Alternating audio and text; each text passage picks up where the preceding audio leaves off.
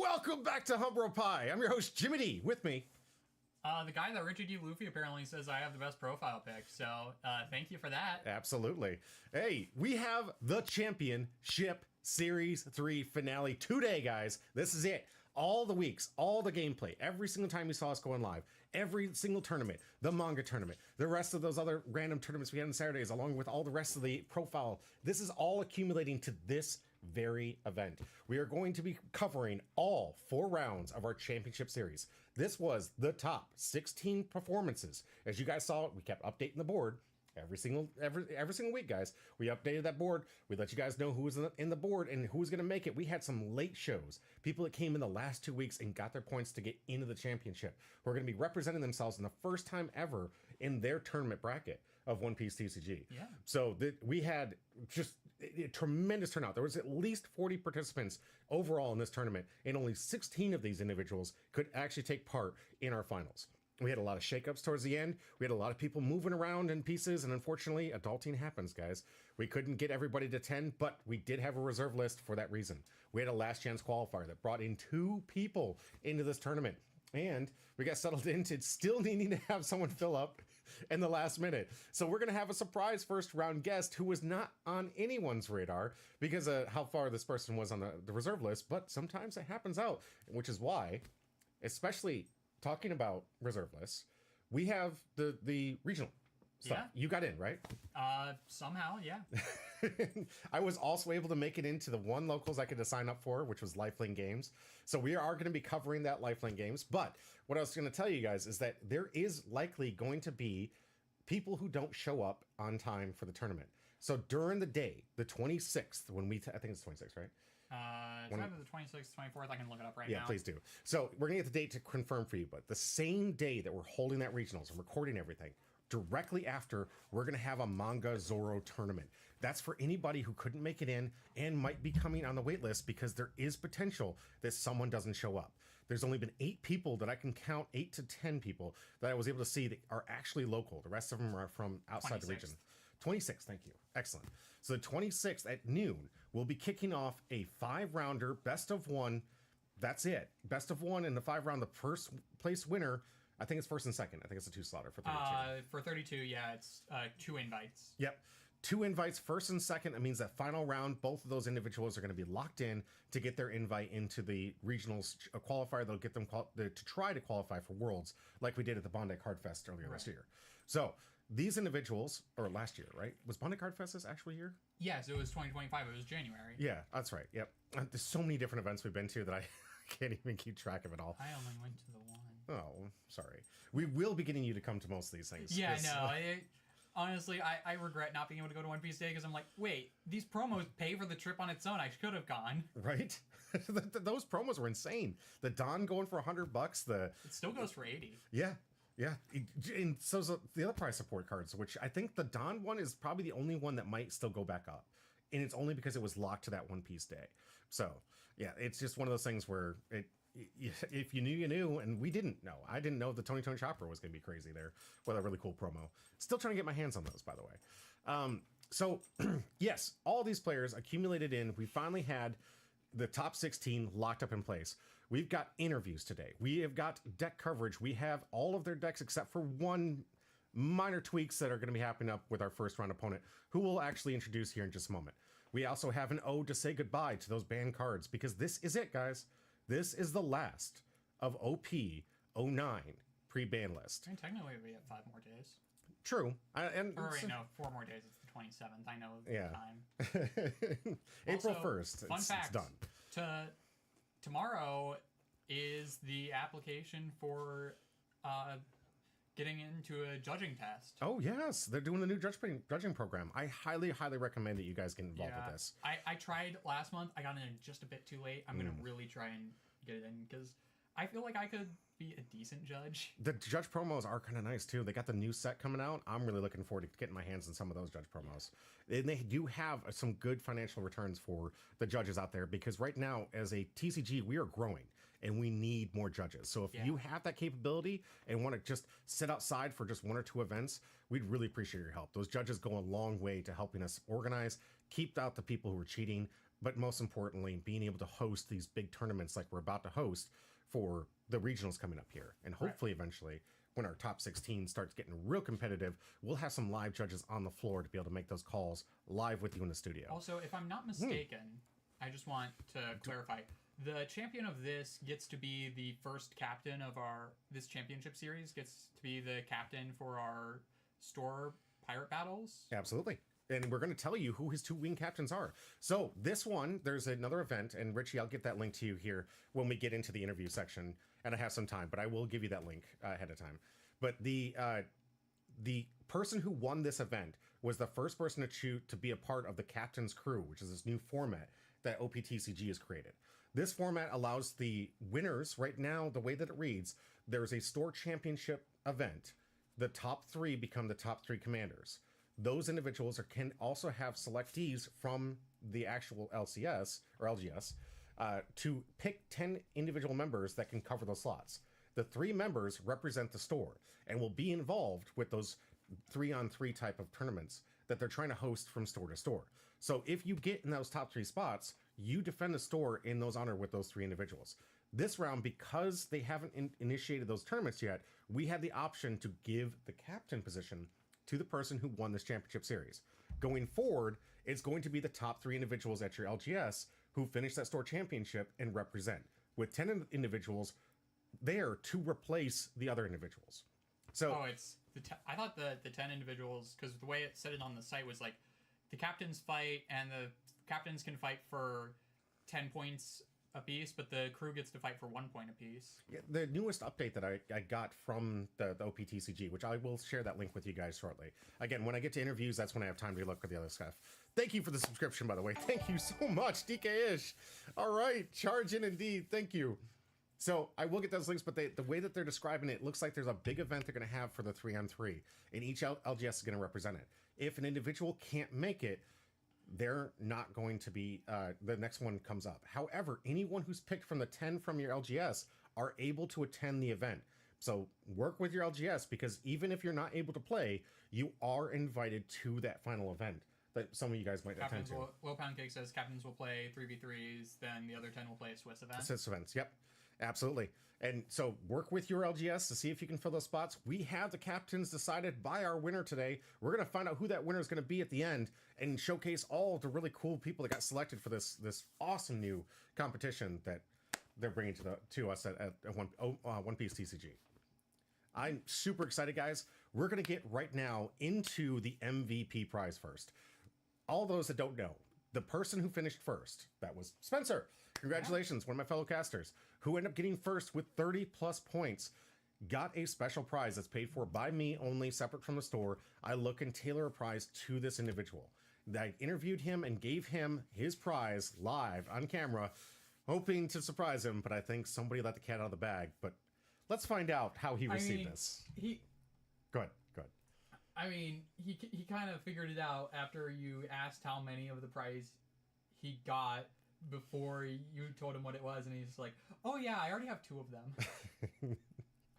Yeah, so sadly. We figured that this was going, like, he figured that this was high on the list of what would be his prize. Yeah, I wanted to get something brand new and fresh. Let's check it out to see how this went down and how he reacted to this amazing prize.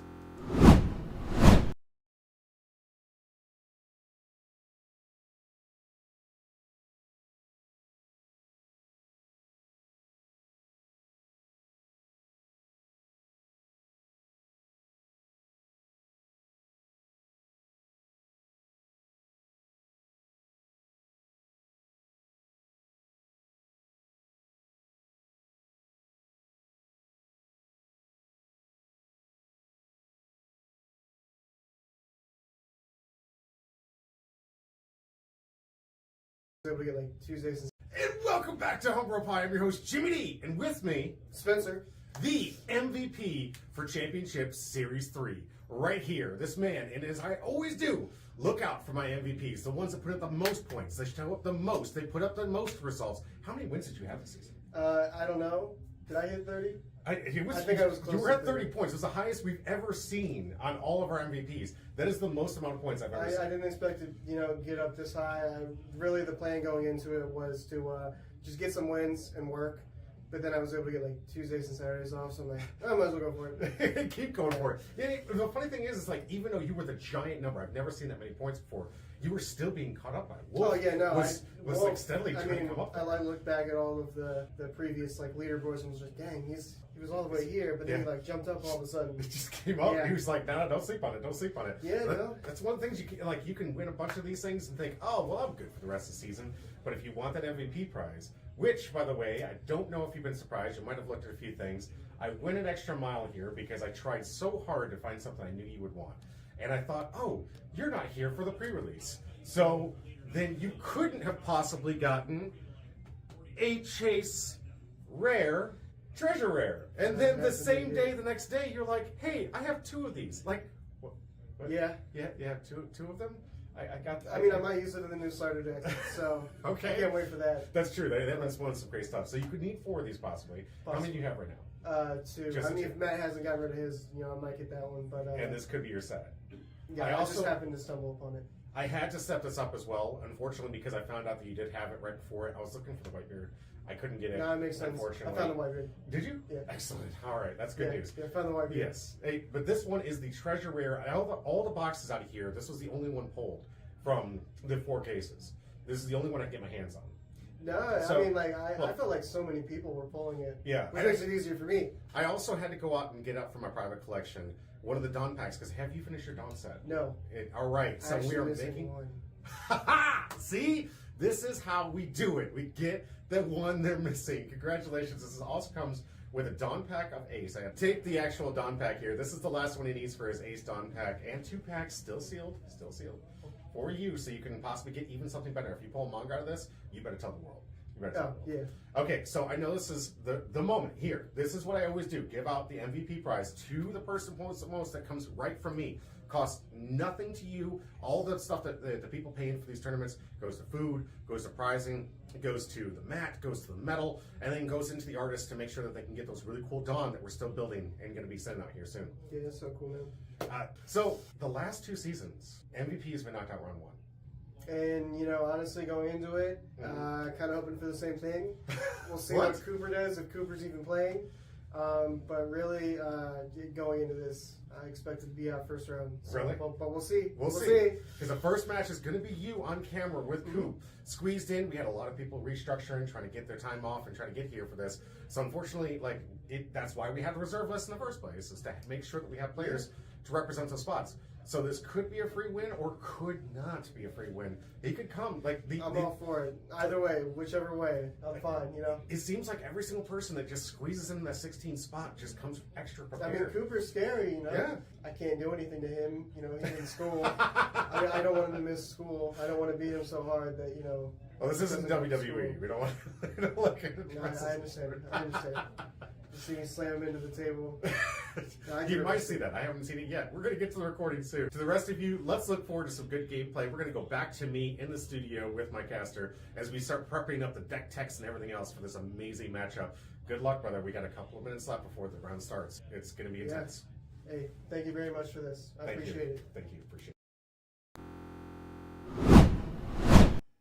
Do we have audio? Yeah. Oh, yes, we do. And we're back. So, as we said, yes, he was going to play Cooper, but he's not going to play Cooper because we end up having to shift some things around. So I do apologize. Yep. Time management is an important skill that I suggest all of you learn. And I also expect, I know we're playing card games and this isn't very common for us, but I expect people to learn how to read. I think that would be a very important skill. Just in general, literacy is a very important skill to have in the modern age. I couldn't agree more. I think there is absolutely important when Otherwise, you're playing trading card people games. who think that solo leveling is good. That's dude. Let's try not to get the entire internet mad at us while we I've only seen season 1. It's good. I've only seen season 1. We're not going to go on many tangents. I'll just say, God, that was awful. I'm sorry to hear that because I'm watching season 2 right now and I can't get off the seat. Like I am just, it's going too fast for me. So I mean, everybody has their taste. Yeah. I love it. I think you should try season 2 first. I'm going to watch season 2 because I know it's very popular and a lot of people like it, and I want to see if it gets better. But season 1 was like, the first 10 episodes were so bad. The last 2 were decent, but the first 10 episodes were so unbelievably bad. I think it really kind of steamrolls upon itself to really start showcasing the power of this man. So I don't care about the power. I care about well-written characters. I care about characters with a personality, and Sung Jin-woo just doesn't have a personality.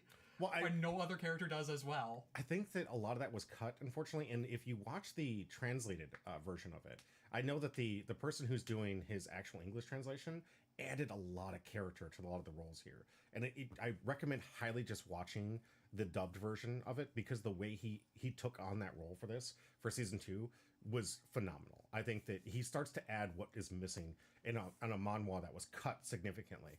I also watch a lot of the YouTube videos where they show the cut content, and there is a lot of things you're missing just watching the anime. They're trying to get right to the action, right to the good pieces, and there's a little bit of story development that we were hoping they wouldn't miss in the finals, and they didn't, thank God. So we do have some good world building coming towards the end. Well, we got a lot to cover tonight, and that was just random tangent I wanted to throw in there. Sure. So we're going to get back to this. Absolutely. Thank you. All right, now we have an ode to all of you because those that have been paying attention when we were covering Worlds, we found out we had 4 new cards that are no longer going to be playable come this April 1st. What did our people come out for this tournament to do? Play those cards because this was going to be their last opportunity to see these cards in action because they are that powerful. And at this moment, I want to give you guys a tribute to what is the last of OP09 pre-banned formula.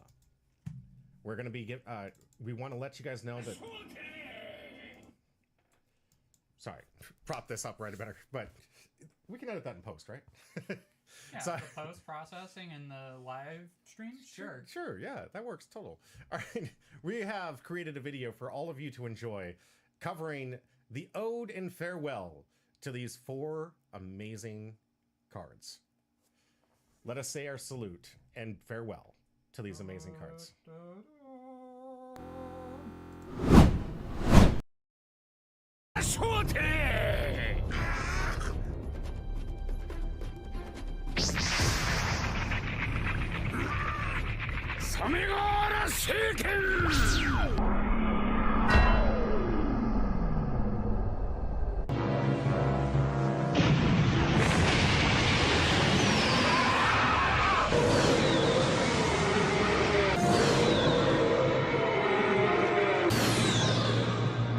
Ice Age.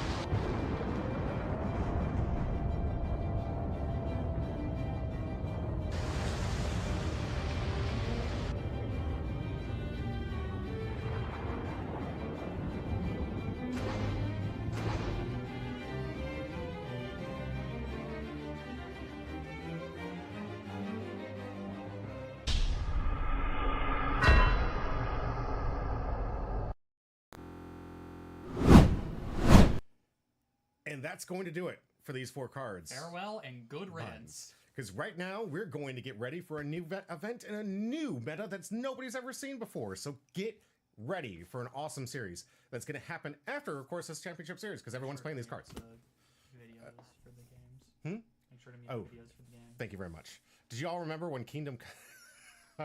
almost got me on that one.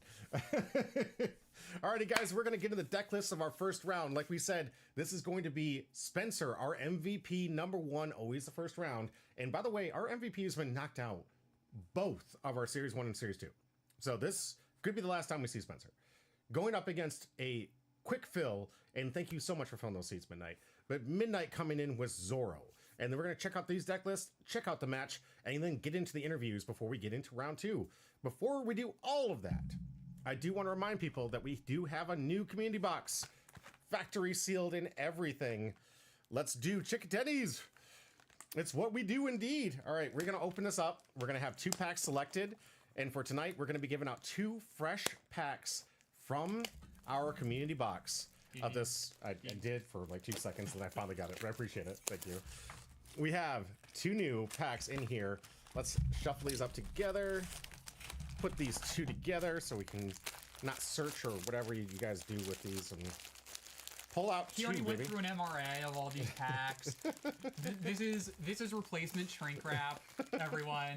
He's already MRI scanned them, and I know that because these 2 packs are the hits. The hits, all right. Ooh, thank you very much. Good to see you. Also, Little Pound Cake, I haven't read Kingdom yet, so no, I don't think I'm caught up on when that happens.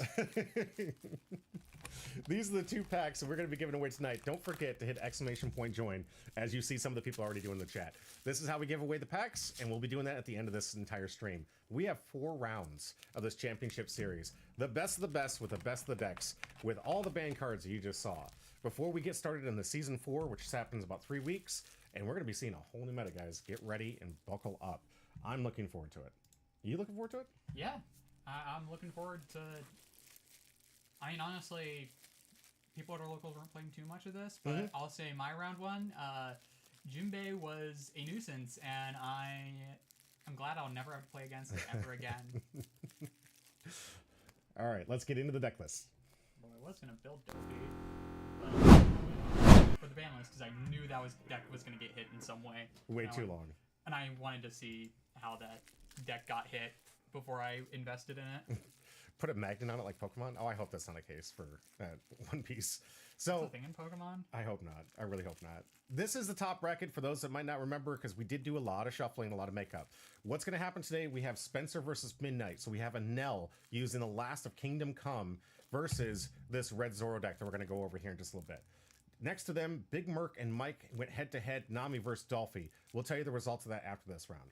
Then we had Green Bonnie versus another Enel. G-Pod bringing his version of Enel, wanting to get the last little bit of that Kingdom Come before they could. That Kingdom Come? Yeah. All Might playing the blue Dolphy deck to get the last bit of Jinbei, along with Krustin's Rush Shanks version. This was, just FYI, a Rush version of the deck, not the control build that we see in some of these other builds.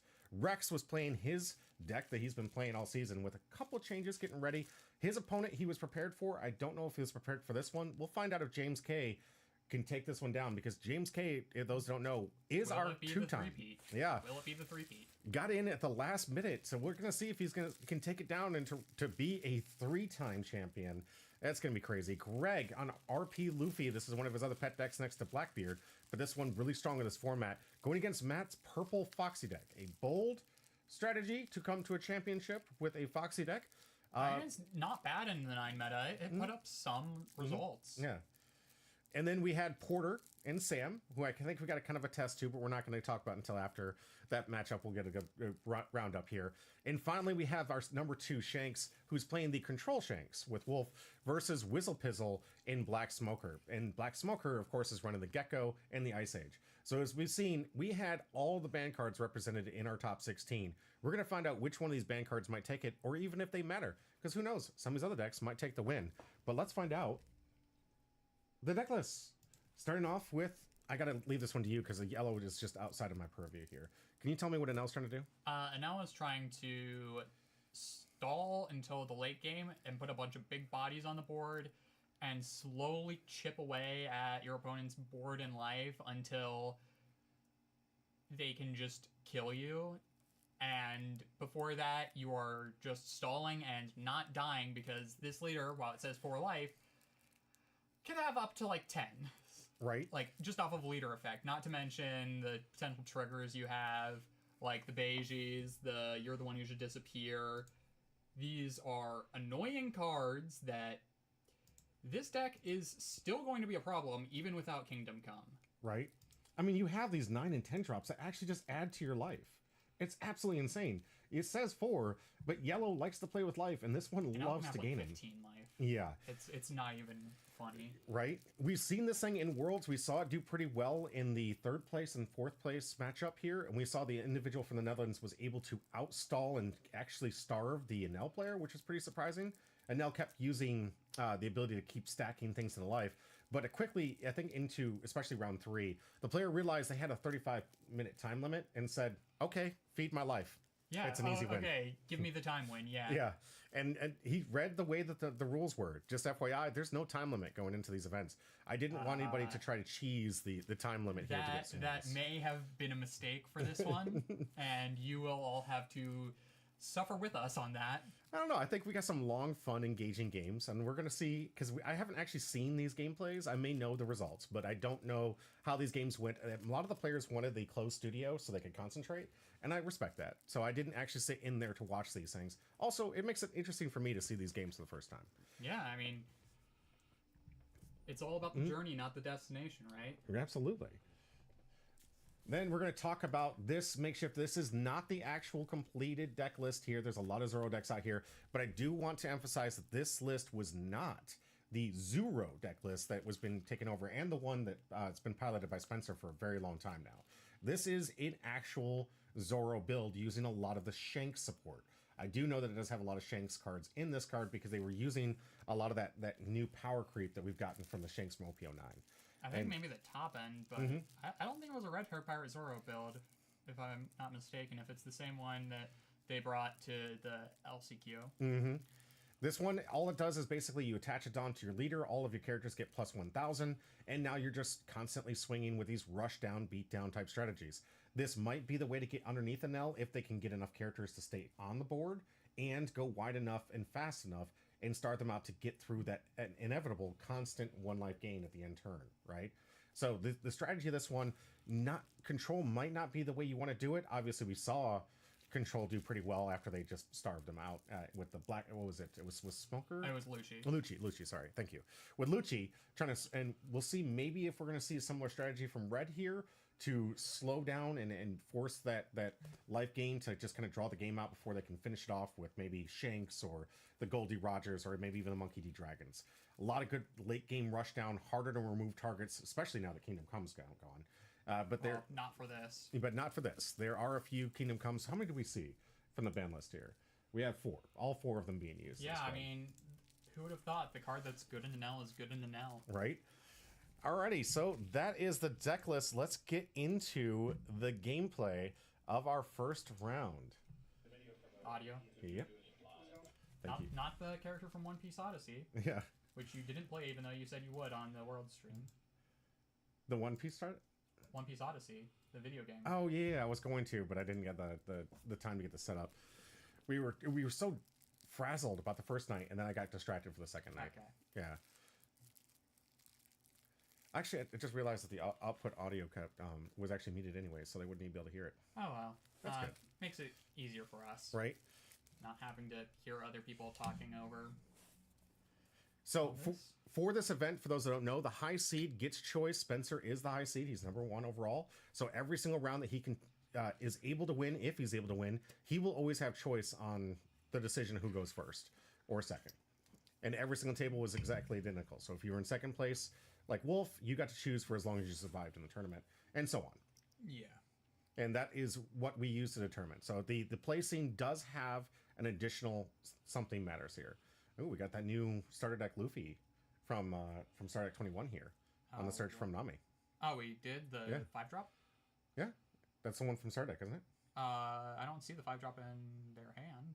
Didn't we just see it? I saw a 10-drop. Oh, was it a 10-drop? Yeah, Oh. from SD10. It's funnily enough, I was also running this in my build, but that was because it is the only red top end for Straw Hat Pirates. Yeah, which is really frustrating. absolutely. Because it's not fantastic, but it is searchable.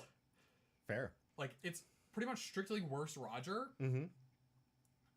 but it is searchable, which is slightly better. This is why Red Purple Luffy is like the ideal way to play Red Straw Hats, in my opinion, right now, because you actually have searchable top end in your things like 9-cost Luffy, Gear 5 Luffy, and your Sanjis and stuff like that. You actually have a top end that you can play if you want to go down a Straw Hat path.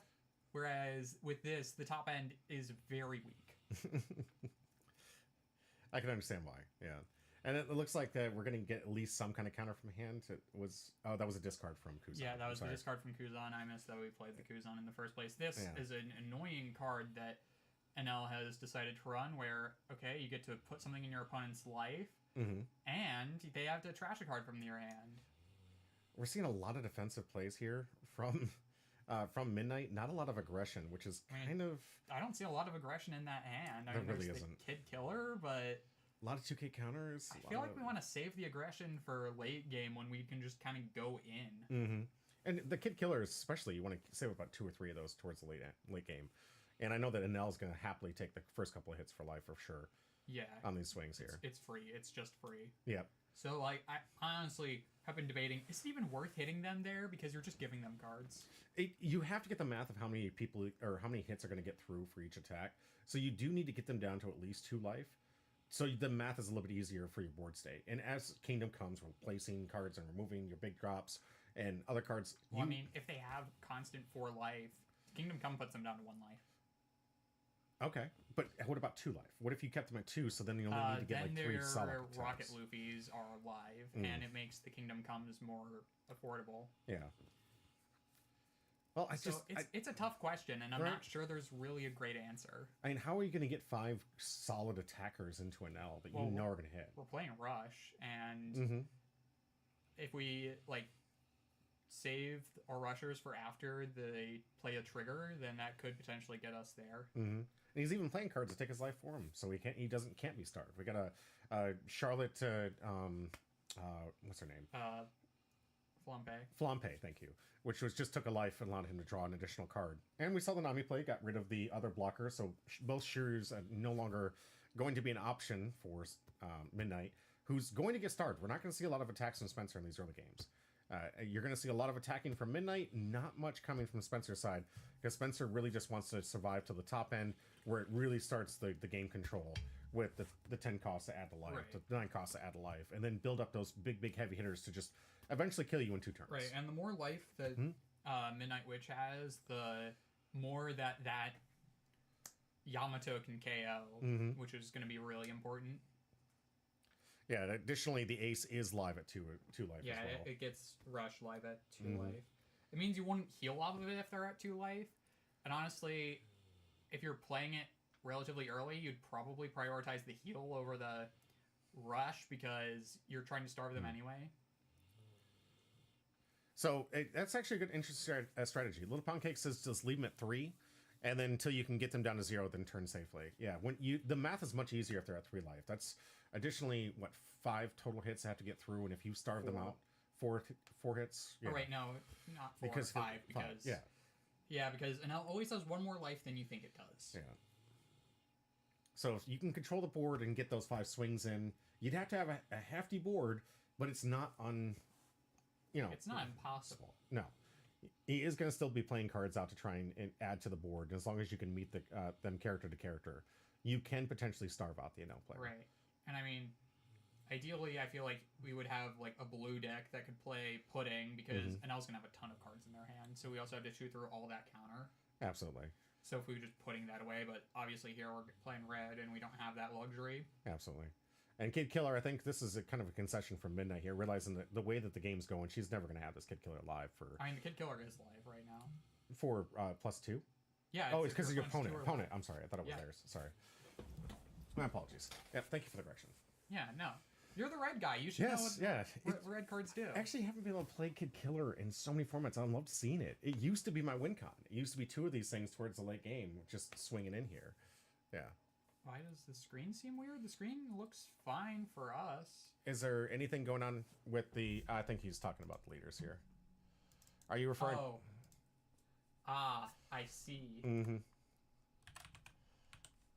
Well, this is just Shanks versus Lucci, if you think about it. Yeah, right? If you really squint, that's Lucci. It's KOing cards. It has cards that can KO cards. It's Lucci. Look, we just KO'd a card right there. I appreciate the catch, All Might. Nicely done. I thought of all that in... Hey! Oh, first time chat. Shredder, congratulations and welcome in. We got 2 packs to give away from OP07 and a follow. Thank you so Nice. much. Thank you so much. Yeah, we're only 40 away from our goal of 500 before we give out that Balut challenge. Really looking forward to that. Blue challenge? The Balut challenge is the duck egg. It's a delicacy in the Philippines. It was what we set up way early, back in the early days of the stream.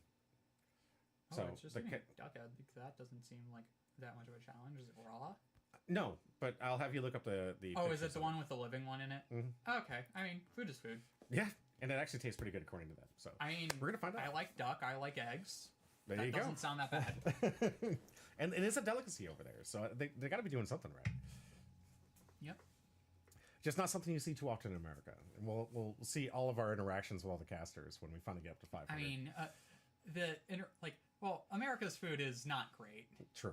Very true. Like most of the things that Americans eat are actually banned in a lot of other countries. Yeah, right. I'm pretty sure the guys that have a diet of Doritos don't have room to talk about Yeah, what's good for I them. think I'd rather do the duck egg with the living duck in it, or the stillborn duck, or whatever. Yeah. Yeah, I don't think it's living after being cooked. No, definitely not. Hello, guys. I want to learn the game, so I enjoy English gameplays and comments. All right, thank you. Yeah, no, great. We're actually doing the championship of our own personal league here, so you'll get to see some really top tier gameplay. Absolutely. Although some of the cards in this are going to be banned.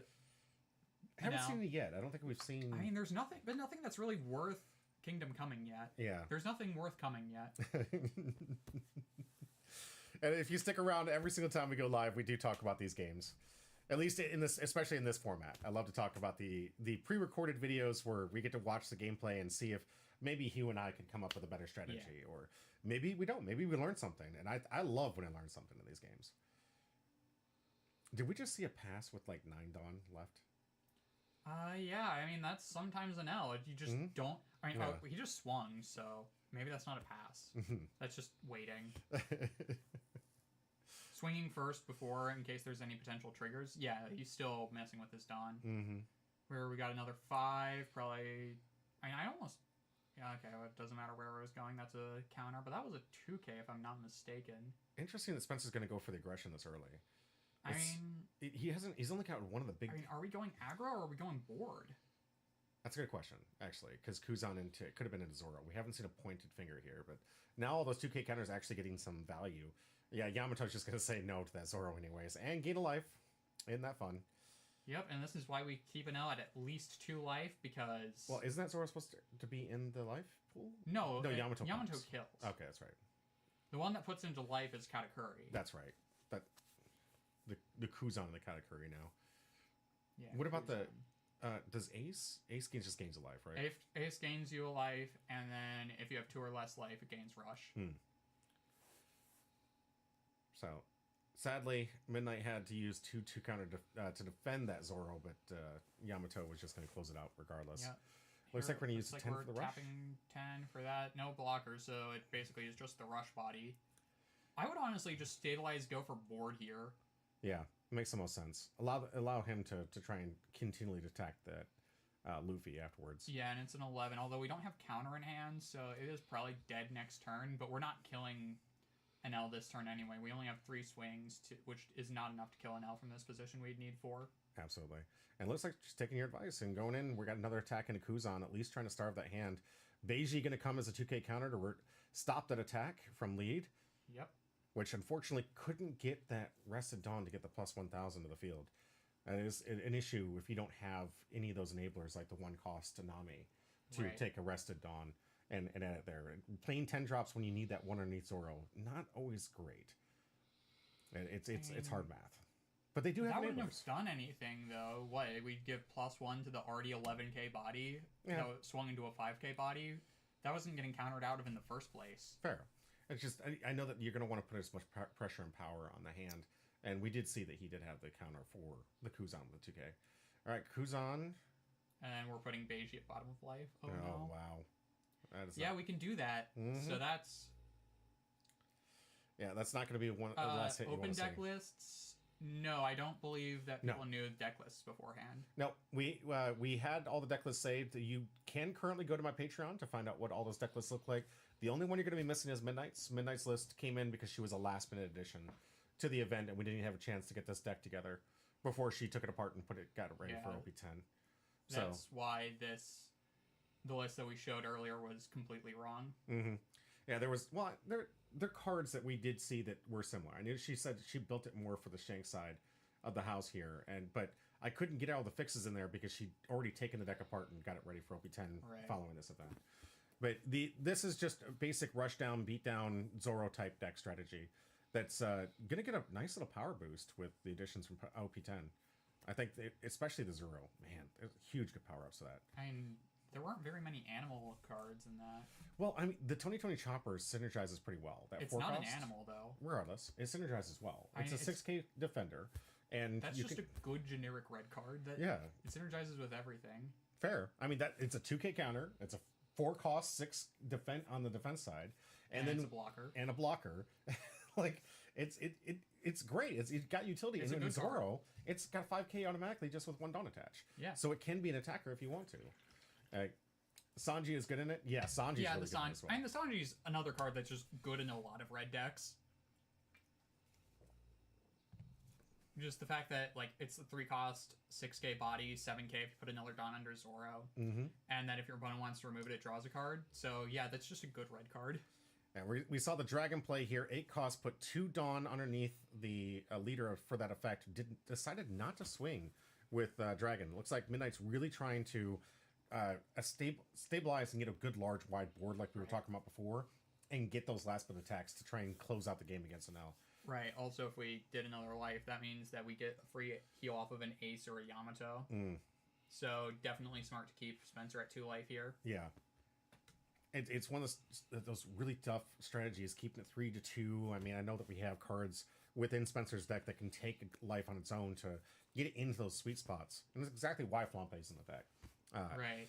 to prevent people from being able to starve a deck that's trying to starve its opponent. It still is forcing them to spend a Dawn and a 2K counter in hand. Here's our first ban card of the season, Kingdom Come. Rygo, losing a Frankie, that doesn't matter that much. Yeah, we lose a draw and a body, but other than that, we're fine. Complete control of the board state right now. We've got some amazing attackers. Every single one of these, except for Flampe, are just an absolute great attacker. I mean, and we might even see Flampe get into first swing. I mean, we have 4 open right now, so it could. It very well could.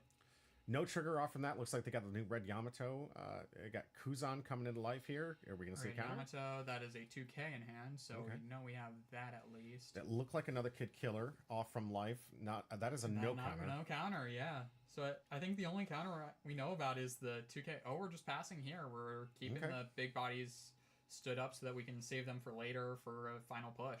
And for cards that we just, like this, we just saw right here. Goldie Roger off the top for Midnight. Great answer to this board state. No, Very. It's not. Well, I mean, in the essence of like being able to answer how they swung in, we'd have an answer for these big bodies, which is what Spencer's trying to protect, right? Now we have a 13K swinger coming into life, and oh no, we're going to slow roll it here. Looks like we're going to go to Kid Killer. There's no reason to, because we just swing with that, then the Beiji makes it so the Zoro can't attack. We have no open Dawn, so we can't like put Dawn under the Nami to start swinging. And then I wouldn't play out the other Kid Killer now, though. I would wait. I'd swing with the first one so that the Beiji can't be used on the second one. That's kind of the good thing about Rush, is the fact that like for things like this, it is you can wait for certain swings to go through first. Do you think she's just going to go board with these, though? I mean, she could easily just try to get the extra attacks in the Kuzan. Honestly, but each one of those attacks is going to be vulnerable to... right here, I would attack with lead, add the Dawn to it, attack with lead. If he defends the Kuzan with that, then go in with the Kid Killer. If not, leave these open because they are 7K attackers. And Spencer can answer 1 for 1. 2 is not as easy. I mean, this also potentially, if we sequenced this right, could have threatened lethal. Because if we swung with lead first at life, okay, now the Beiji can freeze the Nami, and then play the Kid Killer, hopefully get in for that second life, and then if we do that, then we can go the last Kid Killer for game. But that is an unlikely scenario because we know he has so much. But like here, because we played that other Kid Killer at first, we can just freeze it, and now that's no longer a viable attacker. This is why I think you should always slow. Oh, and it was a 2 million volts Amaru, so we get to heal another one here. Or was that the pitch from hand? That was a pitch from hand. Okay. To get that. Oh yeah, because the Beiji was the life. Yep. Still, basically, yeah, we would have been in a lot better position if we had sequenced that slightly better. And I mean, Spencer took it, although he might not have taken it if we just swung with the lead first with an empty board. Ticket attendees, thanks for the exclamation point join. But there was good to see it too. There was definitely a line there for a potential lethal, not guaranteed, not very likely, but there was potentially a lethal there. So looks like what is getting removed? I think. Oh, okay. So she wanted to use the altar. She wanted to keep the nice little pretty altar. Spencer's like, absolutely, you can keep the fancy altar, and pops it immediately with Yamato. All right, we're gonna swing into life, 2K'd out. Do we wait one more turn for Spencer here? Because this looks like the perfect game. Yeah, this is not lethal. Yeah, I think next turn, Midnight has no cards in hand, or 1 card in hand, 2 cards. Oh in yeah, hand. we have the no counter.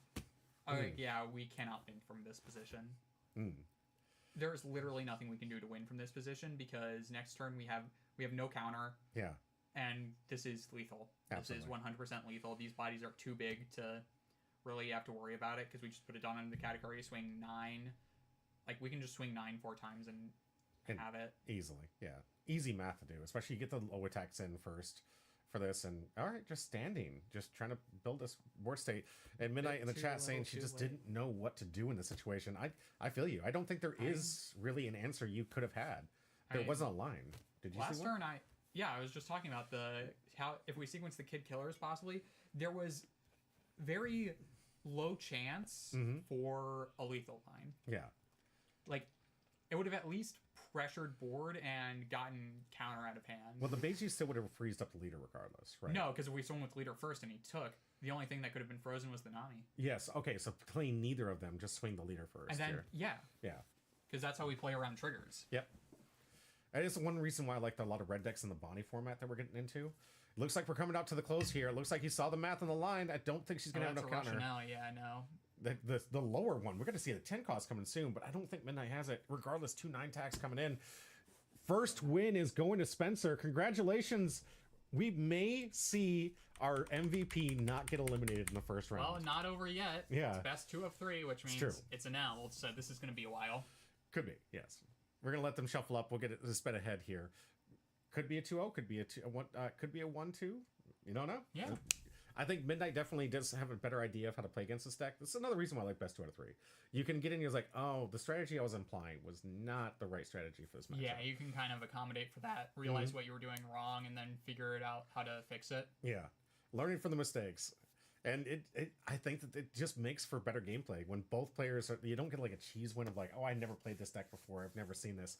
Now you've got an idea of what the deck does, and maybe you can change up your strategy. Because one thing I love about competitive TCGs is you're not just stuck just doing one thing, right? You have to be able to pivot and do different things versus different decks. This Enel deck, while excels in starving the opponent, it does have a rush kind of esque early attack strategy that it can apply if it feels like it's necessary. Right.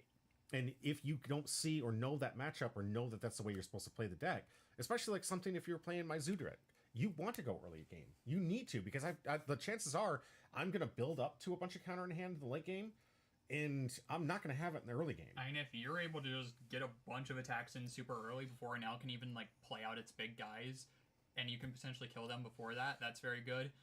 Blackbeard is another very good matchup because you can just negate leader effect with 10 cost. Mm-hmm. Yeah, 10 cost, and the Blackbeard versus Enel is a terrible matchup for Enel. It's even worse now that they lost Kingdom Come. Also, Enel, most of its top end is on plays. Mm-hmm. Although that's going to change a little bit with the 10 cost coming out in EBO 2. Right. Enel does get a huge power up, and I think it is going to be enough for it to still be a competitive deck, even though it lost arguably one of its better cards. Yeah. Do we know if there's any other removal cards that cost just about as much that can deal with big top costs in yellow? In yellow, no. In other colors, yes. Yeah. So maybe we'll see a replacement, something that seems to have the equivalent right type of cost for that type of effect.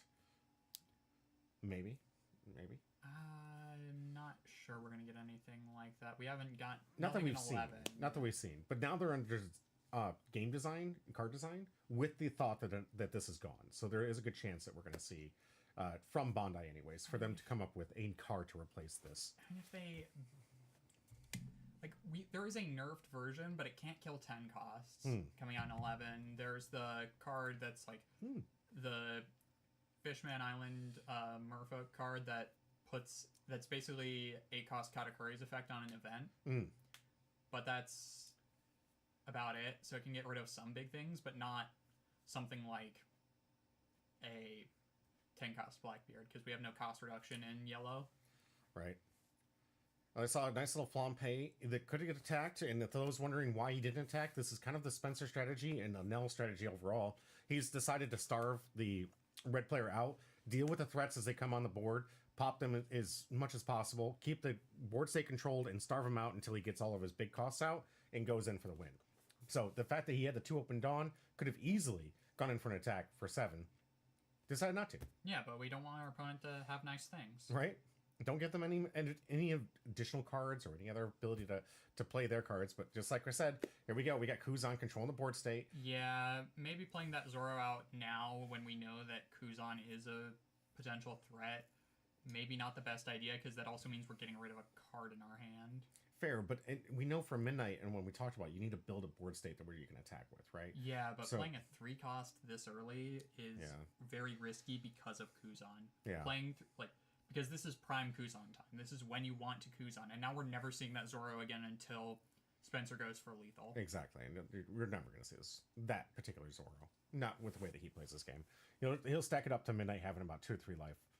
If Midnight comes up with us. Go for lethal, and now that we guarantee that the last card in life does not have counter as well. That is going to be very rough for Midnight to deal with. See, this Kid Killer playing there, which we could have done last turn, I believe, because we're on the even curve. If we did that, Kuzan can only get 3 cost or lower, So if we had that, that would have lived on the board and okay. stayed on the board. Whereas if we, by playing the Zoro, we lose access to that card because it just gets removed by the Kuzan. Yeah. So that would have been your line of play. I like that line of play too. It's smart. But she did have 3 options for the 3 costs. Like Tony Chopper was an option. The blocker we've seen from Shiryu could have been a play. Went for Zoro. I think going now. I think now that we can reflect at it, definitely Kid Killer was the best choice. Yeah, but play. that Nekomamushi is going to be rough because now that means that our active characters aren't safe anymore. Right, and that's exactly why it's in the build for this to counter this exact strategy. Because I know Anel's been seeing this before. Midnight clearly changing her strategy going into game 2, realizing that she needs to slightly starve Spencer better than Spencer can starve her. And now he's got that counter card with Nekomamushi. Where was it 1 or 2 Dawn? Were they going to text actives? You have to put 2 Dawn under. 2 Dawn. Okay.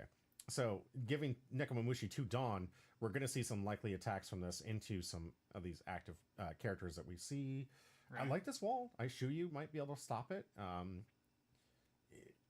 Or we just attack the Shiryu first. Fair. And then deal with the other things later, but at least forces that to be the primary target, and we only have 1 swing with the Neko a turn, and that means that, yeah, we basically have to bait that out because it's not going to get the buff if we attack it active and it can't block, because it's only on block and on attack, so it's not just on opponent's attack. Yeah, for those who don't know, this ability is once per turn, it can become the power of the leader.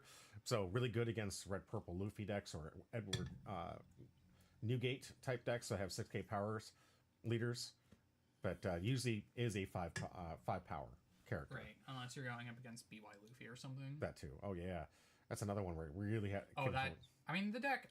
I know that people can still do the deck still does things, but now it doesn't do things so much better than the other Three Brothers decks could. Spencer interestingly attacking life early like this, but now we got the Neko. Probably just trying to bait the blocker, in all honesty. Likely, or get the hand counter out. Yep, and all right, we actually did block here, but I would have maybe just and now we just flampe. Oh, we're going aggressive early. Yeah, all right. Spencer saying that he recognizes that she switched her play style to try to starve him and said, "No, I know what you're doing. I'm going to start playing more aggressive now." Right. So forcing Midnight to put pressure on the board instead of just being able to play passively. Correct. Yeah. I mean, I feel like we still needed to put pressure on because once we get to removal, we can just remove these easily with the Yamatos. Yamato removes these super easily, especially with these life counts. Because Yamato is also both players' life, so we can, because of that, we can still KO minimum, like, even if Midnight was at 0 life, we could still KO a 3 cost, which is that Zoro. All right, Dragon play at the 10 Dawn turn. Looks like she can take 2 of those, put it onto the leader. So now everything's pumped up. Only needs 1 life to get this Kid Killer into a nice 8k swing. But it's not worth going for life yet. I don't think so either. I think right now, the smartest play, throw the Nami into Flampe. Yep. Throw the something in a Nekomamushi. You got to get this thing off the board. So just put it all you can on getting this Nekomamushi off, so you can continue to try to starve the board. Oh, we're going for life though. Interesting. Oh well, that does mean that our Kid Killer is life, and I bet Spencer's real happy to be taking that life. I would be if I were in his scenario. Right. So we got what looks like 1 Dawn active or 2 Dawn active left from Midnight here. 1 Dawn because we put a Dawn under the dragon. Oh, that's right. Yep. Thank you. And we're thinking about potentially putting it on something, going 9. This isn't going to be lethal, so it's not really worth going for life here. So I guess we go 9 Nekomamushi because we really need that off the board. It has to go. And just to get back to trying to... Let's go life. Okay. Bold strategy. We'll see how this plays out. No trigger from Spencer here. But you can see exactly why Spencer got a little shook and changed up his strategy because he saw her strategy. And now she's responded to his switch a strategy, trying to now go a little more aggressive. So we got Zoro coming into life, and we're going to get the leader building. Another Nekomamushi trigger out of life. We just get another body, and we can pitch 1, play another life. Basically, that life didn't happen. If we went for board, we would be in a lot more favored of a scenario here. Let's hope that she remembers at least to attack the Nami into... Nope. Yeah. No. Oh, no. Forgot the Nami swing into Flampe. No. Late game, I can understand. I've seen a lot of people make the same mistake, but It's sad to see. At least could have gotten some value out of it. But it looks like Kingdom Come was able to save the leader attack into life to make sure that he didn't have 0 life starting his turn. I mean, even if we had 0 life, we can just heal with the Yamato. Although we might, with how Spencer's been playing, I mean, this is the first turn that he would have access to something, but it looks like we're not playing anything. Okay, we're Raigoing the dragon, so that's gone. And now we have 4 left to play with. It's not going to be lethal, but now we're just going board. Saying... I'm going back to my old strategy. Yeah. I mean, at this point, we're so favored into that strategy that... Because, yeah, we're just losing so many cards out of hand. And she can't defend forever here. And now we're just going 7 and 7 after we know that she only has like 2 cards in hand. Yep. So unfortunately, when red gets down to about 2 cards, they usually bricked up here. A lot of cards in red, just no counter. Used for the aggression. Now that is, we got 2 10-cost rushers, no counter, and now a blocker. You can only go one route here. You either go for the blocker setup, but now staring at a very scary board with that hand, and kind of indicated to Spencer that she doesn't have the counter anymore with some of those swings. It's just... I mean, it just never was going to work out if we did it like that. We either needed to put the pressure on early. Again, I'd maybe try...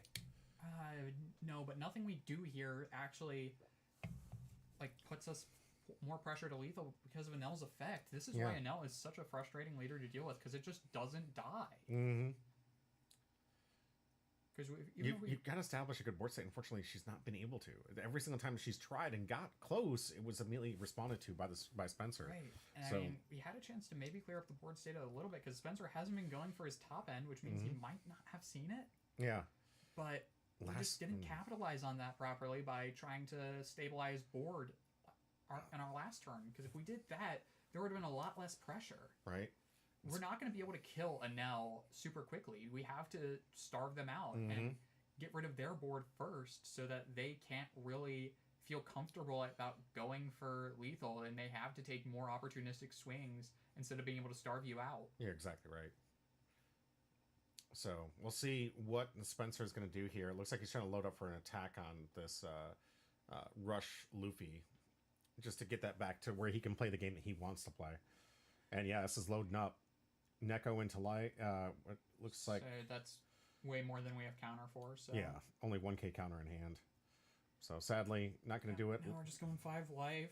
Spencer not seeing his top end, I really feel like we could have capitalized on that. Interesting. And got something out of it. And now we have a Shirahoshi blocker, which we can't remove by effect, or KO specifically. If we see a Ben Beckman, then we're maybe a bit better.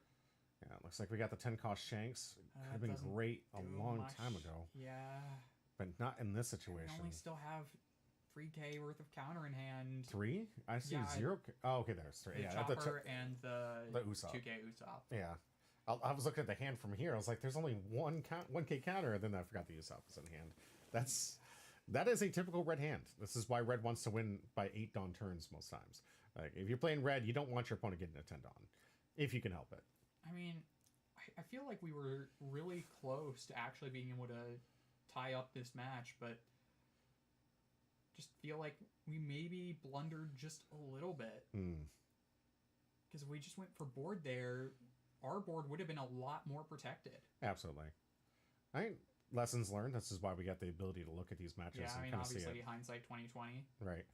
And I know that Midnight's in the chat, so hopefully she's seeing this and sees this line next time. I know I've played a lot of games with her. She learns quite a bit. So I'm sure she's going to come back to this and be like, okay, I know how to beat this deck now. If she ever sees it again, we don't know. Like, we got to wait for like EBO2 before Anel sees a lot of heavy play again, which is going to be in May. So yeah, not too long. Yeah, just a few months away. So don't lose the memory just yet. Don't pigeonhole it. Don't do what I did in college and just dumped every single thing that I learned. And I mean, Anel was good before Raigo was printed. Yeah. So I don't think the deck's completely dead. It's just now you don't have something to answer for go tall strategies anymore.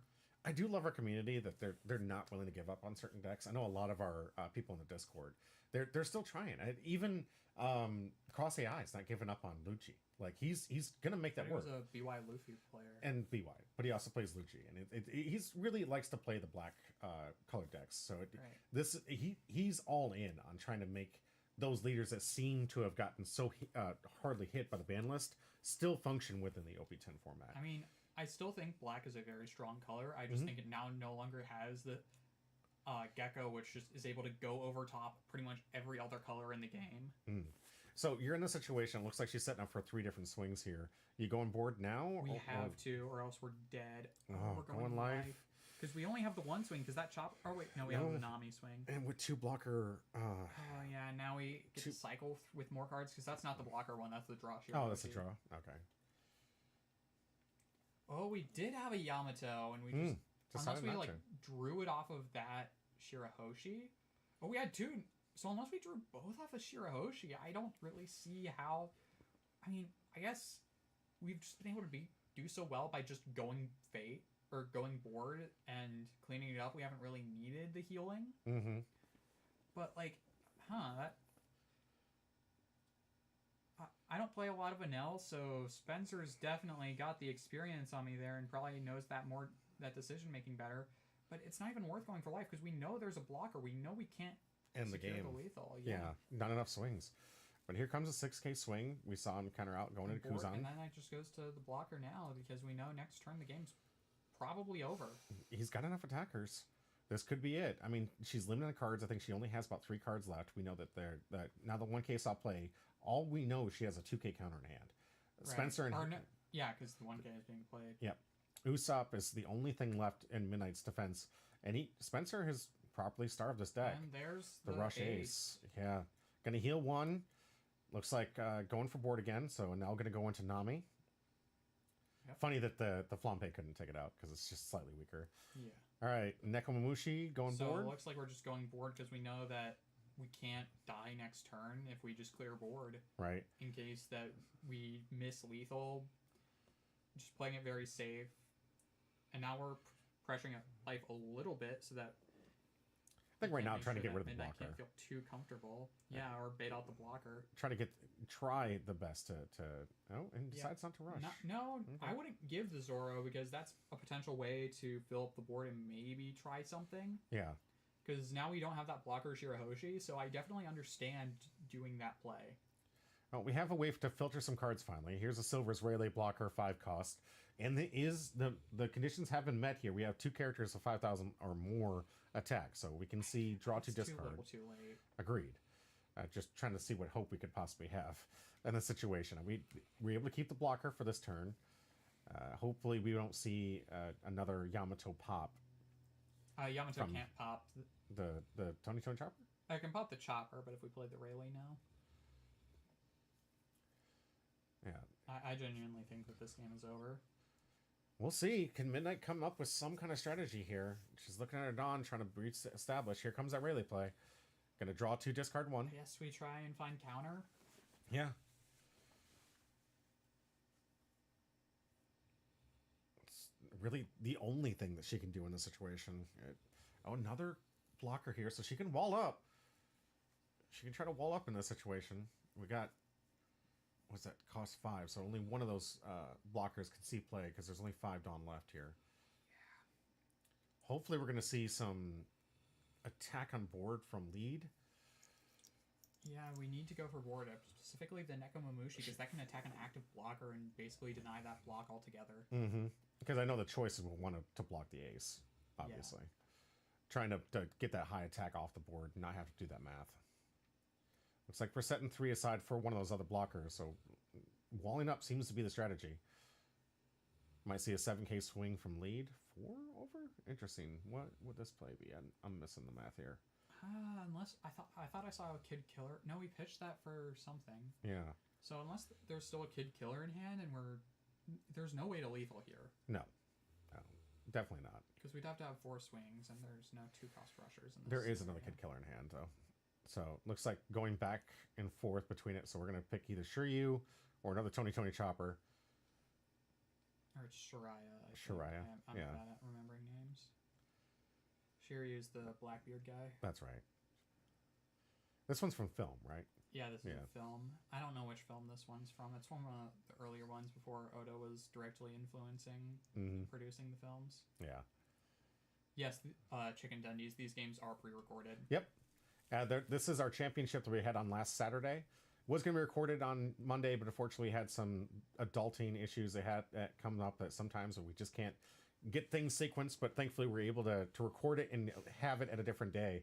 One of the things I love about actually having pre-recorded content is not only do we get the opportunity to pause this when we need to interact with the chat, but we also have the opportunity to say, hey, if something happens and we can't stream on a certain day, the video footage is still there. So we can still host the content and still have it and not have to throw the entire tournament out because something happens. Oh, we're leaving 2-down up, maybe trying to bluff radical beams? Yeah. I can definitely see the justification for that. Respect. I like it. Bluff it out. Make him do better, more math so it's not a comfortable attack strategy for Spencer. I think this is a brilliant play from Midnight. I mean, I still would have liked to at least leader swing into the Nekomamushi. We would have gotten a card out at least, and now we just can get rid of a blocker. And yeah, now that Shiraya's not even going to gain anything off of leader. Yeah, so this one's going to be a 7 and a 4. Yeah, which asking for more counter than she has, but Spencer right now is just trying to we wouldn't determine counter that. out of this even if we had it because there's no reason to. Yeah, it's more than Midnight has, and right now either the slow roll or I mean, maybe we're thinking block with something else to keep the she is Shiraya. trying to sell the bluff. She's trying to sell the bluff that she has radical beams. Right. So you don't want to make any quick plays. If you're gonna bluff right. I think if anything, she's doing a good job of bluffing right now. I mean, if I had the radical beams, I would not use them on blocker. Yeah. On board swings when we're this close to lethal. Regardless, you want your opponent to think, what are you doing? What are you doing? What are you doing? Right? So if that puts that thought into Spencer's head, it's a win. You want Spencer to be thinking about this. All right, so we're going to take the rush next turn. And it looks like we maybe live. Yeah. Although Spencer still has 9 Dawn up. That's not a rusher. No, but he could split 2 attacks between these 2 attackers, which could be funny. This would be interesting to That would see. be 2 5s. Yeah. Which I think we could live, actually. Mm-hmm. We could live 2 5s. Nope, just going 10. This could be another rush ace, though? No, we put 2, so that's 8. So that's the Katakuri. And now we're putting that Shirahoshi back in life so we can filter even more. And even if we live this turn, now we're super down on resources and board. I don't see a way out of this, man. Personally, I think what's going through Spencer's head right now is he knows that every single champion, the MVP, has lost the first round, and he doesn't want to screw this up. Right. He is absolutely desperate to not continue the trend, or the curse, if you will. Because it's going to be hard to beat this curse. We lost 2 of our number 1 MVPs. I mean, they were playing Lucci, and Spencer's playing an L, so... Yeah. There is that. Right. And they were both terrible matchups for Lucci. Fair. Because the first one was Nami, and then the second one was BY Luffy, so... Yeah. This isn't a terrible matchup, so this might be where the curse gets broken. We'll just have to see. Yeah. Because it's looking more and more like it. Yeah, I don't see a way through this. Because we'd need 5 swings right here. Right. Plus, we'd have to hope that Spencer doesn't get any counter in hand. Because... And he's got a healthy hand, too. Yeah, and we have to hope that he also doesn't see any counter off the 3 cards he's going to see off of the Shirahoshi as well. So we have to hope that, like, however many cards in his hand, plus 3, all don't have counter, which I don't know if enough plays that many non-counter. No, it doesn't. Because we can't really see Spencer's hand with this setup, so we don't know how many cards he really has in hand. He's got that confident laydown right now, where you see he's set his hands down here. That is a healthy stack of cards, though. Yeah. He's absolutely confident that he can block out of whatever strategy this is coming his way. I mean, this isn't even enough. We don't even need to counter here. Even if we full send, that's just not enough. Yeah. Plenty of cards to discard for the leader ability. And this is what, I mean... You don't even need to discard for leader ability. If you had an empty hand, then you could still use a leader, which is ridiculous. Oh, that's right. I forgot about that. When you have no cards in hand, you can still get that additional life. How much... We weren't really keeping track, but next time I think when we have these live feeds, I want to keep track of how much life the SNL player had. And be like, how many times it got added to life. To see really how many life hits Anel really had during this game. It looks like we're going to take the first hit for 6k, go into life, going to search and filter the hand like we said. Yeah. Well, that's... So much top heavy. Oh, man, it's insult to injury. Oh, yeah, I would not like that. Barely. Go ahead. Yeah.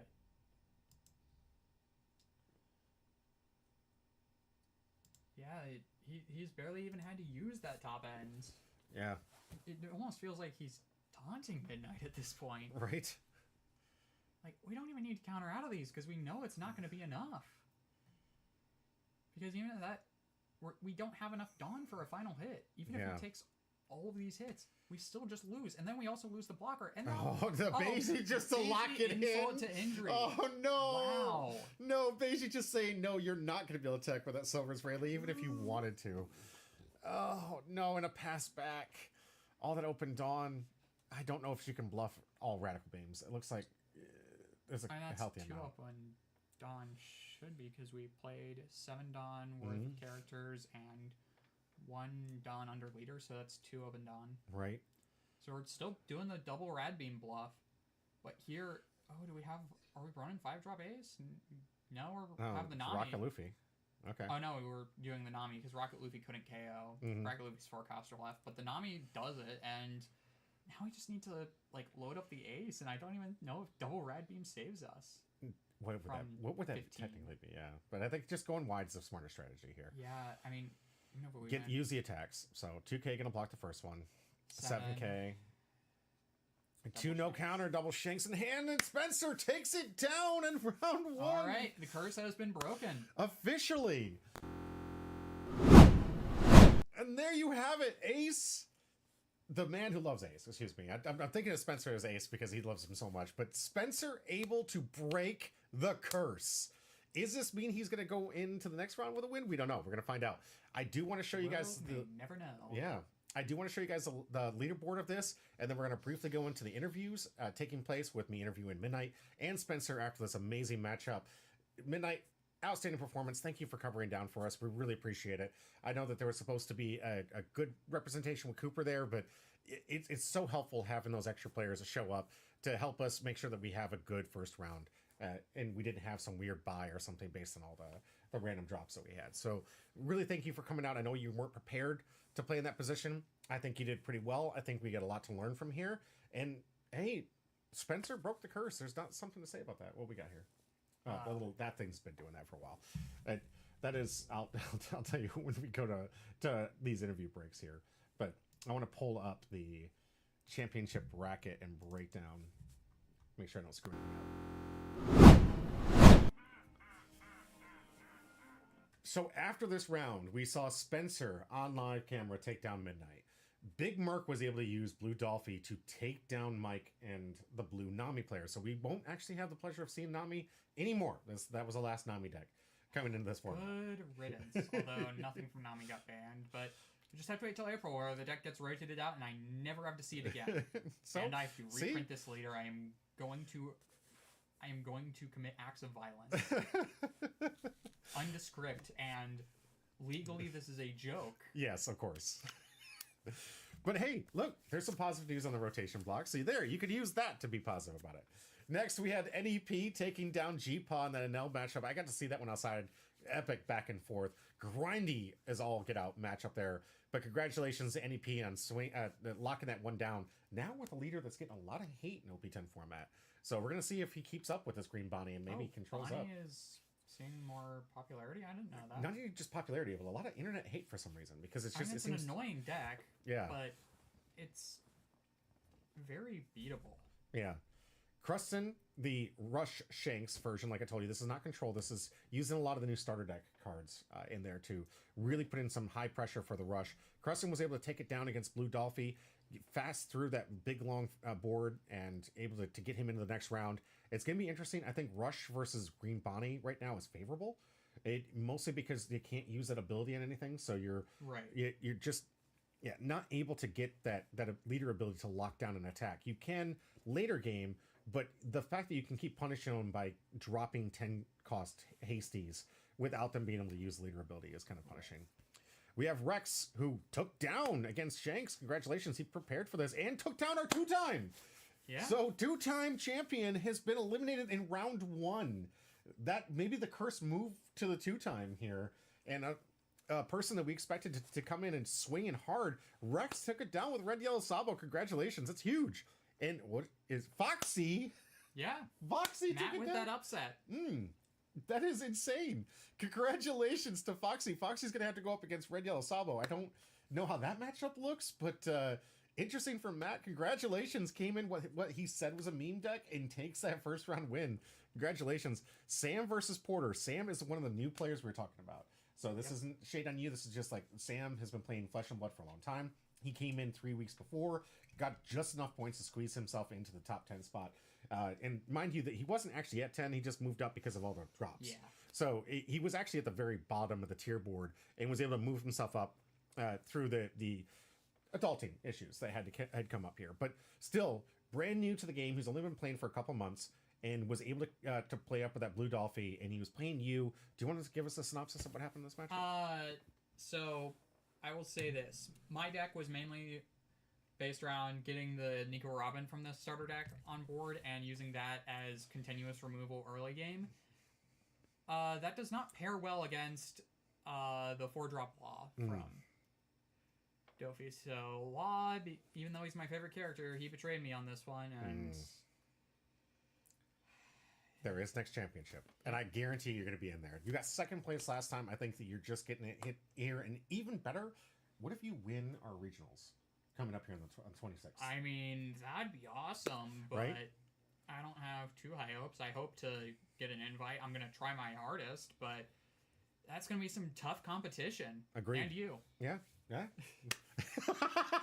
I was about to compliment you on your humility, and then you throw that down. Like, I really appreciate it. So there will be tough competition and me at the tournament.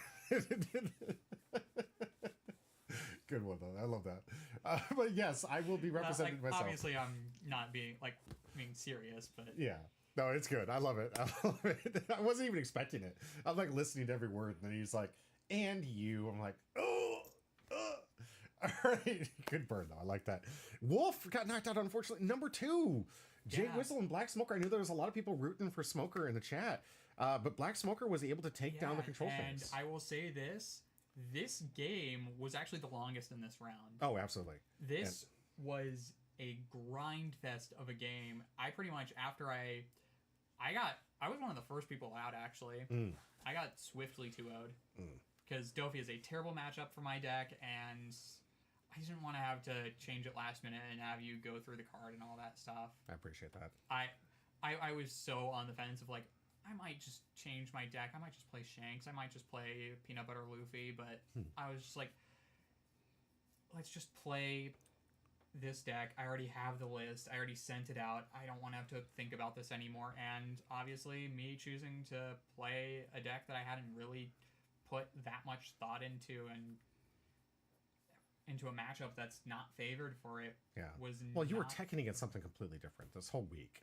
So yeah, it was a last minute rotation. I was teching for the mirror actually because I was expecting to go up against Colin, who I was thinking was either going to play this or ST1 Luffy. Yeah. And before that, I was supposed to go against Little Pound Cake, so I was teching for Buggy. And none of those happened to be Blue Dolphy, unfortunately. Yeah. But we do have the notification on what's going to happen next round. Sam is going to be up on camera with Whizzle Pizzle, and we're going to go over those deck techs and after that. But we first have interviews from our contestants. We're going to see how Midnight Witch felt after that matchup and how Spencer feels after this matchup. Let's get into those. Let's get into those interviews here as I get them set up and ready for you all. You unmute those videos as well? Of course, thank you. I appreciate that.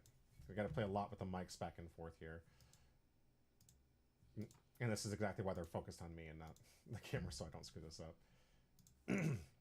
You can edit that in post, right, editor? Please? Lonely Doombot says, I just woke up from my nap at work.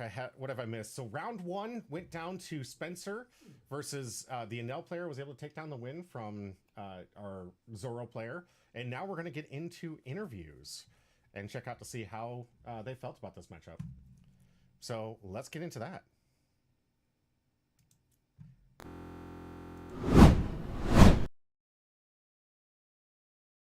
And I am here with Midnight, our surprise attendee. Unfortunately, Cooper didn't make it in time, so he couldn't get to that last round. I know we had a whole interview talking about how was he prepared. And last minute, you coming in with Zoro. So this is one of my fellow casters and my artists, so a huge shout out if you guys want to see that as soon as we get the Etsy up and live for you. We got to have some commissions coming soon.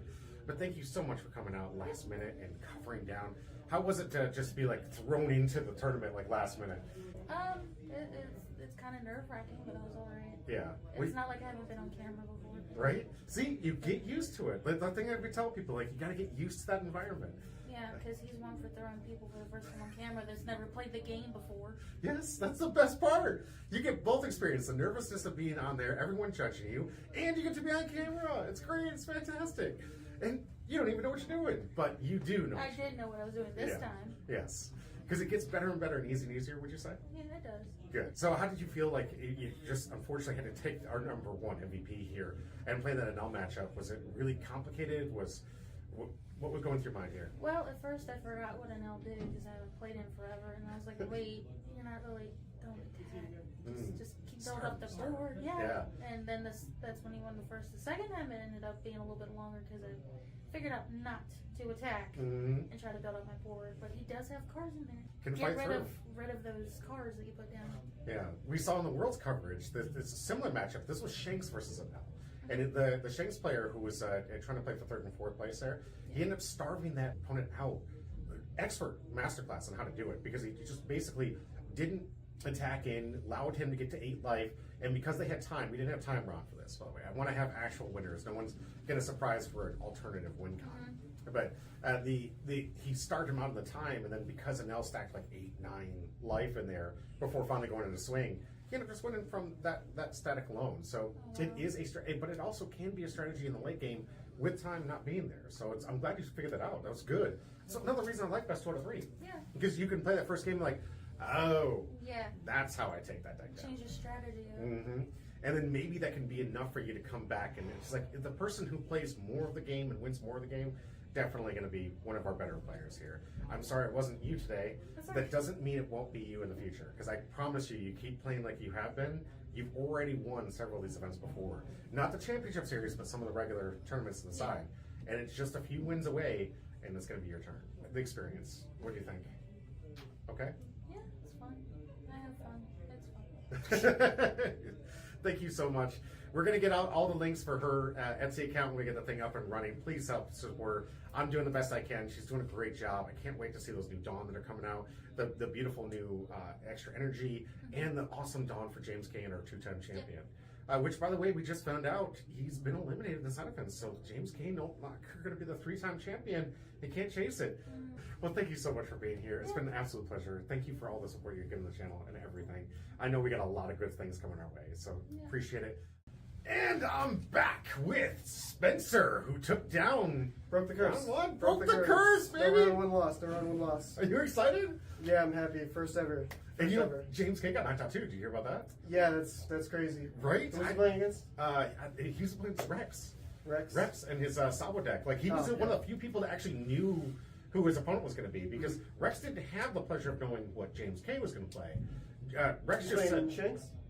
I don't know what he was. I think he was playing Shanks today. Okay. Yeah. I'd have to relook at the board here. Of course, it's not here, and of course, I'm probably in the studio right now going, "Hey, idiot! It's right here." Sorry, but this is previously recorded content. That's what we do here. We do it live. We're doing it live, and you just did it live. You just freaking took it down. How you feeling? Good. Just starved. Yeah. That's it. I got to use Kingdom Come a couple times.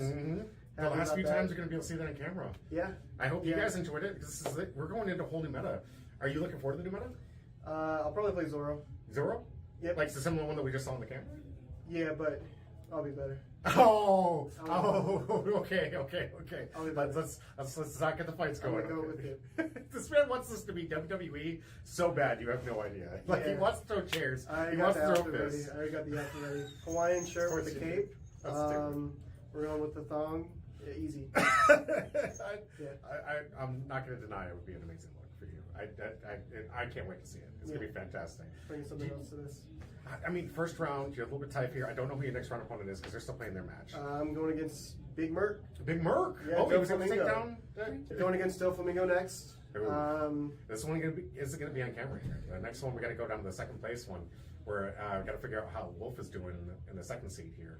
And I don't know. I don't know who he's going against. I know he's playing Shanks. I wouldn't expect him to do anything else. Did he lose? Really? Oh wow, our number 2 lost. pretty Wow. sure. Whistle Pizzle's good. Whistle Pizzle has a great good. deck. And What's he play? Smoker. Smoker. I guess I'm on Red Green Smoker. Like, I know. I can't wait. The deck has been doing phenomenally well. I can't wait to put that Yeah, out there. I mean it's pretty good. Mhm. I think Red Green Smoker is definitely gonna do good. Yeah. What's your Caesar's confidence fun. going into the next round here? What are you thinking? Still Flamingo. It's a really good matchup for now. Oh, okay, all right. I'm gonna starve so hard. We'll see if we can see you. Because if you win this one, that means the next round you will be back on camera. Okay, we're gonna find out Smoker versus who coming up after this. Stay tuned. Thank you guys for being here. Congratulations, sir. First one. All right. Let's keep it going. Keep the confidence strong. Let's go. We got a long term ahead of us. Stay tuned, and we'll be right back to me in the studio.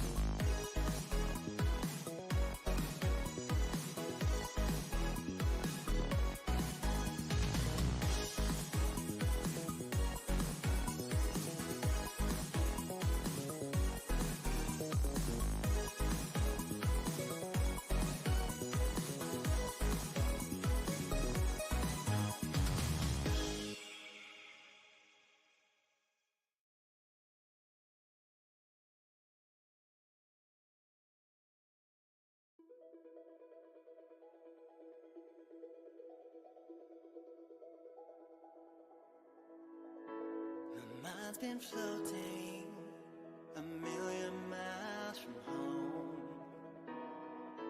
Head in the clouds, I've forgotten how I'm left alone. Oh, been chasing dreams since I was young. I never stop. Oh, if I fail, I will get back up. I get what I want.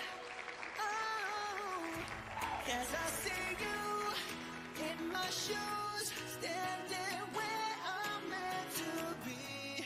Got everything, nothing to lose, so I keep living my dream. I'll hold the ropes, I won't give up. I'll tie this down. It's half my luck, it's half my luck. Oh, it's half my luck.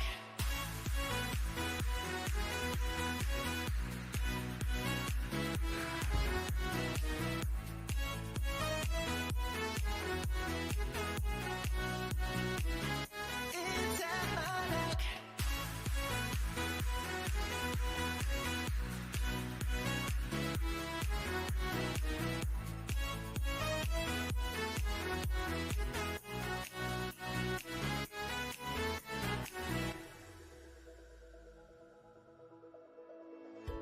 The better days are waiting here for you. My roots run deep and nothing's been wasted. It's up to you. Oh, it's part of me. It's all I need. It's all I got. Oh, so I will fight until the end of time for what is mine.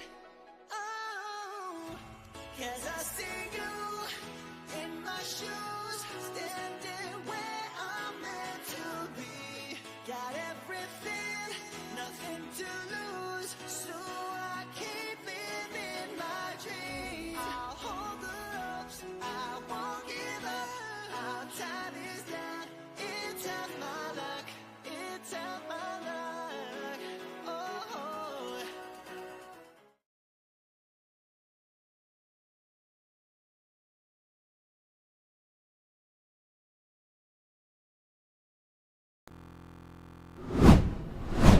And welcome back to Humble Pie. I'm your host, Jimmy D. With me. It is I, Porter. And we're getting ready for round 2 of this championship series. If you guys were with us just a little bit ago, we were going to tell you that Smoker won their first match versus a control Shanks build. So that one's going to be on the table along with the Blue Dolphin player from Sam, our brand new attendee. Who completely curb stomped me. He's a really good player, though. I don't know if you guys know that he is also on the Pro Tour qualified for the Flesh and Blood. The guy is known in our locals as a dominant TCG player, so I'm not too surprised to see him come out and really start showing up good results right off the get-go. He's had a lot of help from people showing him the different strategies and how these things work, and he knows how to read TCGs. So that is one thing that I really appreciate from Sam. He's bringing in that legacy knowledge from those big-time players, but showing that you can carry that over into this meta here, and even into our, into other formats like ours. So, I mean, and here I am just with ex-Yu-Gi-Oh! Brain rot, having to deal with that. But that Brain rot that got you into literally the last 3 championships. You have been in every single one of them. I mean, I've showed up for pretty much every tournament, and I feel like showing up's half the battle. It is, like, but you also have to get the wins too, because a lot of people did just keep showing up, and then they didn't make it in there. Some of them, anyways. Yeah. So you have to put up some kind of results in the tournament to get yourself into a lock spot, and you were in the top 8 position going into this. Yeah, so I mean, that's just me showing up and being an okay player. I love your humility. I really do. I think it's perfect for this channel. But I do want to step on the fact that you are representing yourself every single time. And I think that you are definitely one of the top contenders for the upcoming regionals that we're going to have here. Going to be live in the studio here the following Monday after we record it, because we have back-to-back tournament events. I might do that the regionals on the Sunday and then the manga tournament on the Monday, just because of how big the tournament is. So we'll figure out how the logistics works for that. But we do have 2 major events coming up on the 26th. I want you guys to be locked in for. Not only are we going to have 5 rounds, best of 1, regional qualifier, the top 8 get prizes, but the top 2 get invites from those 5 rounds results. So after the first couple rounds, if you go X2, probably not going to top 8 at that point. And it's going to be really difficult in the early rounds if you lose early. So you want to do your best to try and lose later to get that top 8 spot. But obviously, if you can go to the final round as an undefeated individual. Also, I want to clarify, the manga tournament is happening after the regionals. Directly after. Finish it? Yep. So people who participate in the regionals can also participate in the manga? Exactly. Yep. And we'll even have like a 30-minute break between them, because it's really only going to be about a 2.5-hour tournament. Best of 1s are known for going very fast. I've been to a lot of these bigger events where we played the best of 1. I blink and I feel like that tournament's over. I feel like I was playing. I did pretty well. I went X1. I can't break that curse for whatever I try. I'm hoping that my X1 is just my results for the regionals. Top 8, maybe? Let's X1 go. X1 would not be bad for the regionals. Yeah. I mean, that would get you some prizing. Mm-hmm. That would potentially get you an invite even. That's possible. We'll find out. We got a lot to practice for. I don't know what I'm even playing right now, because I didn't even think I was going to get in. There was 110 people registered for this event, and only 32 qualified into it. We have a 32-person wait list, and we had 36 people that unfortunately couldn't make it into the event at all. They just got unselected. So the lottery system's real. I think out of the local representation, we had 8 of the 32. So what's that, like 1/4 of the participation?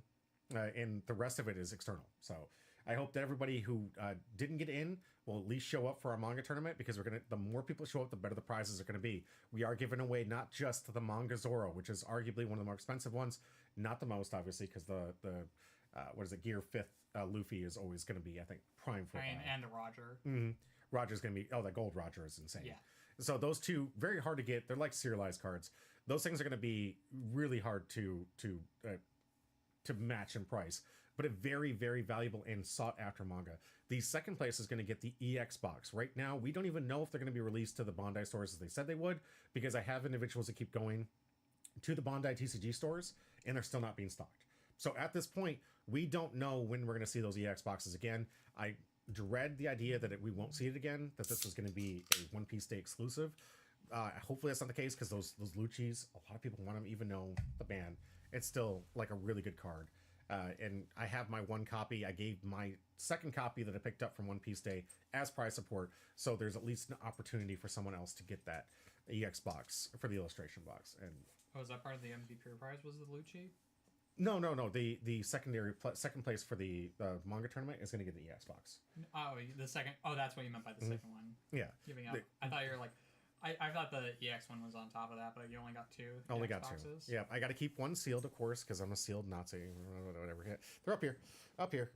right here, you can see it. I love all my sealed product. They're behind all the 2020 shoppers, but they're there. All 3 of the illustration boxes, because I really enjoy, like, my Dragon Horde, I think is actually the term I should really use. Because I really enjoy just hanging on to all Just this. having all those mangas in the boxes and all that value that you're never going to get, and whoever buys them from you is going to get more value. Probably.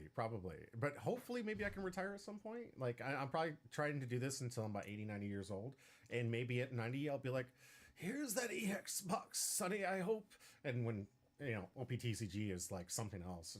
It'll be signed in your last will and testament. You're right. For anybody out there. So, all right, we do have an amazing matchup here. This is by far going to be the longest That'll be one. your One Piece. You can, The One Piece is real. On my sealed products, you can have it, but you'll have to first find it. I left everything there in one place. And I will be moving at some point, so don't try to find out my address now. Wait. I mean, just don't dox us at all. Right, please? That'd be nice. I mean, you know where we go for our local game stores because we keep promoting it. Lifelink Games, we love you. Thank you so much. Not to mention all the letters I send out when I send out these packs to people, I use Lifelink Games address. So if you want to meet me, talk to me, go to Lifelink Games. I'm there like 6 days a week almost. Sometimes, even today, I snuck in for like a little bit, but I'm almost always there. So if you want to see me, I'm happy to talk to you. Just do it there. Over the game store. I love taking time to talk to people and play some TCGs and kind of like practice and get good at things, but don't come to my house, guys. It's okay. But without further ado, we do want to remind everybody to hit ! join for one of these 2 packs we're giving a giveaway at the end of the stream. We have an amazing 2 deck list that we're going to cover, and we're going to get into the second round between Whizzlepizzle and Sam and see which one of these 2 can take it away. Whizzlepizzle, a champion of Lorcana and a dominant force in One Piece TCG. One of our original community members who's been doing this from the beginning. Absolutely. Versus Sam, our brand new player. So this is like legacy versus new. We're going to see which one of these 2 can take home the championship. It's going to be quite the battle if I'm looking at that video length correctly. Mm-hmm. Yeah, it's going to be long.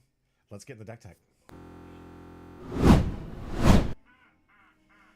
All right. Yes, I can fix it in this view. All right. I was having difficulty fixing that in break, but our first deck, we're going to be covering Sam's Dolphy build.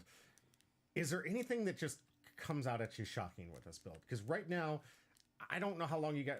We do have some new people who've never seen this game before, so maybe you haven't seen this deck list. But as a Dolphy, we're like covering Dolphy decks for the last several weeks plus.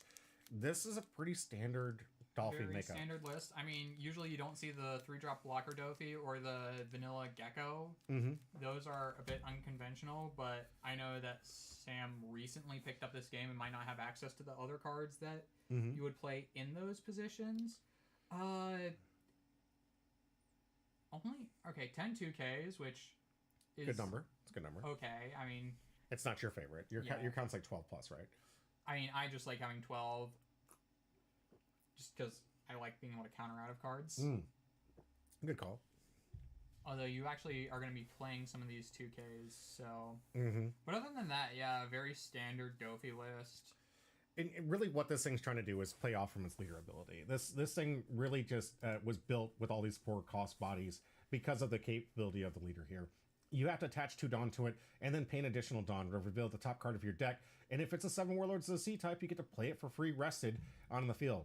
So you're going to see effects like him taking the Jinbei off the top and bringing out an additional Warlord with this on-play ability that says you can play 7 Warlords of the Sea on ETB. And this is why this card does not exist anymore. Right? It is the most explosive starts. Right now, the most best new card for this deck has been Martial Deteach, where this one allows you to take a card from your hand, attach 2 of the Rested Dawn that you probably paid to play this character underneath your leader. Now on the turn 3 turn, you're absolutely going to play off the top, and you're going to be able to choose what that top is, which is usually going to be something like a Jinbei or some kind of Temple Swing with a Trafalgar Law.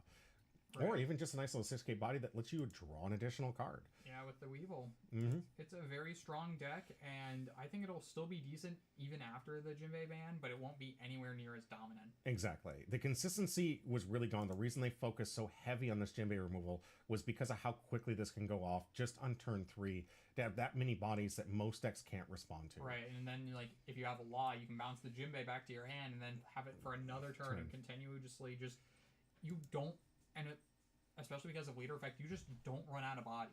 Right. It's just this endless conga line of guys that you will have to deal with eventually. And if you can't deal with the massive tempo swings from that Lawn or the Jozu and like the big blockers that they're able to play, you're gonna be in a rough spot. It's a very hard deck to starve. It also has some great removal with this, with the Gum Red Rock being able to place one character at the bottom of his own deck. At the bottom of the deck. Yeah. Great 1 of 6 and bottoming much better, especially in a graveyard heavy type format with the Gecko Morias and whatnot. That can come back. And then you have this amazing Gravity Blade where it is restricted to 6 costs but can remove 2. So anytime you have what we call a 2-for-1, that means you play a card, remove 2 targets for that 1 cost or that 1 card. It's very strong. Very, very strong. Any TCG triggers are also very scary. Right? Red Rock can bottom deck a 4 cost on trigger, and Gravity Blade can bottom deck a 5 cost. That would come up, especially in the mirror.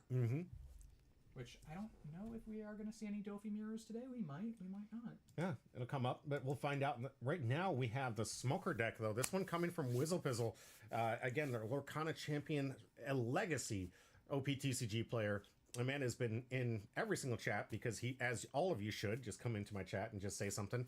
He is by far the #1 winner of this channel when it comes to giveaways because he's and always here. Some may counter with rigged.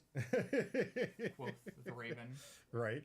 But I will tell you that if you want to be like Jay Wizzle and get those free packs, show up every time, guys, because we're giving away free stuff. I don't even think he plays half the games we go live with, but he loves getting the free stuff.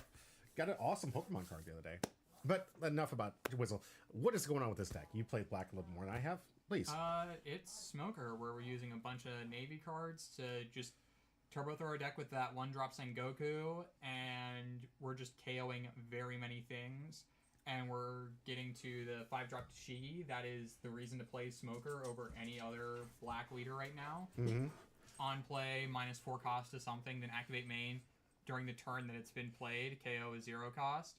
So why this is so good is because you want to be going on your even curve. So turn 6, like ideally, you can play this -4 cost something, put your last Dawn on lead, minus another 1 cost, and now that thing will hopefully be 0 cost, so that you can KO with the Chi and also get the bonus from the leader effect to have a 7k swing with lead as well. And it also trashes instead of KOs, which is very strong. It has counter, which is kind of ridiculous. It's a 5 cost, so we can't play it off of Gecko, which is probably for the best.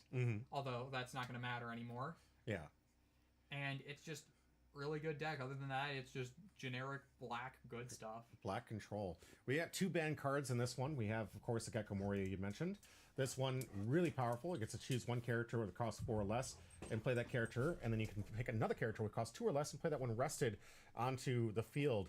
And that's where a lot of the combos he was talking about. You can bring back characters that can minus a cost, get that reduction necessary to get the Smoker boost and removal spells, while also setting up really good plays with Rebecca. And get a nice little 4 cost 0 attack blocker that brings back a black card and plays one for free. Yeah, you are just getting so much advantage off of this card. This card, the fact that it got printed with no restrictions and that it lived for a year, like it's been pretty much a year since this card got pushed out, and it's been the best card in the game for almost that entire year. Right. And they just finally had enough with it. They're like, okay, this card has been seeing too much play. We want you to play with newer cards now. I think, honestly, what's going to happen, and we're going to see some newer sets, Gecko Moria might come back, but it should be leader locked. So if we ever get back to Impel Down, not Impel Down, or yeah, Impel Down could be an answer. Or no, he wasn't in Impel Down. No, that's right. He was in the Thriller Bark, and then he was also at the Navy Ford and Marine Ford. Yeah. So if any of those arcs come back, we might see him come back in this instance. But I think what they're going to do is they're going to do what they should have done in the beginning, which was leader lock this card. Right. I mean, we've been seeing a lot of weakened versions of Gecko being printed for other decks. We have the 7-drop Rebecca for Usopp, which is still very strong and actually preferable to Gecko even before the ban. But very, like, really restricted only to Usopp and what it can do, as well as we're also seeing in EBO2, we're seeing that 7-drop Sengoku, which is pretty much a directly worse Gecko Moria that is also can only bring back Navy cards, and I believe is only working for Navy leaders. I might be wrong about that one, though. I'm definitely looking forward. My Kobe deck coming up soon. It doesn't play in Kobe because it's only black Navy characters. Kobe's red black. Yeah, but you don't want to play any of the black you wanna ones, play and a they play sword, the yeah. rested too, so Yeah. it doesn't do anything. Kobe barely uses any black cards. It's just like the generic navy searching and such. So you're saying it's mostly red? Yeah, Hey! and it's almost like red black is a terrible color combination that doesn't synergize very well. So they have to focus on one part of the one color way more, and then use the other color. The only reason Kobe is even black is because of generic navy support in black. That makes sense. Yeah, this is the other removal card, another one that we got to see banned from the new ban list. Ice Age, probably arguably one of the stronger cards with just one cost, being able to reduce any character by 5 costs, making just about every single character that is even viable or even maybe slightly out of reach for normal removal packages, absolutely removable. This can remove the 10s with ease. It can help, or at least assist too. Yeah, because this plus Tashigi plus leader effect removes anything in the game. Mm-hmm. Absolutely disgusting. And that's no on play, so even if they like Blackbeard affect you, that still gets rid of the 10 drop. Right? Or well, actually no, the Tashigi's cost reduction is an on play, so it wouldn't quite work out that well, but still being able to get rid of the fact that this puts pretty much anything within like the capabilities of being removed is just so unbelievably crazy. And the fact that the trigger is also really strong. KO up to any of your opponent's characters with a cost of 3 or less. Just get rid of blockers or any of the early Or like plays. early rusher. Yeah. The fact that it has a good trigger and an effect that does so much, I can definitely see why this card was banned. Personally, I think maybe this was a bit much, but this was a very strong card, and this will definitely kneecap what Black can do for a little bit. All right, so out of these 2 decks in their ban list, which one do you think is strongest in this position? I mean, I like the fact that Smoker has a lot of removal, and the fact that we're mainly going to be focusing on smaller guys means that we don't have to work as hard for that removal. But Dofi can just keep putting out guys. Yeah. So this is going to be a really grindy matchup, and we're going to be here for a while. Yeah, get your popcorn ready, get everything, get comfortable on the couch, and get ready for this best 2 out of 3 matchup between Smoker and Sam. We already know it's going to be long. We saw the video. It's at least an hour and a half long here. And I did look at the timestamp at the end. We're not saving much off from the end here. So this is going to be a long, grindy matchup. Sam doing that amazing sportsmanship, pound on the fist to Jay Wizzle, and playing one Don and passing. Smoker. Typical Dofi during one play. Right? And Dofi is going first, which is rough. Yeah. Well, I think it... Dofi wants to go first. Although Smoker wants to go second. So. And Sam is the high seed in this one, if I remember correctly. He's 10 to Wizzle Pizzle, who made the upset against number 2, was, I think, 14. Yeah. So Sam is the high seed, got the choice, and got to go first. All right, so it looks like we're either grabbing a Suru or a Sengoku off of this Smoker. Do we want the 2K or do we want to cycle cards? Now, we are going to have a lot of things where Wizzle Pizzle has to explain things to Sam. He has played a few of these matchups before, but not all of them. So, yeah, Sam is one of those players who's like, please explain it to me, read it to me, I'll be good to go. And, like, because he knows how to play Dolphy really well, but he doesn't know exactly what every other deck is doing. Looks like we got a teach here. Now we're leader swinging, playing out the blocker Boa, so that makes it an 8K swing, and now we get to look at the top cards of our deck. Make sure that we can like filter through what we want, and also guarantee potential live leader hit. Yeah. Very strong effect, and if it lives till next turn, that's a blocker that we now have. I'm kind of curious, DK-ish, what's the huff and puff about? Is he upset about seeing this? Long and grindy matchup. Probably. These are the matchups that you sign up for when you're playing these. I notice a lot of people. Yeah, this is like our big serious thing, and this is going to be a while. Mm-hmm. So get used to it. Yeah. Well, I mean, we don't necessarily have to get used to this one because after this set, we're going to see a lot faster decks, but we do see a lot of prison decks coming out in OP10, right? We're seeing you get the Smoker, which kind of can prison, can go late game. The Smoker likes to go late game and try to. Oh, he's rooting Smoker. That's what it is. Oh, okay, all right. Thank you, DK. Appreciate that. All right, Smoker could take this win. We'll find out. Tashigi, we find that Tashigi right on, like, so that we have that live next turn. That's very good. DK says Dofi is easy versus Smoker, or Dofi is easy for Smoker. Well, we'll see how this plays out. Yeah. I mean, this is going to be a long and grindy one. Absolutely. Both of these know that they, like, as soon as they get eliminated, there's no more prize support.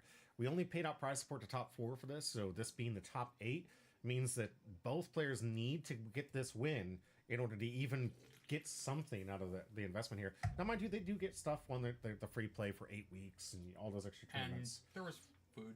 Oh, yeah. Oh, everyone got free food, which is fantastic.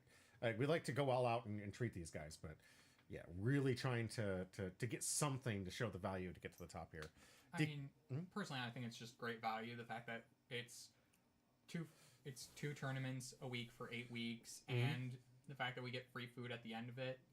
It's just good value. Right? Then you get the box tournaments we had after, which were really nice. And right. I mean, we only fired one, I think. Oh, it was getting so late. This tournament went a lot longer than we expected. I think with the birthday party mixed with everything else, it went to a very long tournament. Right, and we also definitely need to be putting time limits forward. Absolutely. And that's what we're going to be doing. Yeah. I think it's great that we learned from these. I mean, we're in Series 3, so there's a few bit of growth. I didn't mention to the rest of you guys, I did get brand new mics for this and a new setup. I'm kind of curious if you guys are getting better sound quality than before. We used to have a lot of cutouts. They better. So I'm hoping that this new setup is really helping with our audio quality. It would also be on me if it didn't, because I'm the one who recommended all this stuff. Now they're just going to troll us and be like, what? I can't even hear you anymore. We know they can hear them. Or they can hear us. We know that. We get to see a little bar that goes like this. Yeah, and we can see how much audio is going from each side on for this thing. Right? I like this new setup. I love it. This is brand new for this stream. I'm so glad we got it together.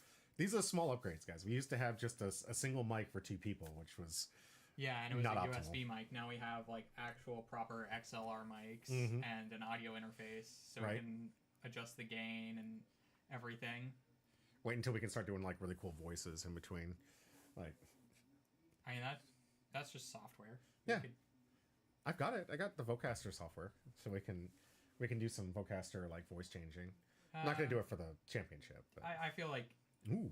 That was a trigger, wasn't it? Yeah, get a trigger. Getting rid of the teach. That's not bad. That's not bad. That's exactly what you want to do. That having that thing sit out there longer and longer just makes your life significantly harder. I mean, Boa did stack the deck for him a little bit on play, right? Gets to search the top 3. Looks at top 3, and you get to choose the order or bottom deck it. But I mean, if he has another teach, then you can just play that. It looks like we're thinking about a gravity blade, maybe. Oh, it looks like the.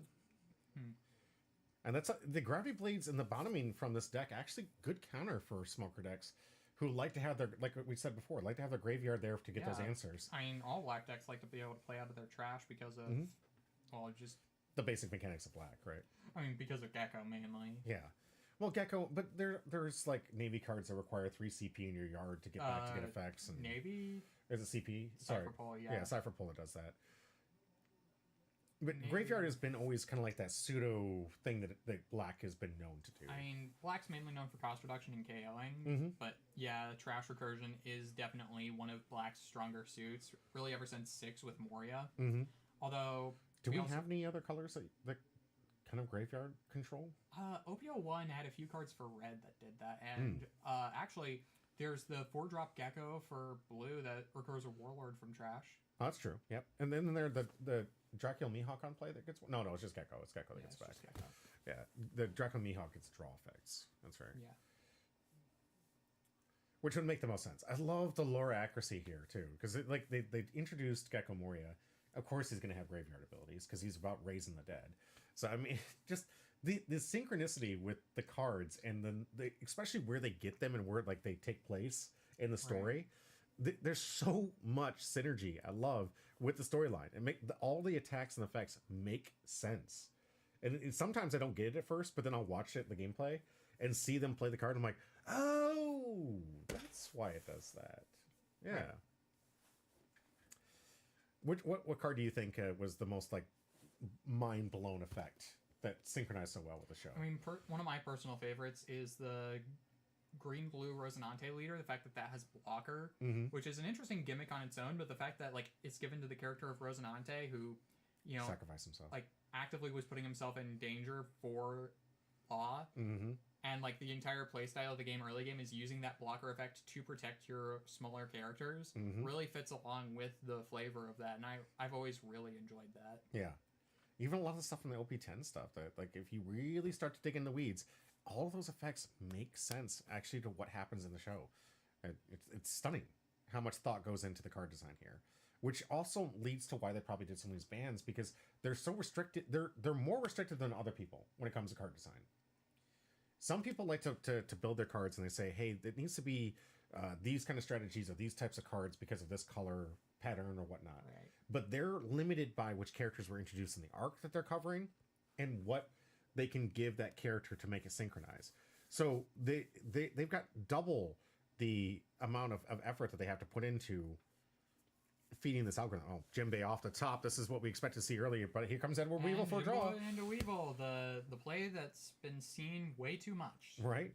And the reason that this card was banned in the first place. We've already seen Ice Age. And Jinbei into Boa, and Jinbei into Law, and Jinbei into Gecko, and Jinbei into pretty much any other card in the deck. Right. Oh boy, Jinbei. I am glad that card's gone. I wish I had sold mine before the price tanked, though. I find it funny that Jay Wizzle, I think it was it Jay Wizzle or a Little Pound Cake that ended up winning the the last Jinbei from the last box. I think Jay Wizzle won so many of them. It was right. And so was Little Pound Cake, so it's one of the two. Yeah. One of those two ended up walking away with a Jinbei, which was a great hit before the ban. Unfortunately, won it shortly after we got the ban announcement. I was like, I could get excited for this. I mean, hey, it could come back. Yeah. I gotta say, one of the things that Smoker into this matchup doesn't have a lot of like 1K searchers that it can regularly use its ability to reduce and get that power boost. A lot of decks, I mean, when Smoker was originally printed, had those 1K or 1-cost searchers. Like everyone was on them. You had the Nami, you had the Baby 5 searchers, you had the Baby 5 wasn't around when Smoker was first printed. Smoker was OP2. All right. So what was the was it Momonosuke that was a searcher at that point? There was a green searcher that allowed you to tap Bonnie, one. Momonosuke, both of those did that. Mm-hmm. It was pretty prevalent back then. I remember seeing the decks. A lot of people were playing that, and this capitalized on in this OPO2, 1 that was the start of Red's dominance. Mm-hmm. When Zoro just decided to not dominate. Well, mainly Whitebeard. Yeah. Oh, Whitebeard was insane because the 6k power, 6 life, getting a card at the end of every single one of your turns, and then being able to play with Moby Dick, which was a huge card. When you're at 2 life, getting that plus was 1,000 on your opponent's plus turn. 2k. No, it's not on your opponent's turn. Plus 2k to all your lead. I think it's Whitebeard pirate characters, maybe leaders 2 on your turn when you're at 2 or less life. So you just have a lot of big guys. Yeah. If that costs cheap, and then you can play them late. And there's a reason the card was banned, guys. Most of you never had to feel the pain of Moby Dick, but yeah, it was mainly 3 that Whitebeard got really oppressive because that's when we got the Marco and such. But looks like we had a Tsigi taking out one of the blocker boas here with that on play ability. Yeah. So. Or on play, that's the reducing, and then the activate main. All right, so Smoker is going to reduce the Jinbei by 1, go down to 3. Doesn't get the 1K bonus, because as we said, there is no 1 cost on the field here. 0 cost. 0 cost, sorry. Oh, 1. It doesn't get the 0 cost because there's no 1 cost to reduce to 0. Right. Yeah. So, simple 6K, looks like only asking for a 2. Sam debating on whether he wants to give him the 2. Gives him 2 1Ks. All right. Okay. All right. You know, I do like that we want to keep up board presence. Oh, absolutely. And Jinbei is an important piece, right? So if you get such a Trafalgar Law, bounce it. Law to bounce it hand. And although there's nothing fantastic to bounce on our opponent's field, because we can't bounce the Tashigis, because it's only 4 cost or less, we could bounce back a Searcher. Sure. Which doesn't seem ideal, because they've gotten their value already, and if we just play them out, they're either counter in hand, or they're another card that we can see. Mm-hmm. It's like Brand New's coming in for an attack on this Jinbei, so Wizzle trying to put some pressure to get this thing off the board. Getting through the blocker was an important step here. Sam no longer willing to defend it. All right. Yeah, I mean, we already gave 2 cards for it, so now we're going... Had another 2K in hand, though. Interesting you start... Well, I guess he didn't want to use it. Because then we also had... I mean, we're using it for the... I'm guessing we were going into Boa. I don't see why we would... At this position, not take the life if it was life. Because at the end of the day, you also have to realize, even if you take damage, if you're not like actually being threatened of lethal, you are just getting a card for that. Fair, absolutely. And a potential trigger. Yep.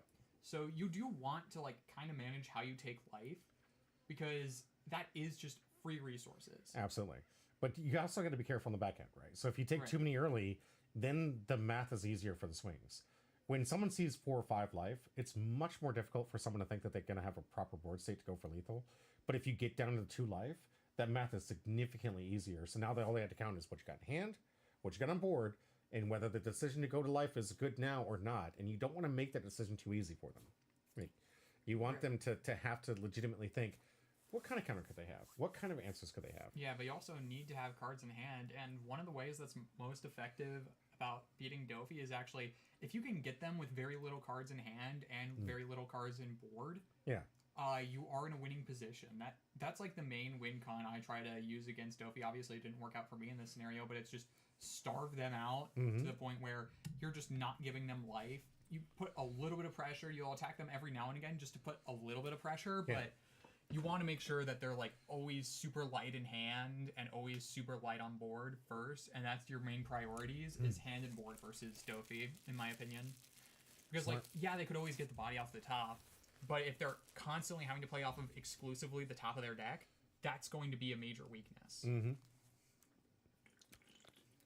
All right, so Sam's on his 9 Dawn turn here, looking like we've said limited resources, only 3 cards in hand. Debating on whether this should be the time to go, because I think Jay Whistle's probably got about 5 cards in hand. Still early in the, he's only really played 1 card per card he's drawn. He's taken 3 life here, so should be pretty healthy in hand. I mean, I don't think this is a go for lethal because we only would need to counter at 1 attack. Yeah, we would potentially be able to live and have lethal in the crackback, or we just starve more. And if Jay Whistle's going to have the 10 Dawn turn next turn, which means like Gecko Geckos plays. and obviously that. And Gecko can set up massive defenses, although I don't think I see any Rebecca's in trash. Not yet. Does have a Brook to bring back for some type of removal if he can get that the right sequencing down from Yard here. Does he have any 3 cost reduction? It would To have bring to be back? 2 or -3. I feel like I saw Helmeppo earlier. It was either in hand or maybe in trash. So like this turn, if we have the Gecko, I could definitely see if it's in hand. We would counter out with the Helmeppo just to get that set up in trash so we can get rid of something. Although ideally we'd have a Rebecca too. Yeah. Not there yet. Not there yet. Okay, another blocker. Okay. Maybe he can discard to use it because she is a 1K counter, right? What? Rebecca. Yes. So maybe swinging, protecting one of these swings just to get it in the yard for a good setup play could be the choice. Yeah. I noticed there was actually some comments on social media that were saying that hanging on to the Rebecca felt weird because it used to be you would automatically be like, yeah, this is an easy pitch because I'm going to get it back. But now Gecko's out. It's not that choice anymore. You got to keep the thing in hand to get that ability. Right. I mean, this is kind of how OPO5 was. I mean, black was still the best color without Gecko in that format. Yeah. Specifically because of the combo of just going Rebecca, Hina, Lucci. Well, this is a big swing coming from Dolphy here. Gets Gecko Moria. We could get back a 2K. We could get back. That would be the smartest play, I think. Get the Jinbei back?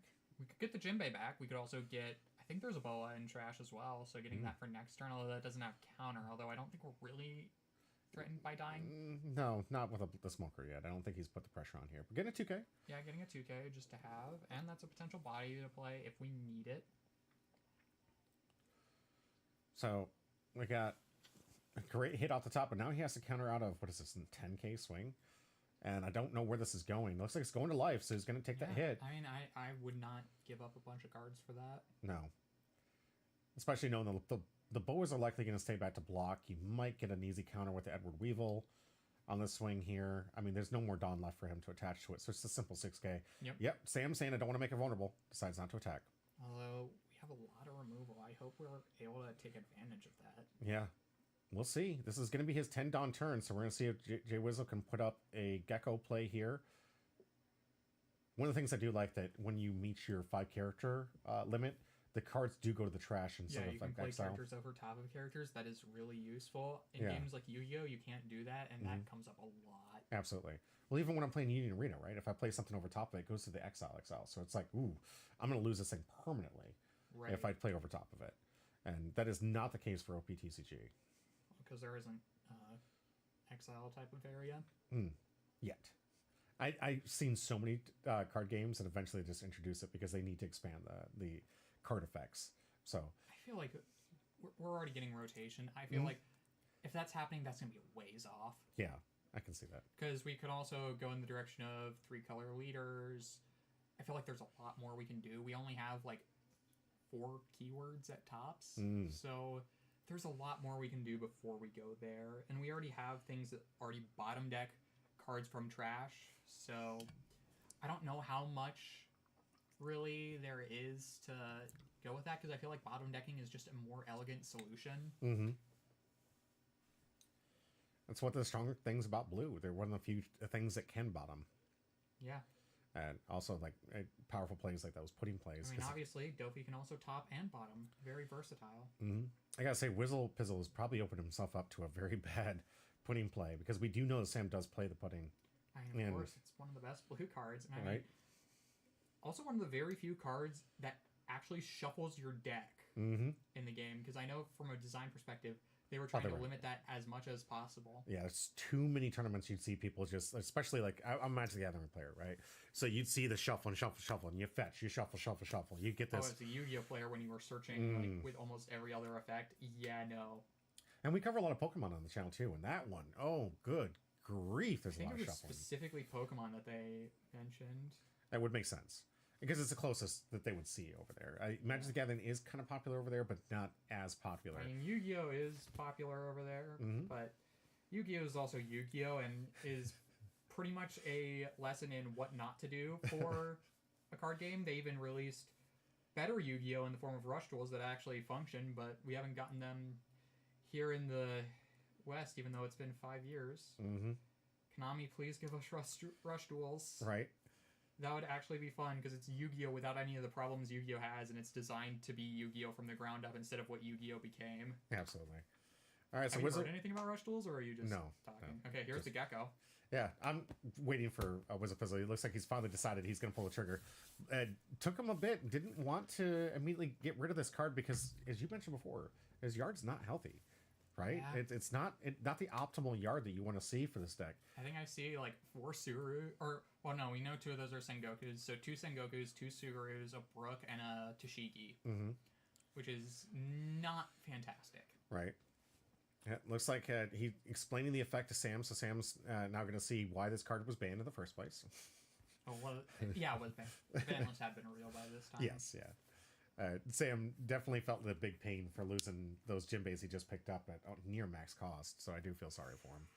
Yeah, exactly why I didn't invest in Dovi, because I think Dovi is a very fun deck, but honestly, without Jinbeis, I think Jinbei gets rid of a lot of the things I liked about the deck and the combo potential of the deck. Yeah. So without that, I don't really feel incentivized to play the deck anymore. Because I was going to try and build Dovi, but I wanted to wait to see what the ban list was going to say first before I invested in a deck. In a deck, not... Deck. That was just... Moving on. Moving on. So we're going to see what Wizard Pizzle gets out of the yard here. No, he's got to figure out what he wants to replace, because he is at the 5 character limit. And then what 2 cards he wants to get back, if he gets 2 at all, because he has to get 1, or doesn't he have to get any actually? Doesn't he? I mean, he can just play it. The body, but that just seems so very bad. Yeah. We're just. I mean, we're getting the Sengoku to just cycle cards. Probably just not happy with what we have in hand. So if we can get some other things in rotation, maybe draw a second Gecko next turn. If we can make sure that there is a next turn. Yeah. So we get that Toshigi and the Sengoku. We can't really KO anything this turn though, with only 2 Dawn after this. Yeah. I don't think we have anything that's 2 Dawn for removal. No, we have the Ice Age in hand and Stage. Interesting that Stage is sitting in hand this long. I mean, it's mainly because you get the most value off of it the turn it's played, because it is an on-play and then an activate main. Yeah. Because it's on-play -1, I believe, and activate main -1. So you only really get the full value the turn it's been played, and we just, I guess, haven't had really a good reason to play it, and it's just been rotting in our hand.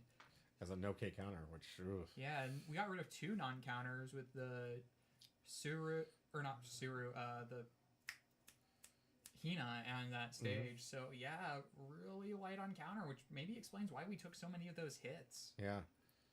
All right. We're just going 6K to board here. All right, gonna try and clean up.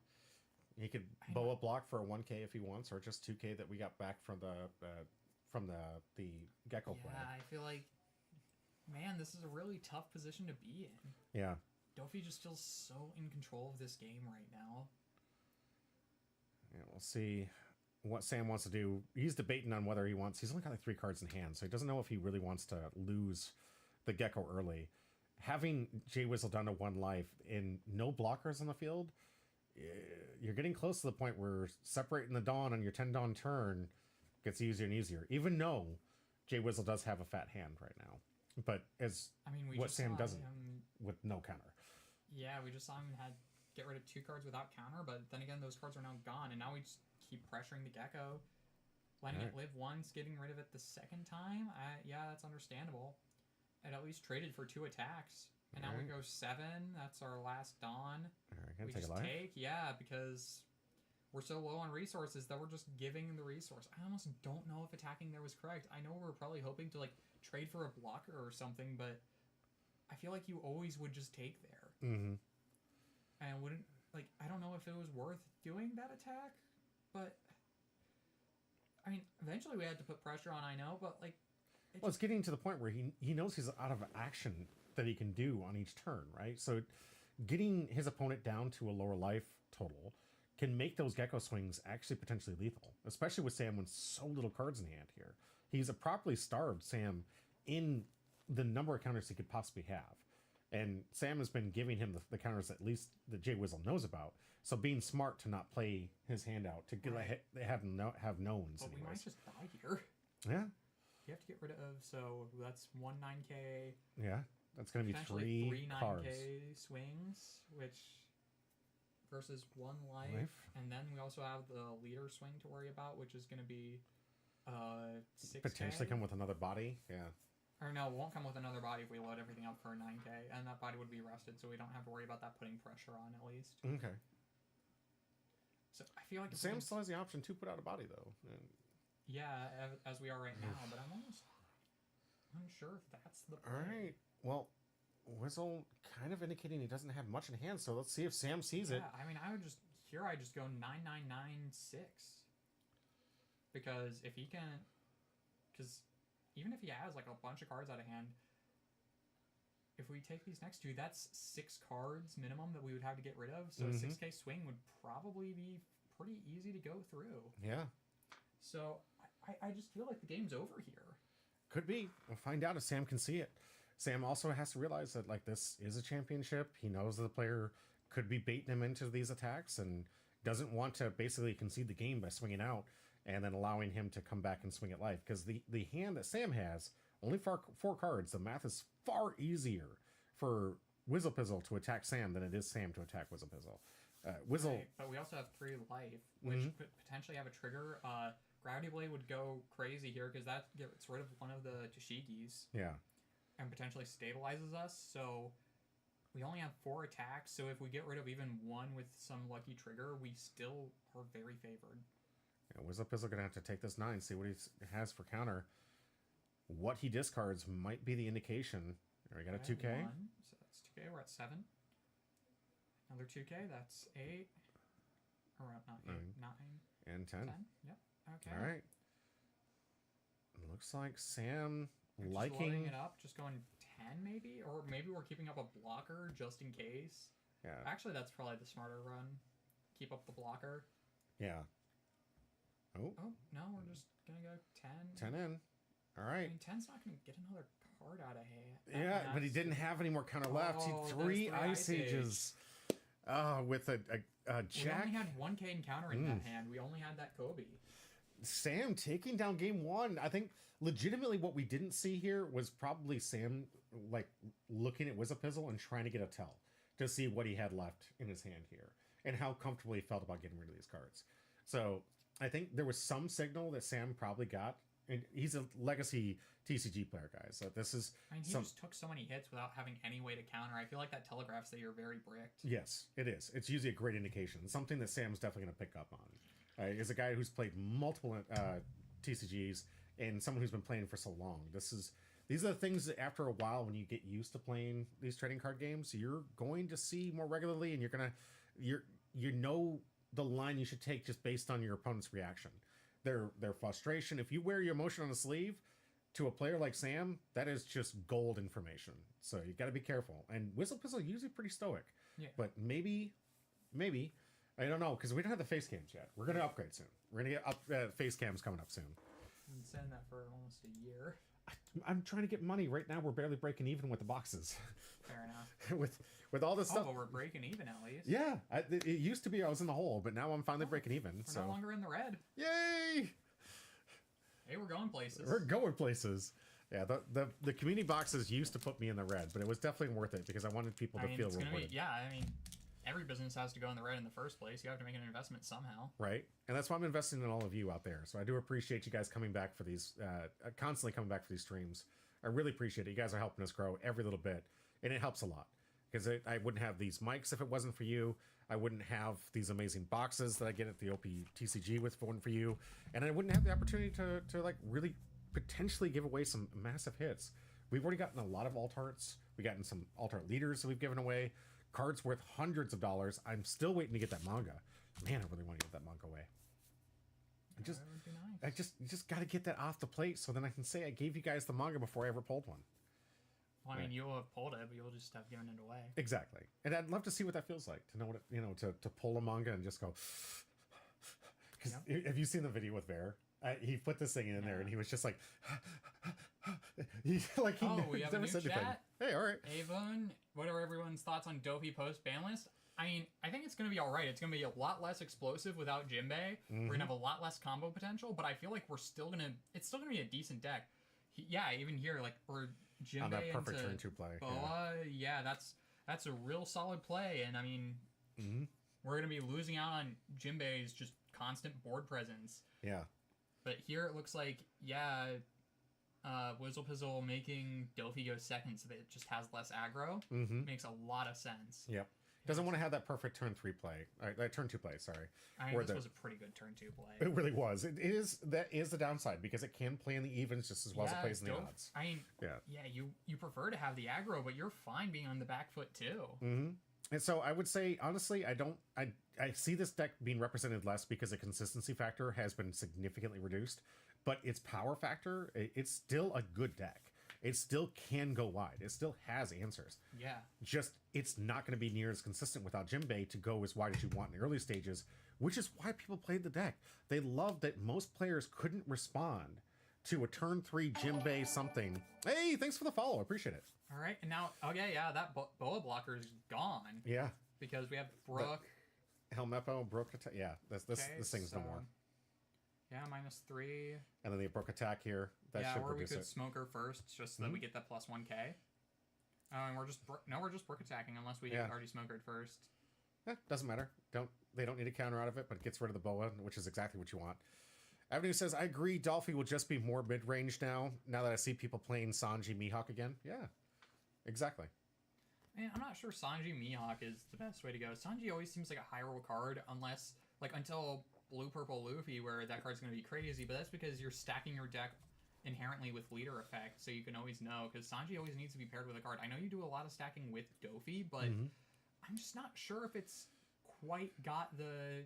It just always feels very high roll, and you'd rather just be playing something with more immediate impact. Speaking of psychology of the game here, I'm looking at his Dawn here, and he has the base Dawn that you get from basically the first 3 packs, or the basic starter decks. Yeah, these are starter deck Dawn and some PRB Dawn that you get from the PRB packs in the starter deck. Yeah, it just... Do you think he's doing it because most people love to, like get every single Dawn kind of matching? It could also just be that, just trying to get the deck together, not worrying about the Dawn. Yeah. And I mean, it makes sense, especially seeing as this deck had such a massive target on its back. Right. That it would make sense, maybe not investing in, specific Dawn for this yet. I've just seen so many other players when they get into it, they want to get, their perfect 10 with their, matching stack, and he's just like, I got this random Queen Dawn that I'm just going to throw in there. I mean, maybe it's a psychological move, but I could also see this being just purely utilitarian. All right, Avenue. We'll see you in a bit. Thank you very much. Thanks for joining in. Yeah. And don't forget, you're now in line for those the packs that we're giving away at the end. I would prefer an exclamation point join, but that's mostly just to help with the algorithm. I mean, we're getting the chats anyway. Right? But it always helps. Ooh, that's not what I want to do. Where did we put that? Did we put it over here?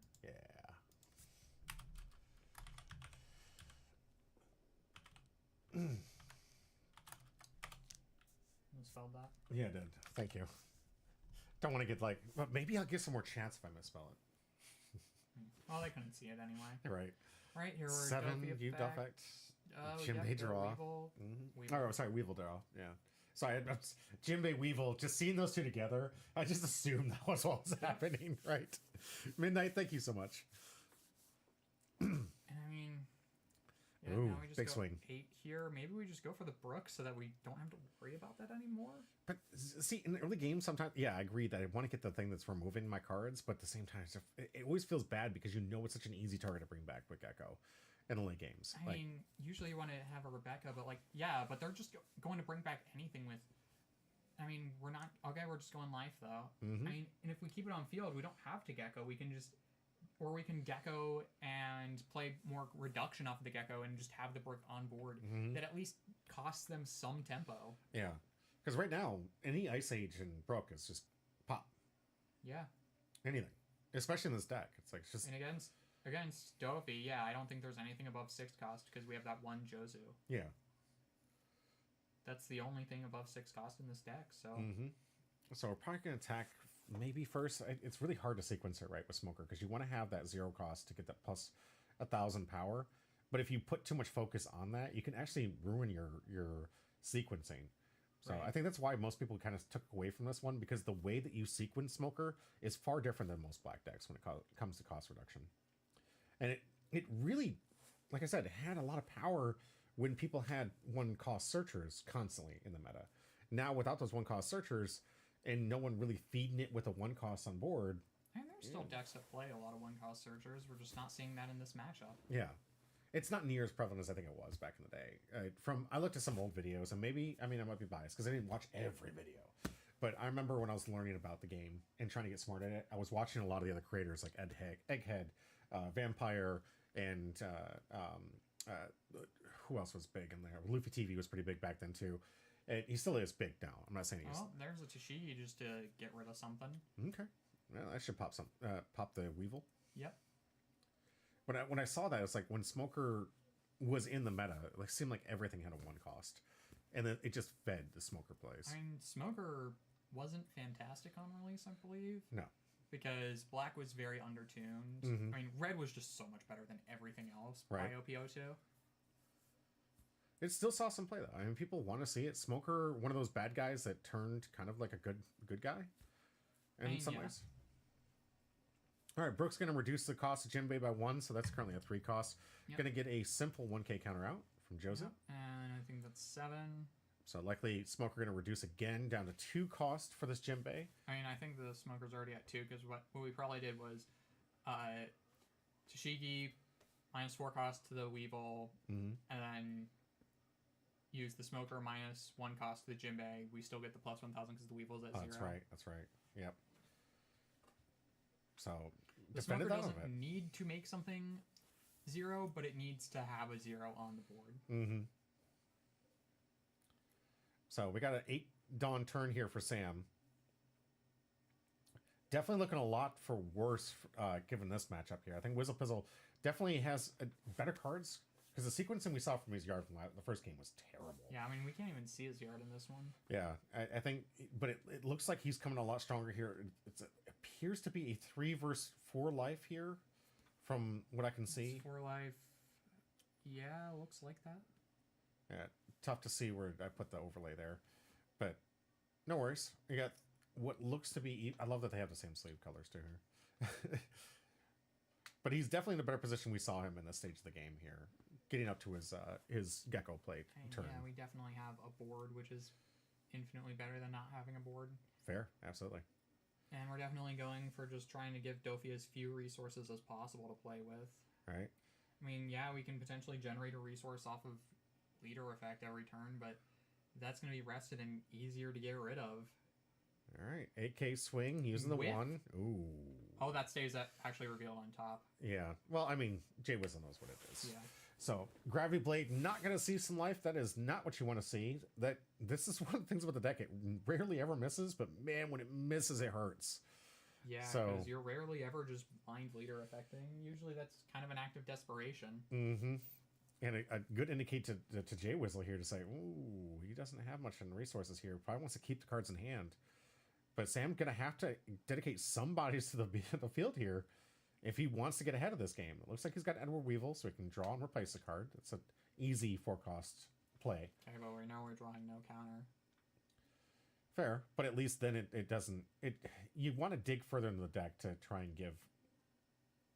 You got to get past it, essentially, at some point. And having Gravity Blade, what is it doing here? I think it'll get rid of... We get rid of the Tashigi and the Brook. Yeah. Which is okay. Mm-hmm. On a 10-Don turn, you use that. You got Leader Effect. You can probably combo into something else. Yeah. I mean, that's decent. Yeah, and our next turn's going to be 10 Dons, so we can definitely do that. Mm-hmm. Try to take the tempo away from Jay Whistle here. But Sam in the tank, not sure how he wants to dedicate to the board. Probably wants to put out a blocker mentally here, because he's got to feel little naked, if you will. I mean, this is, yeah, kind of the opposite of how this was game 1. Yeah. Man, this is a long game, though. A lot of these players deep in the tank. Right. Really trying to figure out what's the best way to play around both. Like, both players just trying to figure out what the best possible line is, and really taking advantage of the fact that there's no time limit. Yeah. Well, we gotta have... I mean, the beautiful thing about seeing problems is you can fix them.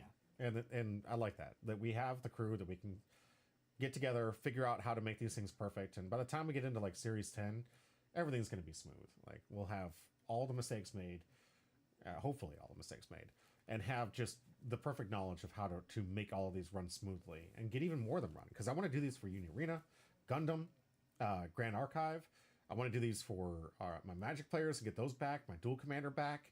Like, I love these championship series. I love the format. I love getting people to come out and get those points. But it takes a lot to put these things together. It also takes a dedicated community, which One Piece has cultivate. But yeah, One Piece. I mean, obviously, when it's one of the most popular animes of all time, like animes and mangas of all time, like the IP is very strong, and the card game is also just good, which is a really important factor. Absolutely, I'd say honestly the most important. When you're developing TCGs, it's most important to work on the quality of your game versus anything else. Because if you chase the money and not the quality, you'll have neither. Right. But if you chase the quality, the money will come. Right. I mean, we kind of saw that with MetaZoo, where they had a lot of interesting potential gimmicks, but then they kept going for things that would just earn them money. They were going for like the NFTs and stuff, and that was really what sunk the game. Right. And the fact that like these weird mechanics weren't really thought out in terms of like play testing and how they would work in actual play. Well, interesting in theory, they weren't able to conceptualize it very well. Yeah. And because of that, they fell off the face of the earth. Exactly. I'd say that's been the case for a lot of TCGs. The ones that seem like they have some interesting gimmicks in the beginning, people try them out, but if it's just not resonating with them, they're not having fun. And I think for like players like you and me, I love the lore, you love the lore. The lore's in the game. Yeah. I get to play with my favorite characters. You're playing it like I am reliving some of my favorite arcs of the show. And the resources are perfect. I mean, you got the 10-Don system, right? Where you don't have to worry about not drawing the resources needed to play the game. And you have these abilities with these amazing artworks. Yeah, the art is really good. Right. Like, obviously at the beginning, it wasn't great. I mean, we see here with that gecko being just a screen cap from the anime. But they took that stuff to heart. They took that criticism to heart and really ironed that out, like almost from set 2 onwards, which is something Union Arena could learn from. Right. Although I get that like each IP is like its own dedication family. But like you still need Uni Hearts for every card in every set for this. Well, I like what we just saw here. We had a Hina play that actually used the Brook ability here. Yeah, Hina. Removing the I forgot what he played. It was a gecko. Yeah, Hina reduced the cost of the gecko, then we just swing with Brook. Now I play the Kobe, which if we use the Smoker Leader on, I believe we did use the Smoker Leader on the gecko, or on so that becomes a 3 cost, which means we can now KO it with the Kobe. Oh, the Tashigi, right? No, the Kobe. Yeah, the Kobe effect on play trash a card, KO a 3-cost or less. Oh, all right. Nice. Tashigi just going in for some life. Ooh, looks like we got a Gravity Blade from life. Although we already swung with the Tashigi, we've already used its effect. There's not an ideal thing. We can't swing with the Hina this turn, so that's not going to give us any defensive. We've already gotten a lot of attacks out, but yeah, I guess the Brook is a big threat. But we know he's also going to top deck a Gravity Blade, so now he can get rid of 3 attacks here. So you can't play both Gravity Blades, but you can get the one that you know you're going to draw. Use this to get rid of Tashigi and the Kobe. Probably would want to get rid of the Hina. Okay. Because Kobe's a 4K, so Hina is a 5. Okay, yeah, Hina's a 5 that can actually attack, which is going to put more pressure on us. We're at 2 life now, to 3. We do have a healthy hand, and even Hopefully if we do Gravity Blade, that does put us wide open. Like, I feel like we could almost just, probably not the smartest idea, but it does leave us vulnerable to potentially just stacking everything on to our characters and going for lethal. It wouldn't be the best play, but it also would potentially win us the game if we try and risk it. But we know these players are playing very cautious, and I don't think that's what's going to happen. Yeah.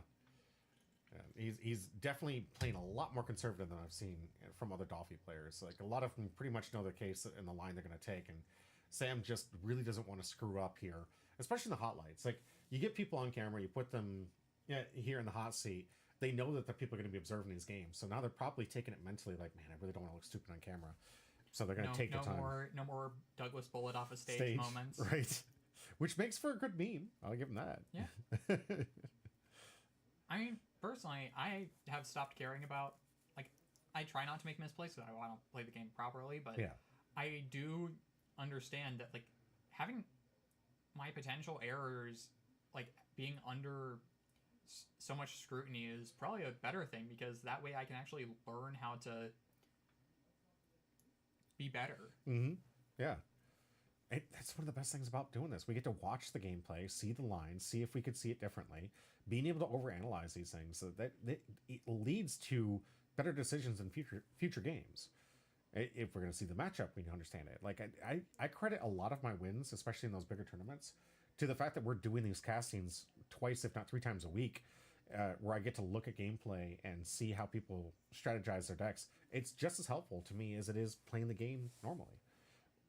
And sometimes even more so, because we have the luxury of just sitting back and analyzing the plays, right? Yeah, we don't have to, like, actually be thinking through these things. We can just see how these games go. We get to we get exposure for, like, how these games are being played and how some pretty solid players are able to pilot these decks. I mean, Whizzlefizzle, like, very accomplished at, like, games like Lorcana, and has been with One Piece since day 1, so knows the game in and out. And Sam, who is a very good player, like, Pro Tour. He's Pro Tour qualified right now. I mean, he's going to be going out to Europe to play in. This is going to be Flesh and Blood, but regardless, like, he's playing at the top tier. Yeah, I mean, someone who can play at the top tiers of card games, and I mean, most card games do play relatively similarly, with, like, the exception of Yu-Gi-Oh, which is its own can of worms. Right. Well, looks like we're going to get a Boa play here. It's going to attach one of those Rested Dawn, get a top 3 search. Shortcutting here makes sense. Yeah, sequencing sometimes really matters, but I love that in One Piece you can kind of, like, play it the way you want it to anyways. It's not so critical that if you, in Magic the Gathering, if you misstack that, you can get a game loss. I mean, yeah, Magic also just has a problem with more sharks than One Piece has. I don't think we have many rule sharks in One Piece. No, not that I've seen. I'm sure that they do exist, because they always exist, but I don't see them as prevalent in this TCG. Yeah. So I wouldn't say that it definitely doesn't exist, because you're always going to have people like that, but definitely more friendly, especially more friendly to new players. They love new players. All right, so 7K swing, and he used the leader ability. Playing another Boa, so that's going to become an 8K swing. Yeah. The choice he made after he did the first Boa play, so we'll see how he stacks his deck again. Gets one more card deeper to see what's down there. See, I didn't get to see how he stacked it, but probably happy with what's coming. Yeah. I mean, we put it back on top, so it's at least good enough. All right, 7K going to get counted out. We didn't put the Dawn under, it looks like. Oh, that's right. That is an on-play. Could have done it. So he missed that. Yeah, he could have. We're just playing another body. Gecko got body for 6K. Yeah. This is the one that doesn't see much play, right? Or does this one see a lot of play? This is just the vanilla. Yeah. It saw play a lot earlier. I haven't seen it as much. But this is the one you were talking about. He included because he doesn't have some of the newer cards. Right? Yeah, at least that's what I think. Because usually I think in place of this, you see the Searcher 1 cost Sengoku. Yeah. Which actually coming up being more useful not having that because of this matchup, I think, because we can't capitalize off of Smoker's effect. I did talk to Sam about this, and he was like, I've never played this deck before. And I explained to him what Smoker did, and he was like, yeah, my only 1 cost are 2Ks. I'm never going to be playing those. And I was like, okay, all right, you should be good to go. And so, usually if you're playing a buggy, you want to bounce it back to hand with a Lava, but we haven't seen either of these games. Man, I wish this was how Sam's hands looked when I was playing, because then I could have stuck my Nico Robbins and maybe stood a chance. So here we go. We got a Kobe swing. 5K going to life. See if it counters. Does. Yep. Pudding. Pudding. I mean, we can't see Wizzle's hand, so we don't know how many cards he had, and maybe he just didn't have enough cards for Pudding to really be favorable. Yeah. Could be the case. Another 5K swing. Just trying to either bait out the blocker, bait out counter in hand, or just trying to put pressure on. I mean, there's no real good scenario here, because we still would have enough to potentially go for lethal if he takes. And he hasn't played a single Dawn outside of the Kobe on the 9 Dawn turn. So we still have 9, which means that we still have Gecko available. We still have Leader Effect potentially available. We still have all kinds of different plays to do in the black toolbox. There was a lot of hand. I mean, I guess just nothing really that we want to bounce back. I mean, I also like a lot just to bounce back your own cards. Like, bouncing back 2 of your own cards is so good. Right. I mean, something that I've always thought with card games, and this is mainly coming from Yu-Gi-Oh!, where this mechanic, like, where bouncing cards back to your hand has been, like, part of FTKs and such. Yeah. Like Mist Valley FTK and such like that, where, oh yeah, you just bounce cards back to your hand and play them back out, just being able to retrigger those ATB effects. Really strong. Now, you see the hand with Sam immediately getting rid of the boa and not willing to defend it. Yeah. So I think that might be an indicator for Wizzapizzle to realize that he's pretty low on counter. Sam was a little quick with that response here, and I know Wizzapizzle, just like Sam, tries to read his player just as much. Don't have lethal. How not? Oh, I mean, yeah, there's no Russian black. At least not him, And but not in this deck. yeah. So Gecko play is online though, so he can set up. But I mean, that gives Wizzapizzle the information he knows the next turn should be the turn he goes for lethal. Yeah, and now we can probably get rid of that other boa blocker, maybe, or maybe I mean, yeah, I feel like the boa blocker is just infinitely better here because they're both 6K bodies. So we get rid of the one that actually has an effect that's going to be relevant rather than the one that's just a body. Yeah, whatever Sam plays here is just going to reduce that small hand size he already has. So it's just going to make the math even easier for Wizzapizzle going this round. So I think Wizzapizzle does see the line on how to capitalize on this match, and I feel like he's getting more comfortable, especially seeing the reaction from Sam. So quick to get rid of the boa. The blood is in the water, and we're still at 3 life for Wizzapizzle. Yeah. Yeah, this game has been...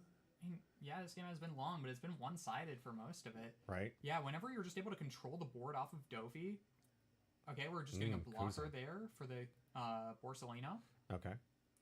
I mean, that's just very good. And we're getting a search. Okay, so we're not removing anything, but we're getting a bit of defense and getting more cards to our hand and more cards for our trash if we have another Gecko play, potentially. Okay, Kuzan... Another brand new, and can't get brand new, and I think that's Sengoku. Sengoku. Okay, we're taking the Sengoku, which I mean makes sense. That card is very strong. Right. So we'll see what Sam does. This is do or die for Sam this turn. Like, I mean, we can't lethal this turn versus 3 life. We have 3 swings. Yeah. And a blocker, so we can't win this turn. No, but he can definitely set up a situation where Wizzapizzle feels more focused to go board than go life. 1 life, I don't think you can do that. I feel like at this point, we have so many bodies on board that we just, unless we're able to completely clear this board, we just need 3 attacks, and we have it, and we have a full board. I feel like this is so in Wizzapizzle's favor that... Well, and see, this is why I was telling you earlier that when you take those early hits, they may seem great just to get the resources. When you get left in the situation that Sam's in, you're in a desperate situation. It's really hard for me to convince my opponent to not, or to go board when I'm in this position. Like you just said, it's like you wouldn't do that in that position. Sam's only out at right now is to convince his opponent to go board, to get scared. So he's got to pressure, kill Hina, kill Tashigi, knock out Brand New, leave him with the blocker somehow, and then... And that's still lethal. Yes. And we would have to attack with our blocker to do that. So we would definitely have lethal through almost anything. Yeah. Especially when we know we're super light in hand. Mm-hmm. That would just be it. So there's no real clean way to do this. Usually, I would say you'd want, at this position, you'd want the game to already be over, or you would want the game to, or you'd want to have a more established board that actually puts pressure on your opponent. Because I feel like that's also been part of what's been missing here is we haven't really pressured life. Yeah. And because of that, we still have this massive cushion because, yeah, that's one of the best parts about One Piece, in my opinion, is the life dynamic where, yeah, like, taking a life is a good and a bad thing because it puts you closer to losing the game, but it also gives you a resource, so it makes that decision-making very difficult and really makes you think about the risk-reward of it. I think that is excellent design, especially with triggers involved. Yeah. I mean, triggers add a bit of randomness to it, which is Well, think always about fun. like that compared to the Pokemon, right? Like in the Pokemon, you're steamrolling your opponent.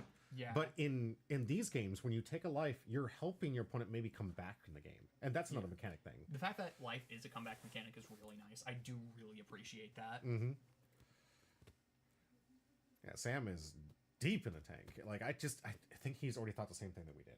Honestly, like how do I convince my opponent to try to go When we board because it's still the have only that way? Gravity blade in hand, so we could get rid of a couple things with that. Like get rid of Borsalino, Tashigi with that, and then we go Blind 7 off the into top? the Hina, or we could go blind off the top, like 7 into the Hina, blind off the top, and then 6 into the Branu, and that just leaves us with Gecko. Yeah, that just leaves us with Gecko, Borsalino, Leader. or Gecko Leader, which if we still have blocker up, potentially we could counter out of. Although that would still be rough. I mean, actually, with one block that guarantees we live, so that is a way to live this turn. But we also have to have all that resolve, and we don't know how many cards Whistle Pistol has in hand. Yeah. Because that would only be because even if we just keep one of them, even if we just keep the Hina alive, we still lose. Yeah. So this is really not ideal. It's rough. Sam. But there is maybe a line. Yes. We'll see if he sees it. See which route he goes. I think if he goes to just dedicate more to the board, it's concession. It's over. If he doesn't do the Gravity Blade play, this is his last turn. Right, we already know right now. Like if he doesn't deal with this board, it's his last turn. But personally, if we can establish 2 blockers, maybe. Yeah, he'd have to. And Yeah, like if we have another 4-cost Boa and like a 3-cost Dofi, that would not be terrible. it looked like Sam was trying to ask how many geckos he had, so trying to see if another gecko play was coming. I mean, I wouldn't be worried about a Gecko play right here because we already have a full board. We need to just swinging first. That means we're not committing to the Gravity Blade potentially, which. Well, you could still if he doesn't see the value in the Borsalino, but. I mean, even if we do that, then if we counter, like, I'm not worried about blocking at this point because the Borsalino would potentially die if we don't counter. But like, if we just use any sort of if we fail to clean anything up, then we lose. And we really need that to go through, so I would want to get rid of other cards first. Because doing this now gives way more outs, because we can block with the Borsalino, counter 1k, which makes that a lot easier of a pill to swallow. I would just... Yeah. It's not an easy choice. It's not an easy choice. Whistle Pistol in the tank now, seeing whether he wants to protect this brand new. Would you want to protect it? I just let this go. No, I would protect it because it's an additional attack. We know about the Gravity Blade, and we don't care about playing. Oh, we're letting it go. Okay. Because now that Gravity Blade, we're swinging first. This is definitely wrong. We definitely want to be using Gravity Blade first here. I mean, I guess the idea is that we're swinging, seeing what, swinging for board. Another Boa, but are we going to remember to put the Rested Dawn under this time? Hey, he did it this time. All right, Sam, congratulations. Okay, so putting that forces a couple cards out of hand. Like that at least forces 2 cards out of hand if we want to use the Borsalino. Ooh, he's bottoming all 3. I mean, it doesn't really matter anymore. Yeah. I would really... Because Gravity Blade would make this so much easier if we just Gravity Bladed before. We could have guaranteed got rid of 2 things. Because if he takes, yeah, Oh, we still. what if he Barcelona blocks here, and then he can use the Gravity Blade to get rid of the last 2 threats, and then it's just Gecko Moria and Smoker. I And mean, that's ideal, but we also now have to worry about counter. yeah, And the Borsalino, again, because it gets plus 1k on your opponent's turn, it is technically easier to counter out of. sure. And if we can even just leave one thing alive, Yep. or The math force is the perfect. blocker to attack, Mm-hmm. we live. Yes. And we win. Yeah, I mean, blocking here and not countering. Yeah, Gravity now Blade we the Gravity 2. He Blade. can survive this Okay. turn. Yeah, that actually does let us live. Ooh. Okay. All Unless right. we have a way of removing the blocker, which, I mean, it's Oh, it's black, black, so that's yeah. not very hard to imagine, but, like, now that at least forces us to have removal for the blocker and enough Dawn to pressure, like, to guarantee lethal. Yeah, but Sam with 2 cards in hand, the math real simple for Jay Wizzle here. Yeah, that I was mean- an excellent comeback. Yeah, but it still might not be enough. Just because we're playing against such a removal-heavy deck. Yeah, I mean, but given that he couldn't defend out of the Borsalino defense here, that's got to tell Sam that he's low on counter in his own hand. So he could be bricked up like he was in game 1. So yeah, but Jay Whistle's going to have to think long and hard to figure out how he's going to be able to power through and rebuild the board state here. okay, Sengoku, we're just digging for any sort of removal here, it looks like. But discarding removal aids here. That I mean, Ice we Age don't is need gone. that. We don't need that. Okay. Because any sort of removal we want here is either the Toshigi Mm-hmm. or the Kobe. Yeah. We just for the Kobe, we just put a Dawn under lead. We've seen quite a few banned cards actually, Ocean Man. We've Yeah, seen I mean, quite a there's few. one on the board right now, and there has Yeah. been. Yeah, Ice Age has been played several Jinbei's times now. played. Jinbei's been played several times now, and we saw Kingdom Come get played in the first match. So Yeah. we've seen all 4. We're not even into the second round, and we've seen all 4 banned cards seen play. Right? Yeah. Yeah. Shows you just how powerful it was. I loved that a lot of people when they're building their baseball cards, they were just like, I need to play with the banned cards because it's my last chance to play with them. And I mean, all the power to you. They're perfectly legal until April 1st. So that's your decision. All right. 6k attack coming into life. Now we have a block. Oh. There's a 2k. Just not have any removal? I think he's saving that play. No, because here we would just win. Because now we don't have enough attacks. Mm-hmm. If he removed the blocker, yeah. Yeah. Maybe he doesn't have it. I mean, he just discarded the Ice Age. What else? What do He you wouldn't guys need the Ice Age. That doesn't actually remove it. That No, but it sets up for an easy play with like a Brook or something like that to just knock it out. I mean, if we had a Brook, we wouldn't discard it. Unless those were the only 2 Navy cards in our hand. Mm. But we have way more options to actually, like, capitalize off of that. Swinging there is rough. I guess we just go board now. Yeah. Yeah. Well, I mean, Sam's easy. It's like, thank you. Go back to board Yeah, here. because that means that now we don't die. Yeah. And And it looks like we have another Gecko play coming up here. Okay, Yep. yeah. Gecko. Just insulate ourselves way more. And this is another reason why we should have Gravity Bladed the Borsalino, because now this is back. That's more defense. And now we also get to this cycle with another Branu, which is rough. Another Ice Age, looks like we're Sabo. adding... Here I would add the Toshi, because that's 2k counter. yeah. Adding Ice Age. Interesting. After discarding Ice Age. Yeah. Sam gonna read this like, what did you get back? And he's probably verifying that it is legal target. Yeah, I mean, it is. Oh, it is. But it's one of the things that you want to do, especially as a high competitor. He likes to read the cards. The thing you were talking about, reading cards? Yeah. All right, has a blocker in defense, 3 life. Sam back in the exact same position he was last turn. Now with less resources, no Gravity Blade, and yeah, I think this is still a wrap. yeah. We can't come back from this. Unfortunately, he was not able to put enough pressure on there. The Geckos, this is why it's a banned card, guys. Like It's we also just big. That's Yeah. another thing about Gecko. It's just huge. yeah. You have a 9k swing after you just brought back 2 bodies that can also be attackers given the right allocation of Dawn. Right. It's just absolutely disgusting. Do you see in Worlds where the to counter the what was it, the 2k counter from Red that KOs a 4k I less? did not see the Shanks versus Lucci match. Oh, okay. The Lucci player put 6 Dawn underneath, or 5 Dawn. No, 6 Dawn. 6 Dawn underneath the Rebecca. Just so Oh. he couldn't KO it with the 2k counter because he had the 2 open. Yeah. And he knew the Shanks player could reduce it by 1. So he had to put 6 Dawn on there to make sure it still stayed at 5. I mean, that is... It's that is- next level play. I mean, that is the play. I mean, ideally you would swing before you play the Rebecca, but if you needed to sequence it like that, that definitely is correct. Right. Or if the Rebecca was already on board, I could also see that. It could also be a swinger if you needed it to be. It was enough to put on pressure. It was probably one of the most pro moves I saw because I didn't get to see much of the World Tour. Like the first day they didn't advertise, and then the second day is when they finally went live. So we got to see the 3rd and 4th and 1st and 2nd play. Right. I saw the third. I was with you guys for the 3rd and 4th in chat. I appreciate that. Yeah, because that was a long night, but that play and indeed was like that was worth staying up. It was worth seeing that. Yeah. No, I was just too tired. Most people were. I was honestly really proud of the people that stuck with me till the end there.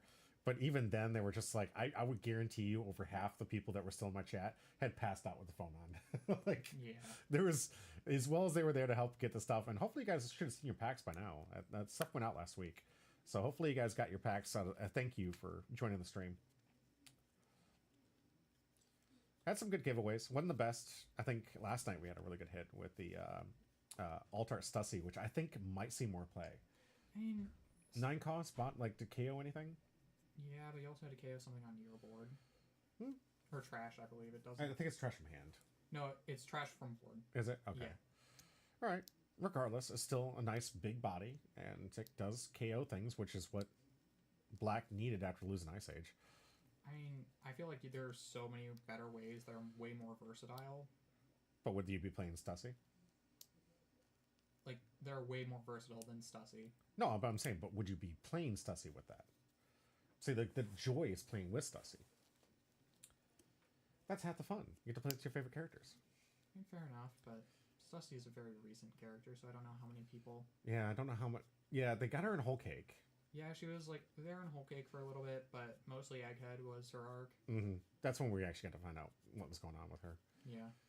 Hopefully you guys got caught up during the break, by the way. I've seen a lot of tweets of people saying they got caught up during the break, so congratulations to you. Right, and the break's almost over. Yeah.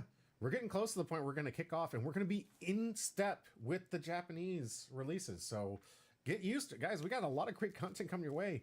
I'm reading the manga. I know where it's going, and trust me, you're going to love the next few episodes. It is. You thought the Rob Lucci battle was insane? Ooh. Oh, boy. Yeah. It gets good. It gets real good. I can't wait to see how they animate that stuff. It's going to be great. And Sam has just been in the tank. Yeah. 2 turns in a row, left literally in the same position. Like, does everything he can to clear the board, and Gecko just says, "We're back." Yeah, no, Gecko just being able to rebuild the board so quickly is so impactful. Right? Last turn, he had Gecko and Smoker said pass. And then he's like, here's Gecko, Borsalino, brand new, and Sengoku. Yeah. Yay. And at this point, I don't think there's a way out. No. I think, honestly, that Sam's just in denial at this point. Yeah, no, at this point, I would just scoop. Yeah. Get ready so you can put yourself back in the optimal on play, which is where Sam wants to be. Yeah, because at this point, I feel like this is just wasted brain power. Yeah. There is no possible line here that wins us the game. Or even keeps us alive next turn. I will give to Sam. Sam's really good with the best 2 out of 3 long tournaments. He's been playing 9, 10 round tournaments for a long time. So when it comes to fatigue, he's definitely more prepared than most. Right, but for you longer still tournaments. Want to keep that Energy, yes. Yeah, I mean, you burn calories, brain power in this game. There's actually a significant amount of calories lost by playing these games. Right. Ooh, okay. 9 cost into 9. Checking it. Into a whiff. Another whiff. That's 2 in this game. That has been absolutely just devastating for Sam. Like I said, it doesn't happen too often, but when it does, oh, it hurts. It hurts so bad. But we're going to wait for Whizzle to see if he's going to block out of it. Looks like he is. I mean, just keep But that's an bigger indicator body. he's got no counter, because that was a 9 on 9. So, We're just not seeing the worth in. I mean, at this point, we just know we're not dead. Even like what we go for the Gecko again, we still lose. 'Cause we have loading it up. active. Yeah. Yeah. Okay. We kill that Gecko, and now we still have to deal with the other one, and Potentially brand loading new up the brand new swing. Yeah. So I think this is just wraps. I genuinely. What? No, because he needs a blocker to survive. Or if we remove the blocker. Yeah, that too. I mean, he's keeping it back there. Would you have attacked the brand new just to get less swings on the board, knowing that Jay Whizzle has no not rush? With the blocker. Not Yeah. not with the blocker. We need that blocker. And we did get rid of the Gecko, and I think if we attacked the Brandon, we probably wouldn't get the Gecko. Okay, yeah, we have an Ice Age, so this is probably like Ice Age Brook. Yeah. Or we're just doing that to make Eat a 7, although, I mean, that wouldn't Seems matter. like a waste. Yeah, that wouldn't matter. Yeah. Oh, Or Kobe. Kobe we got rid didn't of it. even need to. I mean, I guess we wanted the extra 1K off of. No, because we didn't. Yeah, we didn't need to do that Ice Age. That Ice Age was completely unnecessary. Kobe KO's 3 cost or less. We could have just put 2 Dawn under lead and got the same effect. Mm-hmm. So we got good successful swings here. Only needs 2 of them to connect to win the game. And it's loading up the brand new swing here. That's so we got a 7K. It's the Noah special. Take, and now we have another 7. 7. Counter, that's 3 1Ks though. Yeah. And that's 10. Yeah, 10. Jay Wizzle going to take it down and tie it up. So Smoker fans rejoice. We have ourselves a tie game going into game 3. We told you it was going to be a long one. So hopefully you guys are ready. All right. Let's go. DK-ish. Woot, indeed. All right. So now, Dolphy on the play where it wants to be, right? Yeah, we have the aggro back, but Smoker likes being on the draw too, so it's not like the end of the world. Right. Oh, Ooh, like, good strong here's the start. Ideal play. Teach. And he's definitely thinking this one through. Teach into Jimbei and to Oh man, that's such a good start. That is, I think, as good as we possibly could have got it. I don't think Right? there's anything on 4 Dawn that gets us out of this. Sam just knows the lines on this one now. I think he sees the right in the wall. Get a first hit. It's an easy take. You don't want to really use too many early resources. So now down to 4 life, Jay Wizzle. But now this is exactly why Jimbei got banned. This is exactly why. Turn 2, the first attack. He's got 3 characters in his leader out. And what does Smoker have?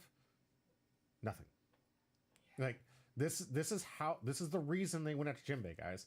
This is such a near impossible board to fight against so early, and he's got plenty of resources to counter out of the swing here. Lead effect that puts the Jimbei down. We're targeting the Jimbei here, or we're just swinging 6th the Jimbei. So gets a card out of hand, and I think DK-ish might have read it, but he does need the Brook on this play. No, right? Brook doesn't do anything here because Brook only KOs. With lead effect in Brook? No, we need Kobe. Oh, Kobe. Which we have. Yeah, there you go. Kobe will take care of the Jimbei. And the Gecko's in the yard now, so unless he has another Gecko, he's not going to get that back. Yeah. Yeah, now you got to get rid of the Teach here. Which we are. Yeah, which is smart. He's good read, DK-ish. Although Good if we read. have a second Teach, then Does it's he? not the end of the world. I don't know. Yeah. I'm just saying that is a possibility. You run 4 in the deck. Yeah. But that is the engine of the deck, so I like that read from DK-ish. He's 100% right. Getting this thing to stop sequencing your plays that you want to hit, I know it's a card from hand, but when you can stack it the way you want it, sure, you get 3-card search. But are those 3 cards that you want? Just stack with Boa, so we do know what our next hits are going to be, so it's not as impactful here. Yeah. But you're also limited to those 3 cards. Are they the ones you want to see? Right? Like, in your hand, you've got more resources in hand, so it's more of a lock. Jeez, girl, you're really getting in here. Brook is just better for the 2-drop. Yeah, I'm guessing we just didn't have Brook in that case. There's only 1 in the deck, so that makes sense. Kai, stop. I don't want to blow out the eardrums. She's like, I haven't received my 20 pets. You are good. You've received pets for hours. You've been getting pets all day, girl. Trafalgar Law, what are we going to bounce here? Jimbei and Gobi would be ideal. Was it a cost thing, or are you just wild? That's a good question. Curious. I mean, I feel like it's just because you can cycle through most of your deck so quickly. Right. And 1 Brook, I mean, it's not Navy, but you can still see so much of your deck and get it in circulation for late game. Yeah. I think that's his justification, but That I makes don't know sense. if he's still in chat. Might be. He's working right now, so I don't know if he can chat, so it's really difficult.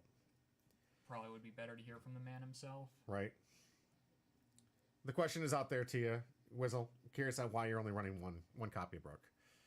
Oh, well, I mean, just getting that aggro on early makes sense. Taking two, that's rough. All right.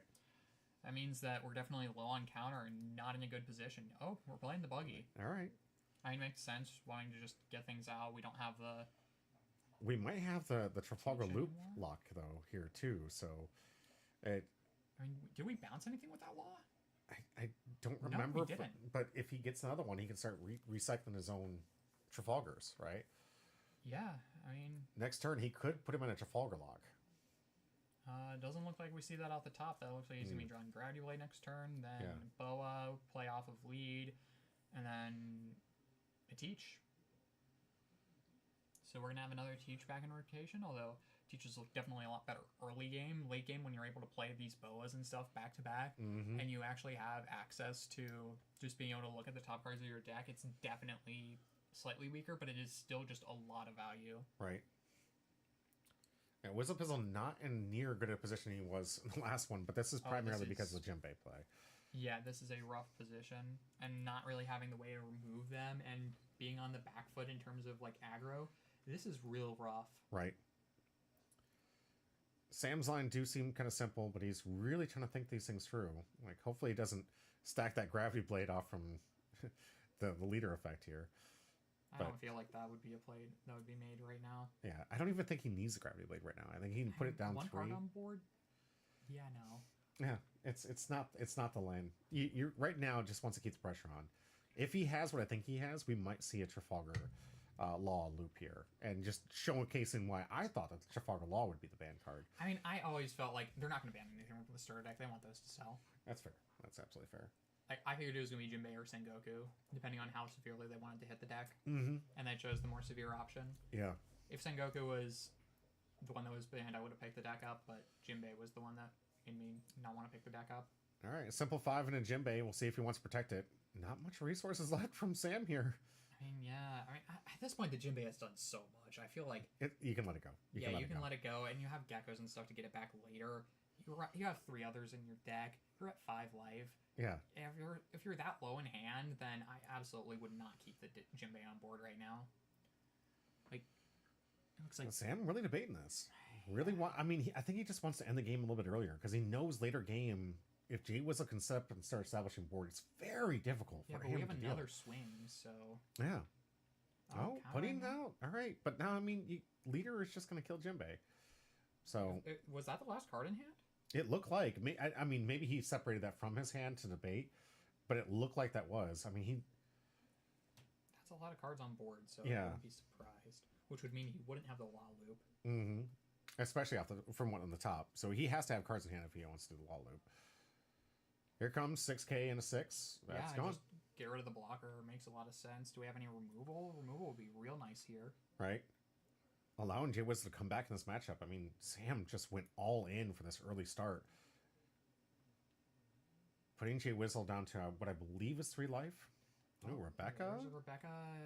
Can't see trash from this camera angle, but... Yeah. That was one of the things I really should have focused on. I hope I'll remember next time. Because I think we'll even have a better camera setup for Series 4, too. I want to get that chassis up and running so I can have the camera sitting up higher and I can cover more of the table. Right. So, $1,000 investment, but I've been saving up slowly but surely to get that new chassis. And if the boxes aren't putting us at a loss, that's Yeah. good. Yeah. So yeah, if we're no longer at a loss with the boxes anymore, then we can definitely start investing in other things. Mm-hmm. And allow me to get, I need about $1,000 for the camera setup I want to get. The ones that go on the wall so we can see the face cam and the hand cam at the same time. And allow me to control it from here. So we can even switch live where I can switch to their face when I want to say, when they're in the tank, I can be like showing them stressed out or, Right. or just maybe even see the hand too.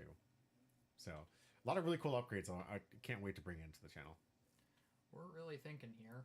All right. I mean, he knows what the top of his deck is, so this isn't a blind hit. Gonna get a Boa play. Gonna look 3 more deep. Yep, so we're only seeing 1 new card here.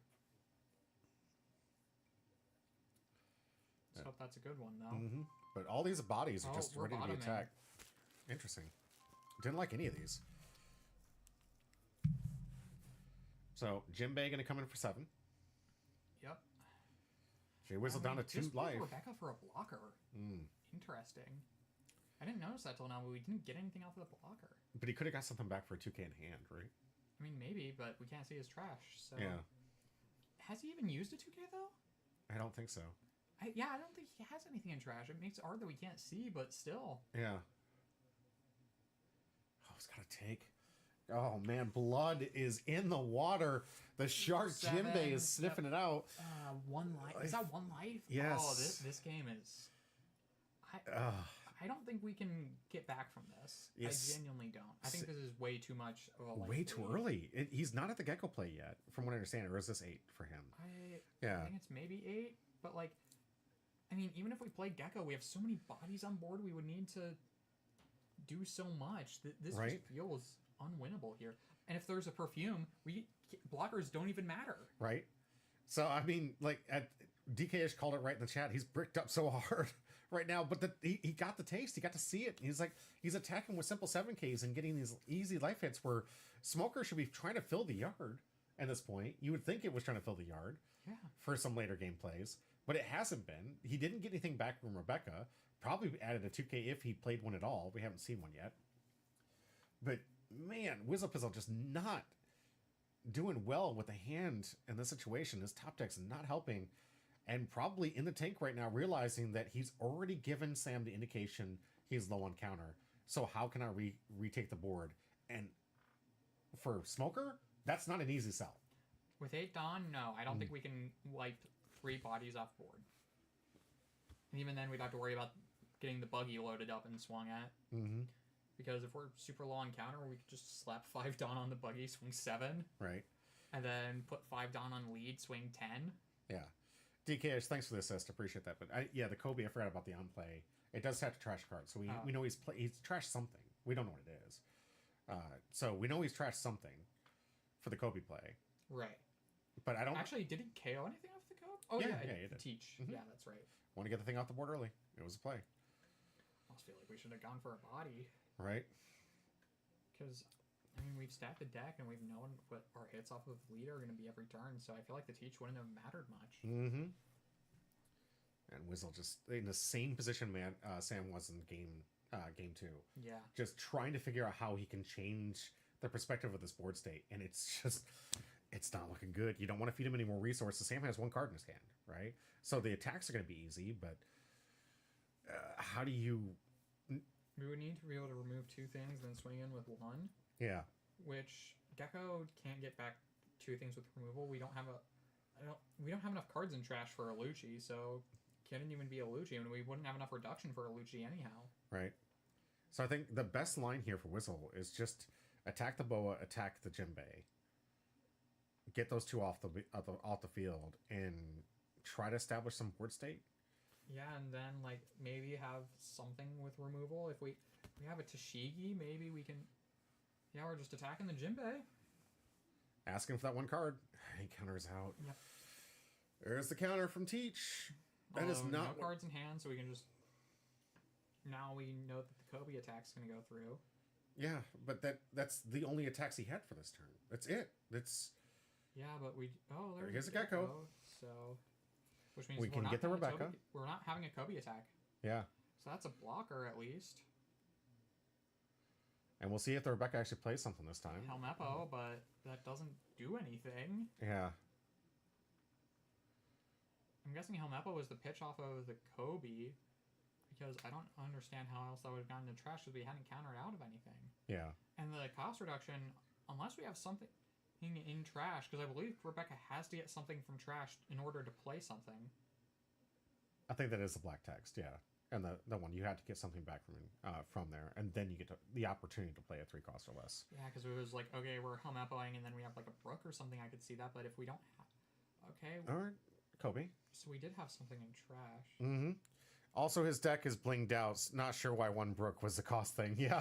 I don't think it was a cost thing. I think it was like specifically a tech thing. Absolutely. That's a fair read, DKish. But oh no. He's already given the indication he's bricked up. He's got 1 blocker. We got 3 attacks coming from Sam. He already smelt the blood last turn. And most of what he had is already in the yard. So One blocker, 3 bodies, 1 life. Sam not really loaded with options. Like he doesn't like his only option is just to keep going face. Yeah, I mean we have 1 card in hand. I mean at this point, I would be very tunnel visioned on just going for lethal. Yeah. Gecko off the top after bottoming 3 from the last Boa play. So Gecko can get a 2k back from the yard. And then he can just use the remaining Dawn for attacks. Try to blind swing with the Doflamingo. Because we know he doesn't know what's on top anymore after he bottomed from Boa. DK says, I don't know how many in Wiz's hand, but 7, 7, 11 it probably does it. I agree with you. Wizzle has already indicated he doesn't have much in hand for counter, and so I don't even know if it matters what he has in his hand, because he's been taking some very easy blocks and very easy counter plays here. And he's only had 1 life now. He's got 1 life, 3 attacks, 2 need to hit, and this is over. He's got 1 blocker. So Sam already doing the math in his head here. Looks like 8, 8, 8. Or maybe we're saving 3 Dawn for the buggy. Could be. So a 5, 9. Also, we're only at 9 Dawn, so we don't have. I think the 3 are for the lead right here. Those 3 are definitely for leader. And swinging 8 doesn't seem very good. You want to hit those magic numbers. Mm-hmm. So the difference between 7 and 8 is very negligible. Yeah.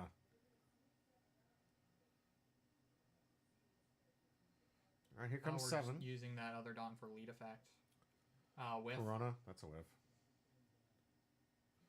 He's double checking. Can I? No. That is a whiff. All right, 7. Here's our first 7 you read, DK. We're going to see if he takes or goes for the blocker. I can't tell if he discarded anything either. Man, he had his life in a good position last time, but I don't know what happened here.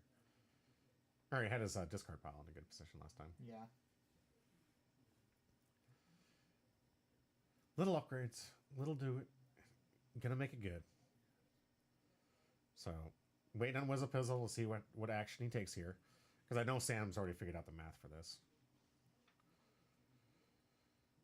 Really doesn't have a whole lot of other options to think about either. 1 card in hand. Like, he knows he's got the Gecko, so... I'm seeing some shadows move from Wizzlepizzle, so he might have countered out of it.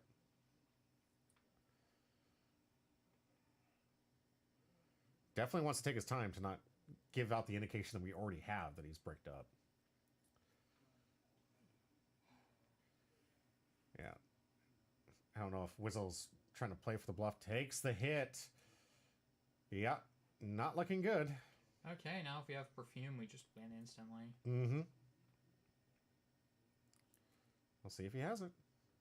Yeah, I would have at least blocked there, because if we know that there's like a perfume incoming now, like we know that perfume is a presence in this deck. We haven't seen it from Sam yet, but it is a card that we should be worried about. Yeah, but we know that Sam only has Gecko.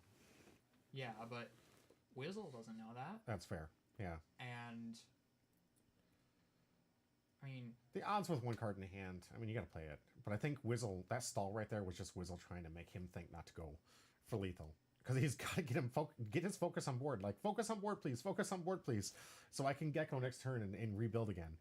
The indication from the first previous hits, he's bricked up. So Sam just wondering, what is the math I need to do to end this game right now? Do I do 7, 7, 8?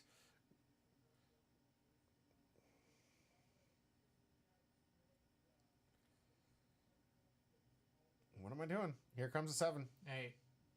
Which again, I mean... Here we go, 8.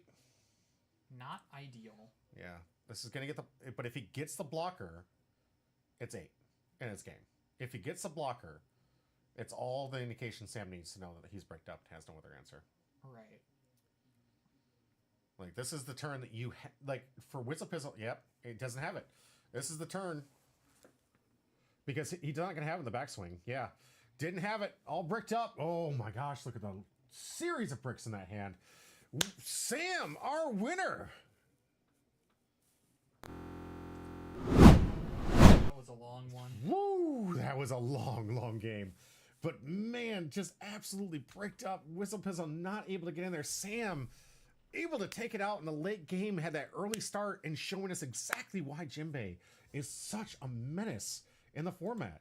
So, Good riddance. right? If you guys were wondering why Jinbei was banned, this right here is all the explanation you should need for why this card was banned. All right, let's get into our current position before we take the interviews and a small break and come right back for our last two matches.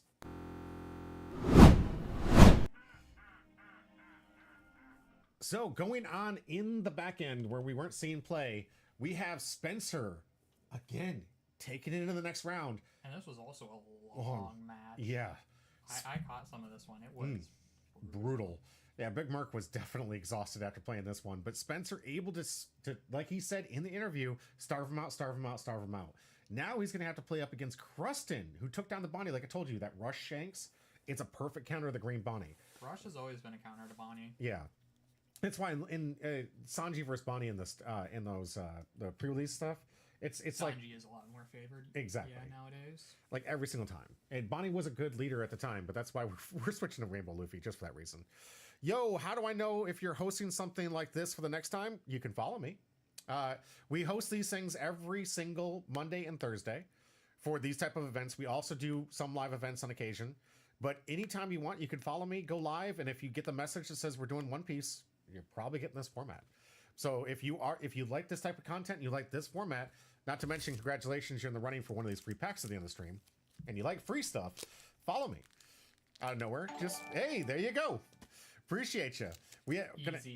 Easy peasy lemon squeezy. You're not immune to propaganda. But anytime we're doing formats like this, we are live like this. And we also have our YouTube channel out there too. So you can check out the edited curtailed format for just the coverage out on our Humbro Pie OP, standing for One Piece, YouTube channel. And our editor is working hard and overtime right now to give us some curtailed cut content that's really short, best of one kind of content, so you guys can see like onesie twosie stuff. Yeah. I'll be in the next one. Yeah, excellent. I appreciate it. Yes. All right, so we had Krustin taking down NEP for the Rush Shanks, like we said. Rex able to take down the Foxy, Yep. which... I believe Matt got one game off of him, though. Yeah, he did, actually. Matt put some pressure on Rex. Now Rex has to take the... Sam, both players, very, very good TCG players. Very rough. This is going to be a great match. But unfortunately, the way the rotation works, we start here, go down here, and now this is our next matchup. We're going to see this Rush Shanks build versus Enel after we get to the interviews and a brief message, or a brief break, if necessary. We're going to find out. I got to get up some fluids, showcase all the really cool... showcase our interviews with these individuals, see how they felt about it. And honestly, I think it was just Sam in this one. Wizzle was exhausted. He just... after that long game, I think he just needed some time. So we did two get long rounds after it. Right. Sam only had that one long round because he cleaned my clock super quickly. It says, you said it was on. It was their choice in the Brooks. Okay, all right. I mean, the ratio is not always easy. That was the way he went. If I think Gecko was still around, maybe he might have upped the actual Brooks. But thanks for looking into that. He was playing Gecko in that. He was playing Gecko. No, but if it wasn't banned, he would have easily put in the 4 Brooks into the deck. If it wasn't banned for this though. No, I mean if it was. I'm saying for like future games, like he would change the deck based on this information that he received from this. Yeah, we got there. Alrighty, we're gonna get this interview queued up and ready to go, and we're gonna take maybe 5 minutes after this break. We'll find out. Stay tuned. Yeah, this is a short one actually. So yeah, there will be a break after this. But stay tuned because we have 2 more matches left, and don't forget to hit !join or just text in the chat for me because we have 2 packs to give away, maybe more if I'm feeling generous, but definitely 2 packs from this brand new community box that we just opened today. I'm hoping some big hits for you. Maybe that manga is going to hit tonight. I hope. Maybe it'd be great. Nice. I'd love that clippable material. Every single pack from this box goes to you because I hope that one day I give out a manga and just make sure that you guys see it. And I go viral because I gave away a manga.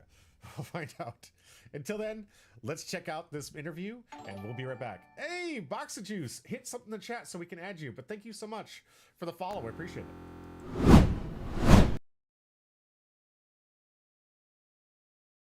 Time and all right. right, I'm here with Sam, who took down the most gruesome, time-intensive best of 3 smoker build with your Dolphy. Well done, man. This is the last chance you're going to be able to play Dolphy, and you're wrecking it right now. That's exciting. Yeah. Games were really fun. Yeah. That deck was, like, even though it was, like, entirely removal-based, it was a blast to try and, like, work out that puzzle. Absolutely. Game 2 was, like, the epitome of, like, what that deck can do to, like, shut me down, and it was very interesting. We kind of traded roles where he became the beatdown, and I became, like, the control, trying to starve him of cards. Yeah. The top deck Gecko, the very first one that he played, absolutely swung the whole thing. If he was top deck of the Gecko there, I think I have it locked up, but it was really tight. Yeah. We could tell from the coverage. It's absolutely intense. I mean, that thing was just probably one of the longest rounds we had for this match. And for those who don't know, no time limit for this one. We may change it just to entice people to play a little bit faster. But, I mean, I wanted to make sure that we didn't have any of the games being kind of cheese balls. And no offense to the Worlds, I understand that they did that the way they did. But if you guys saw Worlds, they kind of cheesed the time limit. So I was trying to avoid that. And now I'm feeling like I'm going to have to come up with a happy medium to make sure that people are playing at a relatively good pace, but also making sure that they get their plays in and having adequate time to, play the game right. Because the whole point of this is that I want the best of the best. That's why we do best 2 out of 3, guys. You got to play more games. You got to get some more reps in. You got to put that time and energy into the game to really demonstrate that your deck is doing well. And man, you put a lot of hours in today, bro. You've been putting in some work. Yeah. Have you been feeling pretty strong all day? Yeah, I feel good. I'm pretty used to doing long tournaments. This is... Yeah. Oh, that makes sense. Yeah, you and I, we've been in 8-round, 9-round tournaments. Yeah. Best 2 out of 3. It's like the rest of these guys don't understand with these 2-hour tournaments. Congratulations on that. That's fantastic. Great performance. I can't believe it. We got 2 more rounds left after this. We're going to get running into this.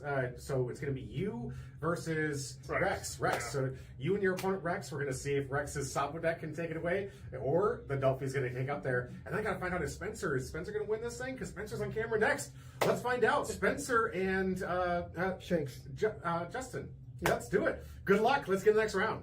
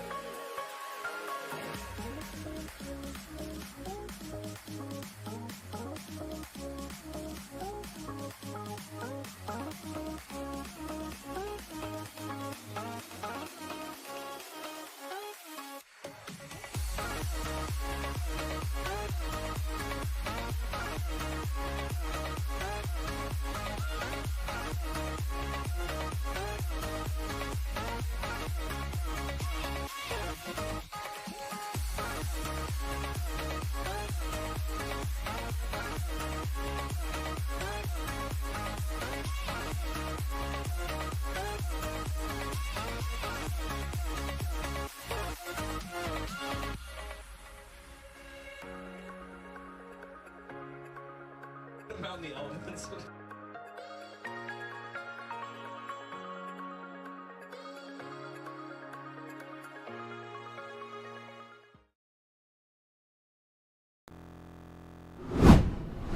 And welcome back to Homeworld Pie. I'm your host, Jimmy D, and with me... It's me, Porter. Ooh, that last one. Yeah, I hope you guys got comfortable because we have some actually faster matchups than the last two here to clean up. We've got an excellent match between Spencer and Krustin. Both of them doing excellent jobs. They've already locked themselves in for prize support. All of them trying to get themselves into the championship and the coveted prize. We're going to showcase to you what those were at the end and find out who is going to be our new captain. Because those that haven't found out that they're doing the captain thing for the 3v3 tournaments that One Piece is going to be sponsoring. So for this season, before they initially start the tournaments for those, because there are going to be tournaments in the future, your stores are going to hold them. The top 3 players become the 3 captains. This is going to be the only time the winner of this event is going to be able to pick his 2 captains. We're going to find out which one it is. And I can say he because there's only 4 people left. And they're all dudes. They're all dudes. What? Oh wow! A card game that's mostly dominated by male players. You know, honestly, it's like the one that like actually has a significant like women player population is Pokemon. Pokemon and TCG. I was saying this when we were at the One Piece Day and over at the Bondi Card Fest. I think the lore for One Piece has brought in a significant amount of the female base. It's just it feels closer to the 40-60 range than I've seen for any TCG out there. It's definitely a couples game, 100%. Because when we went to those things, I felt like I was at some kind of like dating scenario because it seemed like everybody had their significant other with them. So I mean, congratulations. Must be nice, right? I think that this is a very couples friendly type of game. Both players can get into it. The community is super nice. We enjoy playing the card game. We're not a lot of sweaters. There are always going to be sweaters in something. When you put prize support on the line, there's going to be sweaters, but there's not that many. Most people really just want to get people into the game and enjoy it because we love talking about our favorite IP. We love talking about the lore that comes with us. We love playing this game because it's so much fun. And this is one of those games that kind of bridges that, similar to what Pokemon did, because Pokemon has the cute creatures. I mean, and whatnot. Pokemon is like the most mass appeal franchise out there possible. Oh, absolutely. And I think that, right now, nipping at the heels of the most beneficial IP is One Piece. It's the best manga, of all time. It's dominated in the anime. It's only Solo Leveling is. It's squeezing out. It has a few records over it. It doesn't have 25 years. And honestly, I don't even see how Solo Leveling eked out. Like, if Season 1 is anything to go, I don't see how it eked out over One Piece. I think that, like, Long Ring, Long Land is, like, the worst of One Piece is still way better than the best of Solo Leveling. I think I'm not going to say that's better, but I am going to say it's peak because I really enjoyed it. And I cannot wait till you see Season 2. It is extremely good. I recommend all of you get into it. Check it out. It's a manhwa from Korea. It's fantastic. And it's opening up the door to a studio that was actually kind of failing in the past and now finally has a hit. So kudos to the studio for picking up more of those manhwa series. And there's a lot of good ones out there. If you haven't read them before, they've got some great things. It's like, imagine the manhwa series that Korea plays is more on the return, the ReZero type S stories where you die and you get reborn kind of series. Yeah. Whereas most of the Japanese is an isekai type of format. So you're going to see a different change there. There's a lot of... And Solo Leveling is an isekai. They literally go into a different world. Yeah. It's just more isekai slop. Mm-hmm. And follow along, you're going to see it because there is a trend that we're seeing from a lot of the successful manhwas. That they, just like isekai has taken over for anime, the return to zero, or if I don't know what you want to call those, like die and come back and restart your whole life, reincarnation type things. Yeah, those things are really taking over. Box of Juice, new comment. With manhwa, it can't wait for the omniscient reader. Yes, into the manga. Yes, is going to be the best. Yes, and see the success of Solo Leveling has made that possible. Omniscient Reader is so good, guys. There's so many good titles that haven't even... Like Tower of Gods anime is super big before Solo Leveling, and but that opened they a lot took of that. doors. It did, but it took such a long break. Like Tower of God even had to change animators because it took so long. Like I don't know if you guys have seen Tower of God. The first season I've only seen the first season. All right, the second season's out. I definitely recommend it. It just came out here recently, so I don't mind you missing it because there's a lot to cover. I don't watch all that much anime anymore. Oh, okay, fair enough.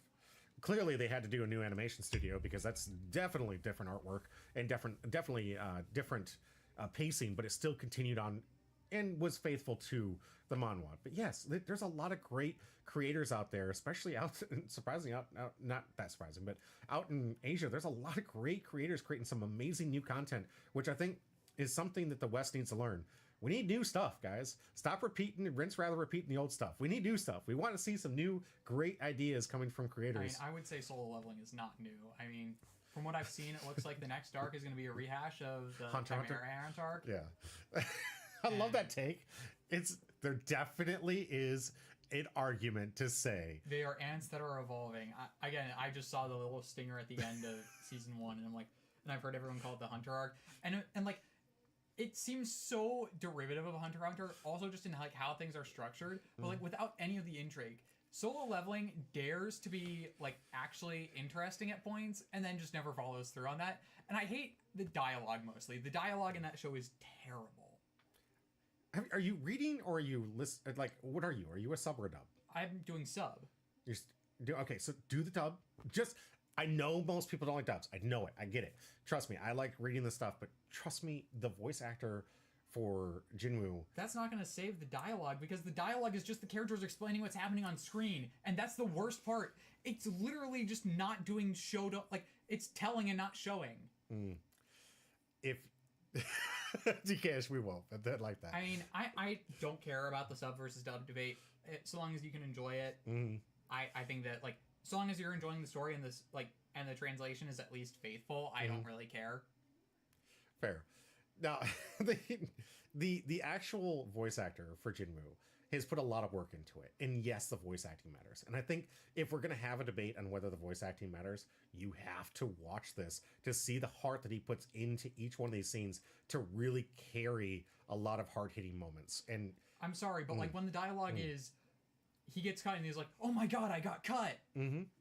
That can't be fixed by personality. That's just explaining what's happening on the screen. That's like dumbed down baby dialogue that doesn't actually like advance the story at all. I love it. And also the fact that like every single time, like the first season, like for most of it, every time he gets a power up right before he says like the most like nice guy shit, like nice guys always finish last. Oh, I'm getting a power up. Like it's just the most incel type of things to say, and then you immediately, it just doesn't feel good to watch. Like, this man aura farms all season 2. There's no incel. It's aura farming.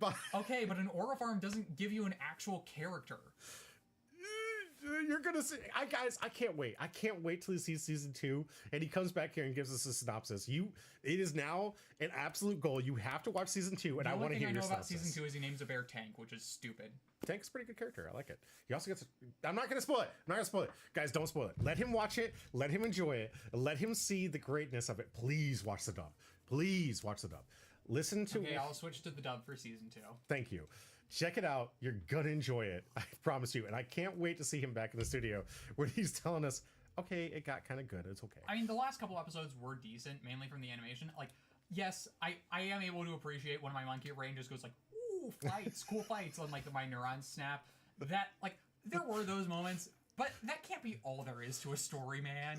There just can't be just cool moments. You actually have to have like a character. Like, you have to actually have characters that do things. I haven't cared about a single character in this show. Wait, I'm telling you, just not wait. a single character that even remotely makes me invested in this series at all. Because nobody has a personality. What I love the most is we're going to edit these things, so I know my editor is going to have this. And right now I'm talking to you, my editor.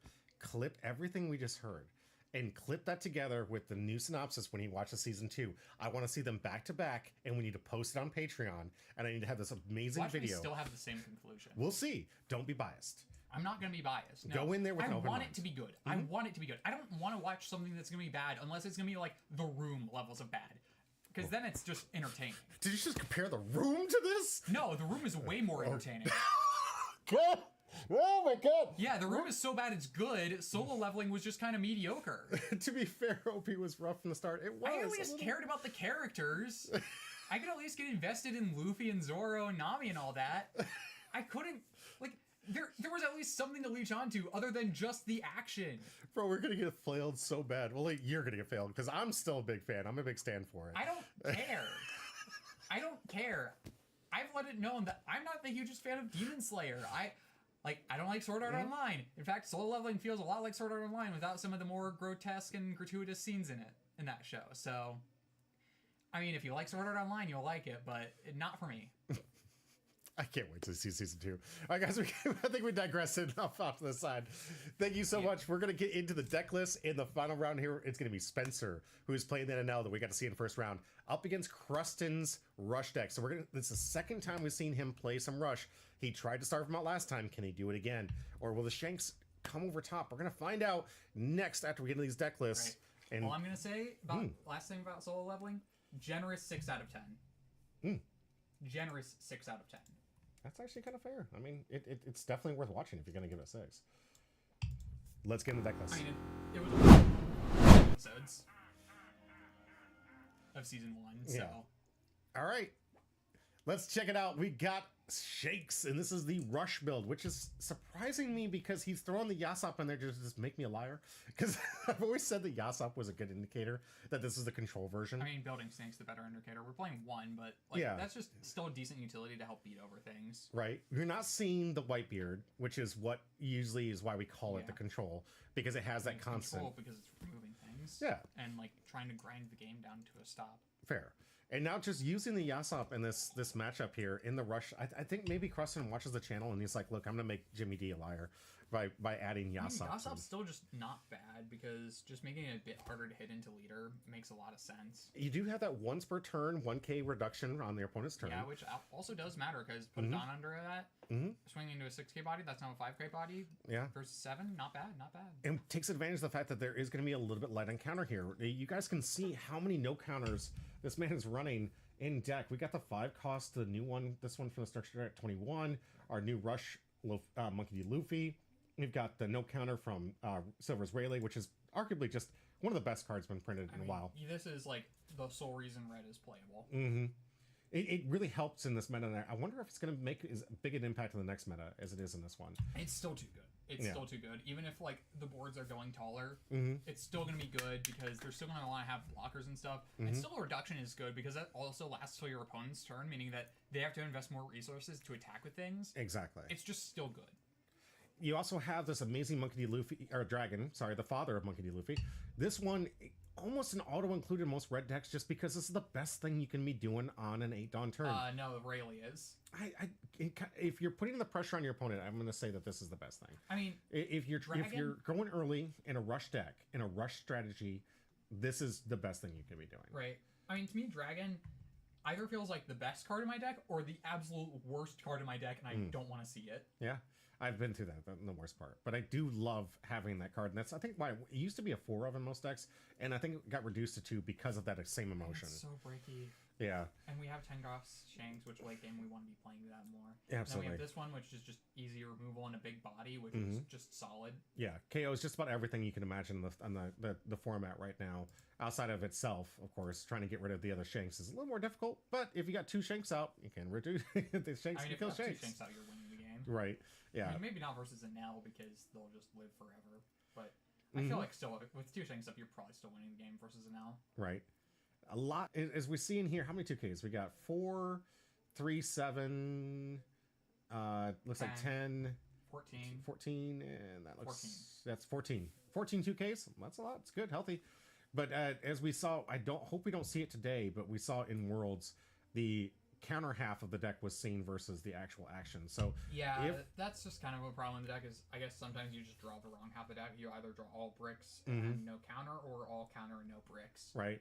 The best way that this deck runs is a nice little fair balance of all of these cards. Yeah, so shuffle good is as they say in the pros here. Yeah, no, I feel like that's what kind of happened to me around 1 is I just saw all bricks, no counter. All right, and we have Anel. So Anel, we've seen this in the round 1, and again, I'm going to lean on you for yellow because it's just not my expertise. And it's Anel. It's going to stall the game, be annoying to all get out, and it's going to just wait, not really put pressure on your life until way late into the game where they've already established a bunch of big bodies and ran you out of resources to the point where like you're just not going to be able to recover from their like if they have like a couple of Yamatos on board, a couple of Aces on board, a couple of Katakuris, and like we also have that 7-cost Rationale to just help finish off games as just another body we can play, and that card's also a pain to get rid of. Although, I mean, we have Luffy's in this one, so it won't be as much of a pain. Yeah. All right. Well, there you have it. These are the deck lists. If you guys want a full synopsis, go back to the beginning where we did a complete analysis of this deck. Don't want to be too repetitive for you out there.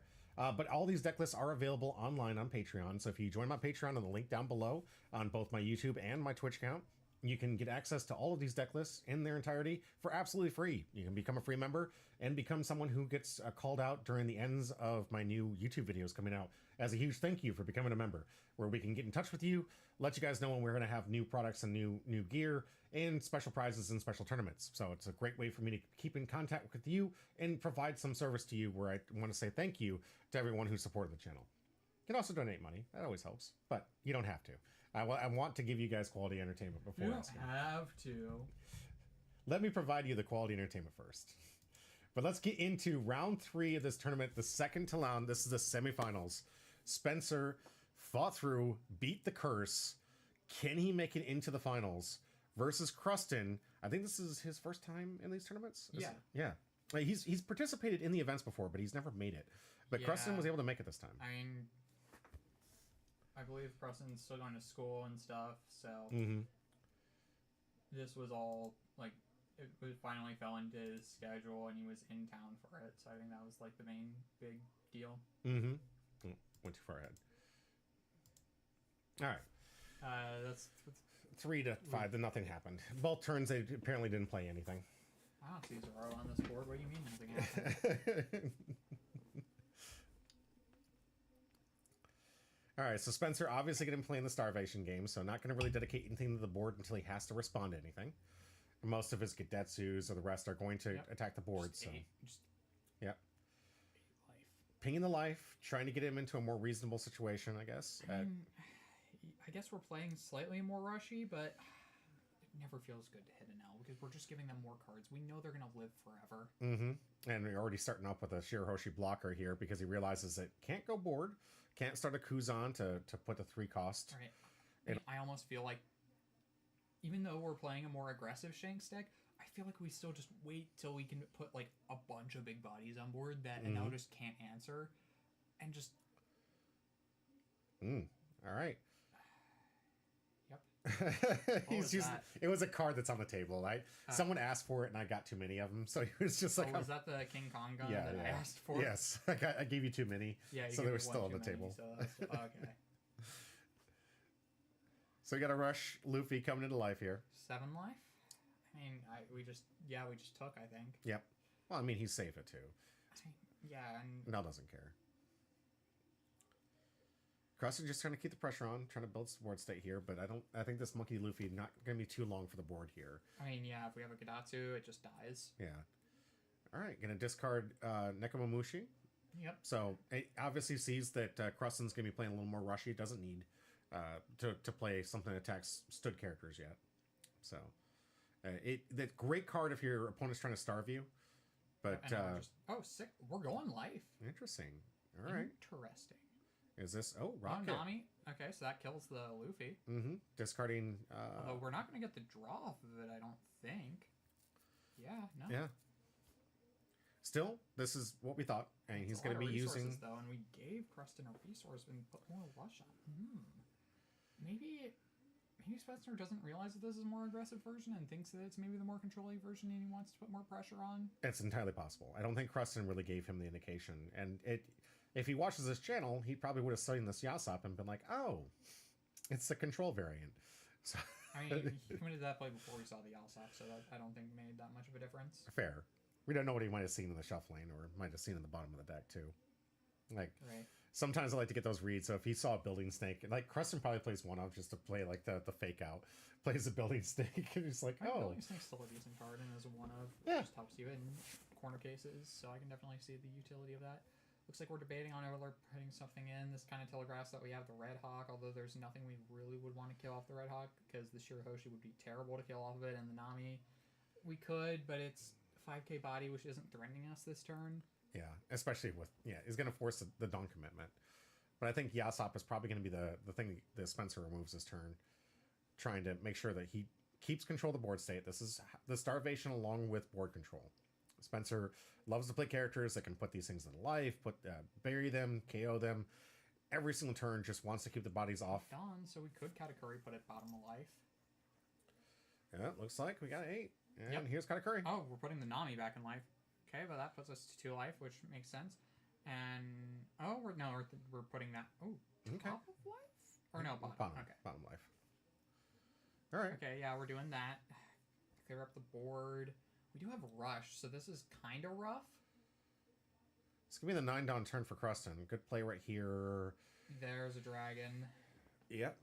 Like I told you, he's on the wrong. Oh, really? Really? Makes Okay. sense. So, -2. I hope we. Oh, we -2 the category. That was not correct. Because we still could have KO'd the 2 Nami, and that would have put the category down to 5. Mm-hmm. So, slightly wrong there, but still. Maybe he misunderstood what his card did, because sometimes people get confused when there's 3 different powers you gotta do. There's a 2,000, a 3,000 reduction, and then you pop a 3,000 or less. Yeah. So it's like there's a lot of 3,000s. Maybe he just got them confused while I was looking at it. Ooh, excuse me. All right, and we searched a Beckman off of that Uda, which means that next turn we're going to have access to a way to out the Shirahoshi if we wanted to. Mm-hmm. I am so glad you got me something to drink. Thank you. You asked me to. Mm-hmm.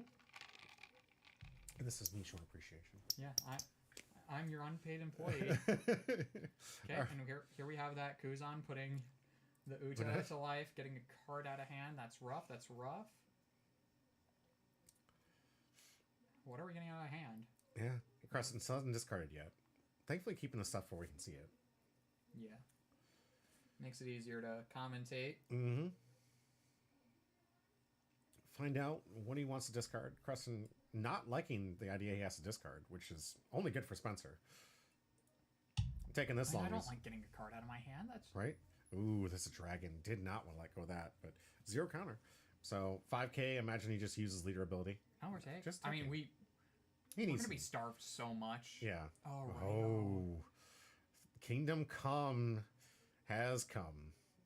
And no longer. Like another one of the banned cards showcasing just how strong it is. KO and Riley. Really. So 10 Dawn turn. Let's see. Can we Shanks here? You got to keep the board presence up high. A Shanks, maybe even the 10 cost pop Shanks could be pretty good here. Okay, we're Hongoing and then Beckmaning the Katakuri. Okay.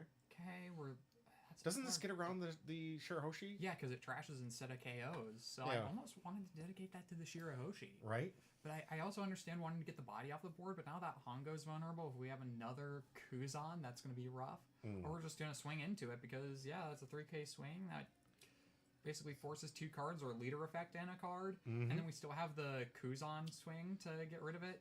Yeah, that was just very vulnerable, and that was a lot of resources. That was also a 2k out of hand. Right. And now we have the Ace, Heal, and Rush. This is why you really want to keep them at 2 life. 2 life, they had to choose between the Heal or the Rush. Mm-hmm. Definitely a power swing here from Spencer. Really surprised he didn't attack with a Kuzan, though. He was happy just giving him the 1 resource. And... Yeah, we only want to give him so many cards. Yeah. All right. And that'll put more of our board vulnerable. Mm-hmm. And also we have leader effect. I don't think we use leader effect, so... Oh, here comes that other 10 cost. Able to deal with the Ace. I don't think Spencer was expecting that. I mean... A lot of people not playing this 10 cost. Really? I feel like more people have been playing this 10 cost. Could be. Oh, well, there's another Ace. So, yeah. Ace number 2. Is this going to go to Beckman? Board? Yeah. I mean, if I were... Oh, no. Going life. We're just trying to close out the game. Okay, now... And then we... Simplify, so we can use leader ability. Has he used leader ability? I don't know. Why? And we didn't swing with Enel, but it's still... I feel like Enel's still rested from last turn, so... Yeah. I mean... Did he forget he had leader ability? I don't know. Like, he discarded a card from his hand. That's why I'm asking, guys. It's not like he took a life just to grab resources. He discarded a card from his hand and took that Kuzan hit. I mean, Like- I don't know. You know, He could be exhausted too, because this is the third round. He's played probably some long games. It has been a long day. he leader ability to the Enel swing. Or did he No, swing with Enel? no, Enel went into the Hunga Bongo. Wait, that was not this turn. That was Was last it last turn? Okay, maybe he did do it. Oh, and I need to get. This is why I need to have leader tokens, right? Yeah. Something that sits on there to let you know. He leader ability the Enel swing. Ah, okay. I Thank mean, you, Box of Juice. Appreciate you. I didn't see him restand the Enel though, so I don't know if he swung with the Enel. Maybe I'm Yeah. just blind. I mean, I do wear glasses for a reason. But I recently got my prescription updated, so I shouldn't be seeing this badly. That's some good commentary right there. All right, 7 costs going into life here, or 7K. Sorry. Yep, Gonna- that was a 0K event out. Okay. Playing Enel, and we're just swinging 7 Mhm. life. We're still just putting pressure on. Yeah, is but a no, lot. this isn't 7. This is 6. 7. No, It 7. is 7. You put a done under it. Yep. Okay. Thank you. Yeah, I was Okay, and that was a leader effect and a 2K. really should put a die on here. I always like to put a die on mine just to make sure people Yeah. know I used it. Some people like to put a card on there just for the Blackbeards or something. Just like I really need to get a 3D printed like leader ability token and just place that on the leader so we know when it happens. Yeah, I know some people like having those hard cases and having different arts at the leader, and they just flip their leader over when they use leader effect. Yes. Yeah. A lot of different things you can help the camera out here. We'll see if Creston rewatches this. 7 to 6. Yeah, we're thinking about if we want to protect the Enel by trashing a life here, but we're just killing it. Yep. There's no Luffy on the board, so we can do that. Love it.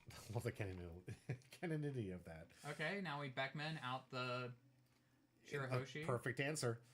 7 in life. This isn't lethal. No, because we still have an L effect. Yeah. Fair. But we're making him get their resources. Yeah. Or we're just giving him more resources. Could be, but he has to discard to get the life back. He's got a hand. We're guaranteeing give him a card. It's not like he doesn't have a card in hand. So. Yeah, but we could also get triggers that give us a lot of resources, like a Frankie or something that also would put a body on board. So he's asking him right now. Is like, do I get a? This gets a card out of hand. It gets a card. And there's the Frankie. Yep. So that puts a body on board and gives him another card to potentially discard with and cycle. Pitching the Nami, healing, and then we're going this. No counter, so we definitely would need something to heal here to potentially live. Although we don't really have a convincing way of outing this board, and that Frankie is a 4K because of that 10-drop Shanks. Yeah. So if he wants to get an attack, he's got to dedicate some Dawn, and he needs all this Dawn just to get a life back. I mean, if we have the Yamato or something, maybe, but Yamato can't KO anything. We're just swinging 5 here, and I think we just use leader. Yeah. Okay, now we're swinging 7. 6. 6. Thank you. Jeez. Got to keep track of that Shanks math here. Good eye. Taking. Just taking. I mean, makes sense. Here comes 8. Katakuri. There's the life. There you go. Okay, makes sense. Makes sense. But now he's got a significant amount of swings. Yeah, I mean, what we can hope for is an zero cost event off of the Enel life, and then into a Beiji or another 0 cost. But if Cruston comes out with another 10 cost Shanks, this game is over. All right, countering out of the Beckman swing. Taking. Playing, drawing, Enel. All right, here's 10. Taking, Oh, trigger. Beiji off the top! What a save! And Oh, another but he 10 does drop. have the Shanks back up, like I told you. If he had the Shanks back up, he was going to take Yeah, it. if that was a 0 cost into a Beiji, though, we would have Right? still lived. Although I don't think we would have won that game. No, But Cruston. Cruston to a very early lead. Right? And Spencer had choice, because Spencer is the high lead on here. Yeah. So Cruston dominating that like an expert. This is the power of Shanks, man. When you could see the power in the late game, woo! Yeah, when That you is super draw strong. good, and when you draw the good cards in your deck at the right time, and you win. All right, both players racked up, stacked up for game 2. All right, lead in with Ashira, All right. and we're just passing on that because that was a 2-don turn. Yep. Excellent commentary here. Yeah, right. 3 Dawn turn. I hope Custon just goes for the AK swing again. Yep. I mean, could also go. I don't even. Again, I'm not sold on swinging here because I feel like if we just wait, like deny him the resources out of life and just wait to stack up a bunch of big bodies and pressure, I almost feel like that would be better. So the rebuttal I have is very situational. But if you get the 8K and he gets Beiji out at that point, I'd much rather than get the Beiji out early than Beiji late game. Like we just saw in that last one, it almost took the game back. I mean, if you have a full board of like big guys, one Beiji's not going to change the math. It can. You'd be surprised when you're trying to go. And now you're playing that math where you have enough characters to fight through the game one, and then you're trying to avoid the blockers from life. There are no blockers from life in this build. I don't think. Isn't the Shirahoshi a blocker from life? No, the Shirahoshi that has the trigger is the one that draws cards. Oh, okay, all right. This one is just a blocker. And now, yep, here's that Nami Yeah. able to get rid of the. But doesn't this feel like the same game last time? Except he's got 2 blockers out this Yeah, time. he has more blockers. Mm-hmm. Now, if I remember correctly, he does have a copy of Goldie Roger, right?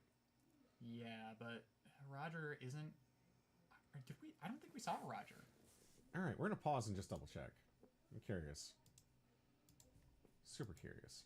No Roger. All right, so he has Roger isn't fantastic in this matchup because they're usually gonna be at 1 life when it matters. Yeah. Well, I mean, it also works for when you're at 1 life, so don't forget. Or 0. Yeah, you're at 0 life. Sorry. So I mean, it's an auto include for for me because it's just such a good card. Yeah, but I feel like when it comes to Roger versus this matchup, your opponent's never going to put you at 0 life until they're winning the game. Right. So that Roger's never going to be live on your end, and it's going to be hard to be live on your opponent's end because of how much they can do. Right. All right. Looks like they counted out of the lead and swing. Now we're just swinging 7 again.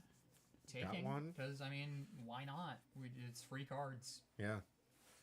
Cruston trying again to take that early swing, really trying to rush this thing through. Wants to make this a quick matchup.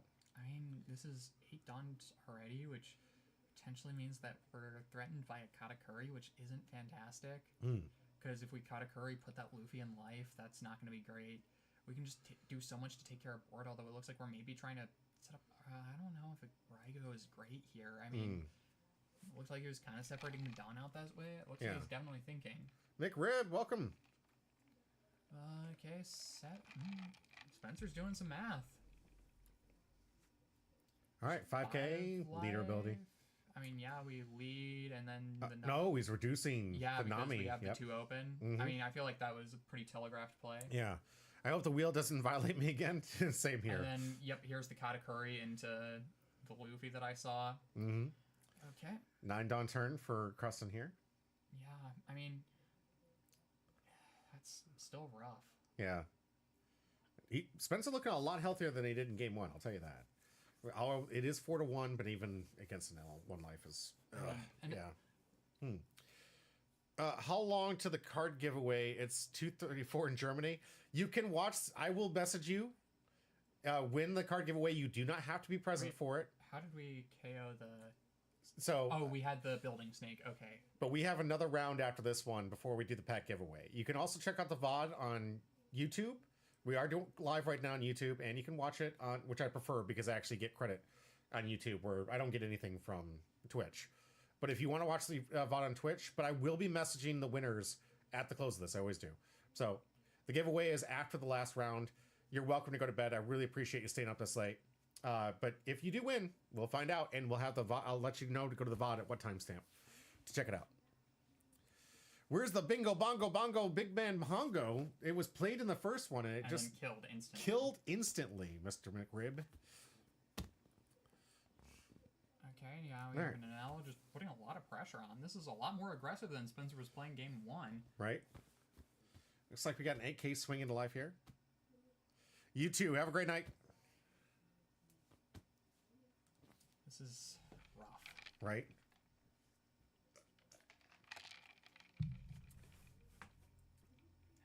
All right. 2 cards out of hand and pass him back. It's got a decent board like he did last time. If he can back-to-back Shanks right now, I think like the 10 cost Shanks that'll take care of this NL. I mean, we could just trash the life. And then lead life. But that would be lead him up for 2 attacks. Oh, you have 2 blockers. Fair. Here's a rush. Luffy. Okay, so that NL is not going to work anymore. Okay. 7 into the NL. We can't protect it anymore because of how that works. And then we counter out with the Kuzan. 8 into into 7. Now. Yep. Gets a block. Using a blocker. All right. A good Wanting indication. to keep some board presence on. Mm-hmm.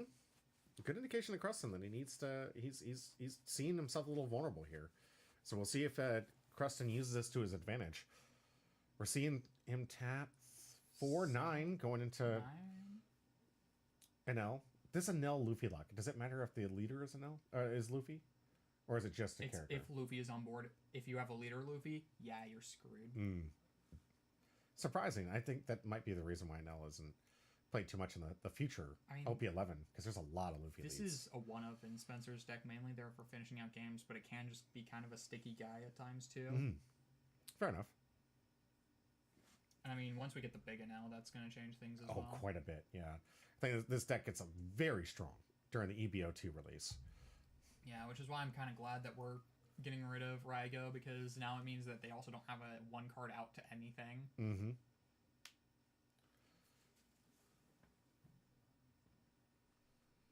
Separating our Dawn. 2 stacks of 5. Fives.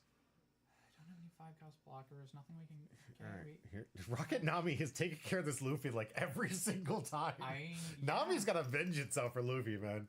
She is just upset at her captain. Just, you blockhead. It's there. It's there to kill 5 drops, and it's doing a good job of that. Right?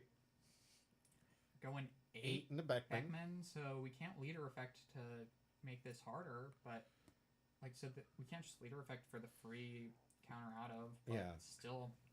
If he's got a 2 or idea. 1, he needs leader effect. If he has a 2, we can just counter with 2. I mean, if he has 1 and uses leader effect, that was a 1. Oh, okay, so this There's- is probably going to get rid of the Beckman. Yeah, 9 into... Oh, no. Discards with the 0 event cost here. Given him +3. Looks like he discarded Rayleigh with it, too. Not great. No. Not fantastic. No, he's gotten a lot of resources out of Crescent's hand. Crescent running out of options. Not much of a board state. Still hasn't gotten through all the blockers yet. Still a blocker. We have another body on board. This is definitely... Cruston is definitely losing control of the game here. Mm-hmm. He needed to have the 10 Dawn turn with just shanks like he did last time. Yeah, no, we like... This is why I was saying it doesn't feel great to swing in, because we've given Spencer so many resources, and at this point, I would much rather have just, like, sat on building up a bunch of Shankses. Mm-hmm. Makes sense. I can definitely see where you're coming from. All right. 1, 2, 3, 4, 5, 6. What's he building here? Oh, taking 4. All right. 4 for an 11. Yep. Oh, 4, 11 into an L. okay, we're just Blocking out. Doesn't have the... Well, I mean, yeah. He doesn't have the Luffy anymore, so he's double checking to make sure it's... See if it's still Nell is live. vulnerable. I mean, Not Nell is actually protected now, but he needs But is it worth the life at this point? I mean, we know we're not dying this turn. Yeah. Unless we have would that have to be the 4th Luffy? I think. Yeah. Okay, we're just going for the NL, just trying to go for board. 6 here. That's Honestly, 11. Use the life. I think we trashed the life here. Yep. Trash is alive. There you go. Oh, it was Beiji, but it didn't matter because there's Yeah. nothing left for him to attack with. yeah, now we just leader effect heal. So I believe it works like that. Yep. Discards Yamato to put out 1 extra life here. Goes back to his turn. It's Spencer's... rough to get rid of the Yamato, because I almost want to like play the Yamato here so that we can heal another life. But Yeah. maybe we have another in hand. Maybe we have an ace in hand. Ace would actually be really good here, because we could also use that ace to go into the Beckman pretty safely and pressure Very board safely. more. Cruston's only got about 2 or 3 cards in hand. He's not... He's running out of steam Okay, here. we're just going 5 5 life, life. 5 use leader. life. Oh, that's an ace. I saw that. Yep. Got a little ahead of himself, waiting for Cruston to see if it's a trigger or Thinking not. about a trigger, minus 3k to the NL. Okay. Turns an L off. Yeah, if we want to go for that ace, which I think we still We still do, yeah. Yeah. Heal 1, get rush, go into the Beckman. He loves his ace. He's always going to play his ace when he has an opportunity. Right. He is the donut man after all. We have not seen a single 10 cost Shanks from Cruston yet. Which This is rough. this is the 3rd turn, and this is where this deck kind of succeeds. All right, 5 and a Nami. 5 Nami. Yep. Which, I mean, Nami...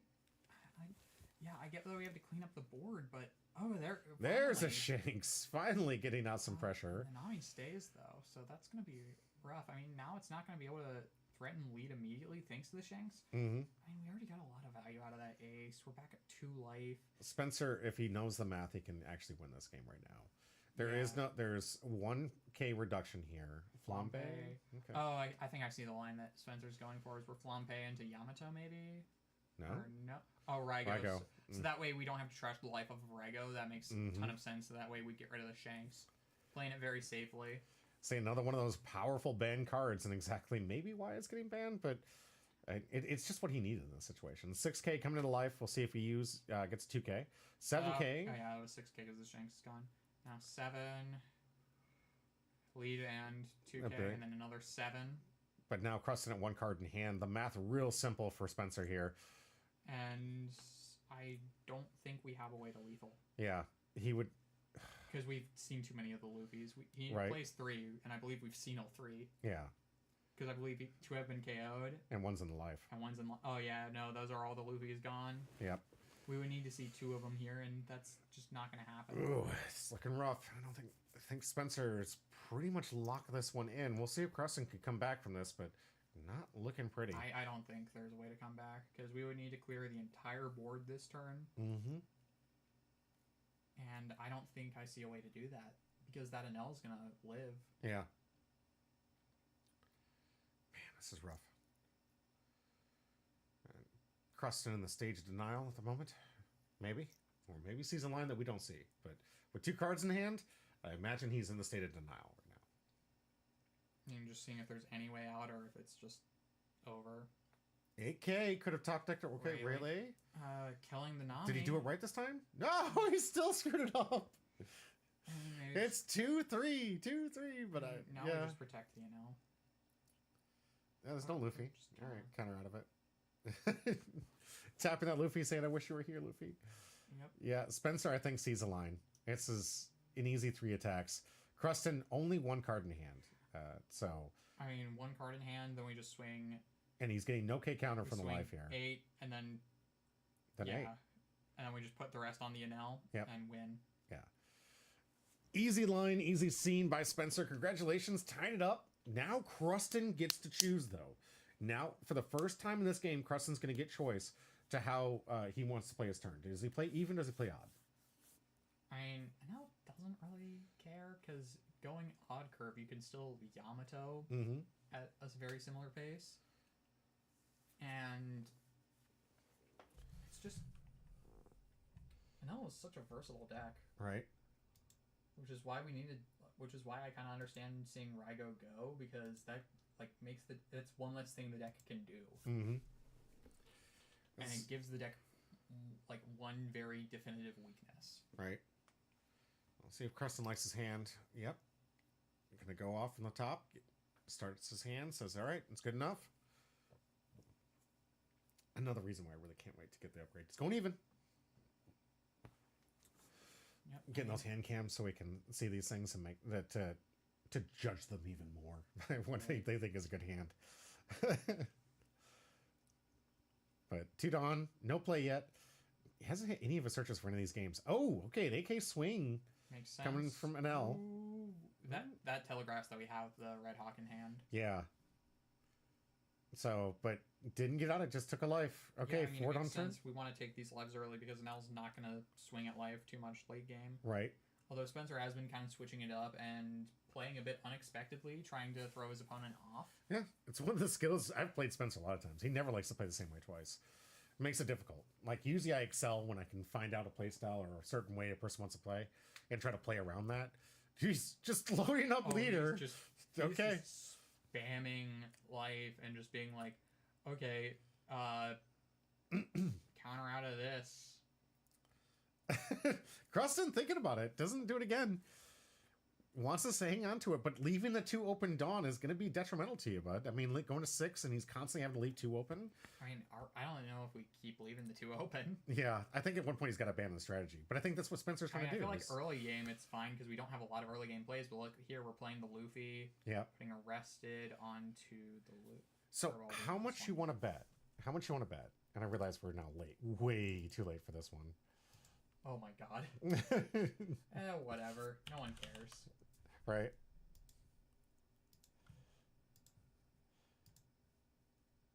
How much do I want to bet what? That they were gonna see a Rocket Nami take care of this Luffy. I mean, it's I think it's like a 4 of in the deck, so I wouldn't be surprised. We've seen it so much. I think we're gonna see it again. I think legitimately, like every single time Luffy gets out and play, Rocket Nami comes out. Yeah, I mean, it's a good card. Gadatsu doesn't do it because we hit him so many times. He's tapping 4. He's That's... tapping 4. Rocket No, Nami! it's 5! No. Rocket Nami! I mean, yeah. I mean, this is the first time Krustin's committed to the board, so it makes sense we're playing this. Now we also have a potential 7 swing of life, although I don't love that. Oh, man. Editor, if you get this in the reswing, I want you to just insert Nami punching Luffy on the head every single time this happens. Please go back there. Just edit in Nami punching Luffy in the head. Because it's just going to make for good content. I swear. Because the amount of times that we see this, it's insane. I mean, this is one of the few 5-drops in the deck, so it makes sense. Yeah. Like, this is the max value we can get But from it. always the same card. Always the same card. Boink, boink. Exactly. Okay, there's a Yasop. Swing 7, leave 2 open for the Red Hawk. Yeah. Which now we actually have a target for. Right? Let's see if Spencer wises up and uses the thing we learned from the Pro Tour. Or the Worlds event. I mean, if he puts one cares Dawn. about it, because we're going to be at 10 Dawn this turn, we might just use the Ace. Well, he's at 9. He's at 9 Dawn. Oh, He's 9, on which the means odds. Yamato, which can't KO anything here. What would still just be a heal.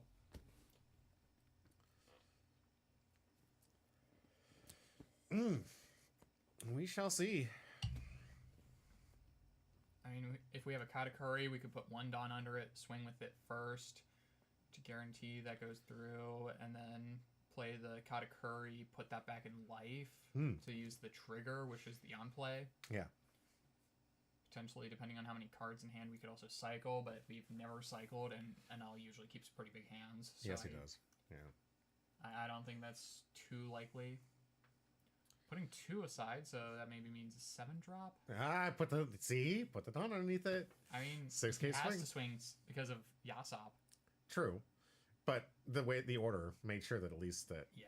So leader effect got activated for the Nami swing. Let's see. It's usually just good practice to swing with character before leader. Fair. Absolutely. I still think Spencer saw the line. I think he was like, nah, I'm not going to let you do it.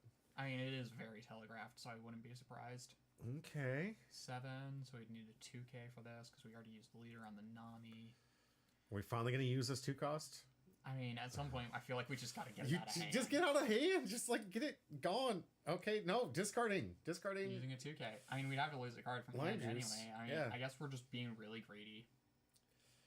This is kind of a greedy play, but sometimes you got to play greedy. Well, Krustin wins when he gets the 10 drops out. You can't leave the 2 open if you're going to be 10, 10, 10 dropping this.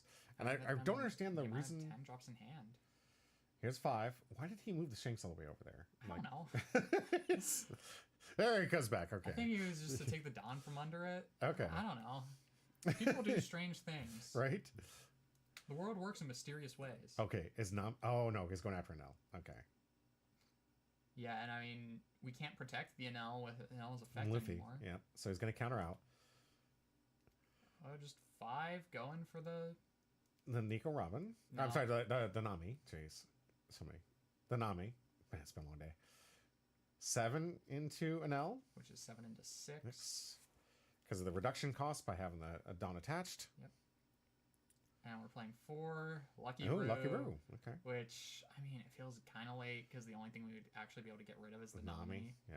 Because it's original power, so even if we Yep. reduced the NL, and it is leader locked as well, which doesn't matter here, but... Yeah. Such a good blocker, though. I love when this thing got printed. Shanks just got a huge power for Lucky Roo. I mean, Shanks had Lucky Roo from the start. Yeah. So it wasn't a power-up. Well, the deck itself is a power up just being released with the card set. Yeah. All right, 5 coming in, 7. Blocks here, kills the Yeah, Nami. probably should have swung with the Nami first. Ace beating up on his brother here. Yeah, that was pretty common, actually. Yeah. I mean, Luffy never won against Ace, actually. He won a life. I mean, he continued living. That's winning a life. I mean, fair enough. That's winning a life, baby. I mean, that's only because Ace sacrificed himself for Luffy. Fair. Good job, Ace. We're proud of you. Looking after your brother.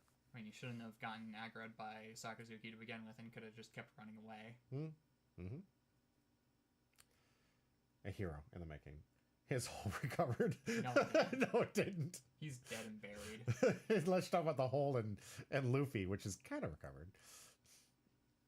Unlike Ace. Oh, I get a yes. Comparatively, one has a massive scar, and the other one is dead. Yeah. Spoilers for those who haven't caught up to half of this season, a series. Like, wasn't that like near 400, 500? Around like 600 chapters. Was it 6? Okay. Yeah, because it was like right in the halfway point. Like, Marineford was the midpoint of the story. Oh, such a peak. I didn't know if it could get better, and it keeps getting better. I mean, it wasn't as good as Marineford for a while. I mean, I feel like Egghead has surpassed it, reading the manga. Yeah. Wano, I used to like more, but the more and more I think about Wano, it's still good, it's still enjoyable, but it's not as good as I remember it. Yeah. I think I was just consumed by the hype of Gear 5. Ooh, Krustin is not in a very good situation. He's got Rushanel, Rush Ace. Oh, God. Yeah. This is not looking good for him with no board state. 5 and a life just going to take. Here comes some kind of resemblance here. Shank's going to go after Ace, see if we can take out this... one of them. At least one. Only one. We've already used our Dawn. We already swung with lead. Yeah, just counters out. Yeah. This is not looking good for Krustin. I think Spencer sees the blood in the water here. Sees that play as a desperate action. Oh, Raigo off the top! The band card just might win this game. I mean... We have Force Wings. This game is looking pretty over. Shanks usually is also pretty bricked towards late game. Yes, it is. A lot of easy attacks here. 8. All right, Nell 8 for 8. Just trying to play around the minus cost. Yeah, so that we always guarantee 2 cards out of hand. All right. Here's 8 again. Same reasoning. If we can get rid of... Oh. If we take this, that's going to be rough. Okay, it looks like we countered out, and then we're taking these 2. But now just 3 cards in hand. 3 cards in hand. He can't... There's no math in the world that gets him out of this. He has to have 2 attacks. He has to have 3 attacks. Yeah, 3 attacks. Excuse me. To get in here. Here comes another... trying to go board again. He lets it go. Who cares? Too late. Yeah, because you just load up the ace and you got this game. Yeah, this is way too little, too late. We needed to see those Shanks way earlier. Yeah, just absolutely concede. Spencer takes it down. Congratulations. He's going to the finals. Holy crap. First time our MVP has made it this far. First Right? time our MVP has made it past round 1. So. Right? Holy crap, Spencer taking it down. He's got one more game. But we're going to find out who his competitor is and who he's going to be facing off against. This is... Sparta. Oh. Ignore that. I knew I'd get these things in the wrong order. This is our final matchup coming in here. Spencer versus Sam. We're going to find out, coming back after this, can and Nell take on Blue Dolphy, our brand new versus the top MVP player.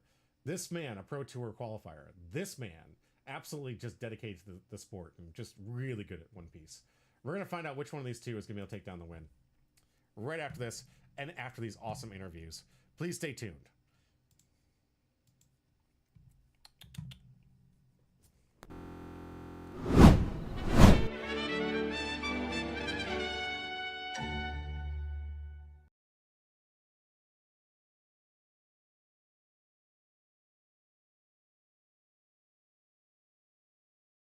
Dude, great match, dude. You got... All right, I'm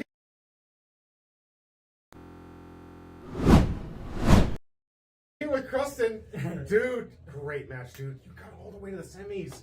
Yeah. All the way here. Well done. I mean, you came in, I think, middle of the board, right? Yeah. Middle exactly in the middle. Yeah, right in the middle, and you were playing most of the time Shanks, saying Shanks. So then you decided to do Shanks again, yeah? And with this build, this was a Shanks Rush build? Yep, kind of a Shanks, like mid-control, mid-rush. Okay, yeah, because I saw there was new starting at 21 cards in here, right? Oh, which one's your favorite right now from all these new cards? Definitely the Luffy. Yeah. The Rush at 5 Dawn really helped a lot. And you get to attach a Dawn. That really helped during like all 3 of my games. Right. All 3 of my matches. I know definitely once I could start using OP10 cards, I Yeah. really want to do the Monet into the 4-cost Zoro. Zoro, yeah, to get the that- Russian Zoro too. So Jeez, yeah, that would be pretty devastating. I'm cooking. Yes, you are, and I'm loving it. You've been doing such a great job. I'm sorry in the semis. It was just you fought through some great matches. What do you think was the hardest part about fighting an elk?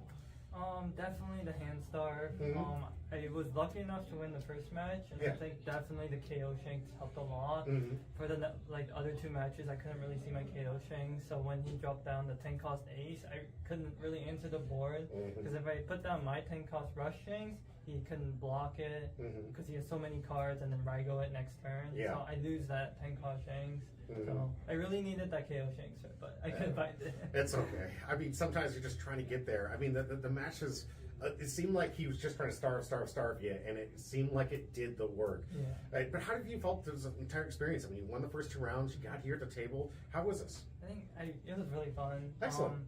Definitely, adding the starter tech 21 cards kind of opened my playing style because I was really yeah. into control, just control the board. But then with that Rush Luffy, now I can start swinging early when they don't expect it. Because usually at 5 dawn you put down the Yasa, but then they're like, what the heck? There's a Luffy there, Yeah, right. and then just start rushing at them. So that was really fun. It was a fun match to watch too. I really appreciate that. Are you going to be making it back for season 4? Definitely. Excellent. That's what I love to hear.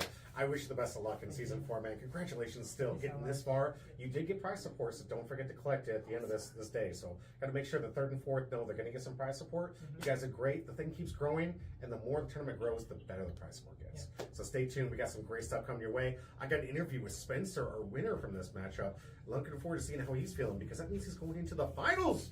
The finals. We'll see. Good luck. Let's get to the next round. And I'm here with our winner from the last round, Spencer, buddy. This is my MVP going all the way. Yeah, what the heck? Curse, broke the curse. Broke the curse, but also, man, you're going all the way to the championship. Yeah, Shanks was tough. Yeah, I can imagine. This the new his 10 cost Shanks that KO's 10,000 or less really messed up my flow the first match. He's playing that one too. Yeah, that's right. Yeah, but after that it was just I just gotta be aggressive. Yeah. Did you see you had to change up any kind of strategy? Was he trying to pivot? No starving, just aggressive.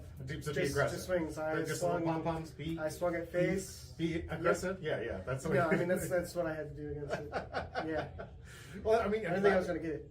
Yeah, I mean they're always so close and they're so back and forth and just you guys were really putting them a fight back and forth and did it surprise you to see the starter deck cards at all? Yeah, it did. 100%. The 5-cost Swift I thought was really good little thing in there. I made sure to KO it every chance I could. Every chance. So, I mean, I know it's got to be a little nerve-wracking because this is it. You've gone 3 rounds, man. This is it. Yeah. You're now in the finals, in the championship. You grinded every single one to get MVP because you wanted those points. You put in so much work. You followed me to Dallas. You went and played some RCQs. You got more coming up. You putting up so much of your time into playing this game.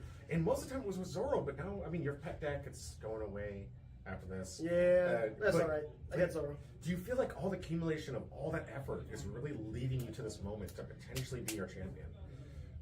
Yeah, I'm just trying to be chill though. Not really thinking anything big of it. I lose, I get second. I'll take it. I love that I named this channel Humbro Pie because all my co-hosts are just humble. That's all. Really, it's I really appreciate that. Second, I'll take it. Yeah, I mean, we got prize support for second as well. We got it's going to be a great match though. We have, and from what I heard outside, Sam was able to take down. Believe it or not, being able to take down Rex. Rex didn't get his chance to get on camera, which he should have, because he's been doing such a great job with that Sabo deck. If you guys are interested, my Patreon account has all those deck lists. So if you're curious, it's free. Yeah, it's absolutely free to check out deck lists. I have other paid stuff, and we will be bringing some stuff to you futurely with merch and you know, other deals and really cool events and stuff that we're going to be giving away. And stay tuned with us. So I'd really appreciate it if you guys go follow our Patreon account. I really appreciate it. It's down below on the Twitch account. It's also linked to my YouTube video. Thank you guys so much for being here. Right now, we have got to get into the final match. I hope you're not nervous. I hope you just shook it off. You got some good food. You're ready to do this. Yeah, I'm really happy about the food. Sam's competitor. Sam's competitor. I've talked to him before a while ago, and he was just like, "Listen, I do this every day. This is how I eat breakfast. Is eating best 2 out of 3 matches. That's how I go. So, best out of 5. Best out of 5? I like it. Let's do it. I'm just kidding. No, best 2 out of 3. No time limit. Let's get into the final round of this match. I hope you guys are excited as I am. I can't wait to see who's taking home the trophy. Let's showcase it all as we get into our deck techs and the last bit of coverage. Thanks for being here, and as always, stay home, bro. Stay home, bro.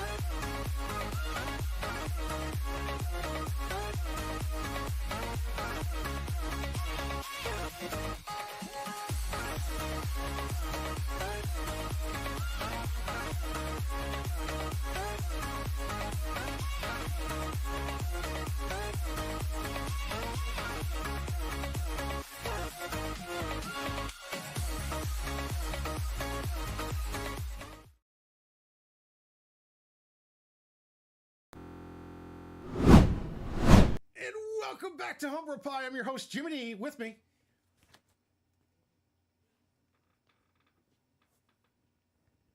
What, are you expecting a name? I was hoping. Maybe. Well, you don't always get what you want. A life lesson. To be a good show, but it wasn't. We got our finals, guys. The last round. This is going to be it. The winner of this is going to take home the medal, the mat, the whole coin. He's going to be the captain of our ship and pick 2 wings of the captain, which we're going to announce at the end of this. And who you they should choose. be scared. Yeah. You should feel scared and assaulted. But we do have some amazing content. We got the last round, the finals. This person also gets a likeness of their Dawn. Now we're still working since season 1 to get those things done. Our artists finally got in line, so we finally got some great stills and improved the art. Good news is we're going to have the Championship Series 1 and 2 Dawn soon, and then we're already started the work for the third Dawn. So when these things get made and created, it's going to be other likeness. I can't wait to you guys see what they look like. James K is going to have his season 1 and season 2. And the winner of this is going to have the season 3. And it's going to be fantastic. It's going to be 10 Dawn of their likeness in foil with their favorite straw hat or as their favorite straw hat or anyone in the show. Any character that's in the One Piece. So that's the prize that we give these guys. There was also, because we got so many people participating, $50 went to first place, $50 went to second place. There's additional pack rewards from OP2 that gave away, and other packs to our top 4. So congratulations to the top 4. We already know who that is. It was Sam, Cruston, Rex, and Spencer. And now we're down to Sam and Spencer head to head. Sam, brand new to the card game, just started this January, got into the tournament late, was able to squeeze by. I know his ranking says it's higher, but we had a lot of people drop last minute because of adulting.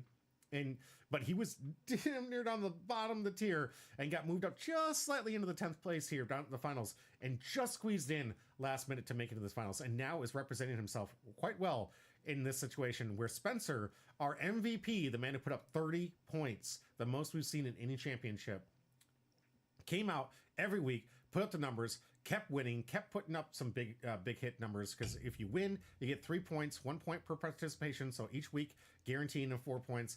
And then the other game, if he gets 3 again, that's 7 points. The maximum you can get per week is 7. 8 weeks in total. This man put up significant results in this tournament and now is showcasing that skill, playing a deck he didn't even play during the season.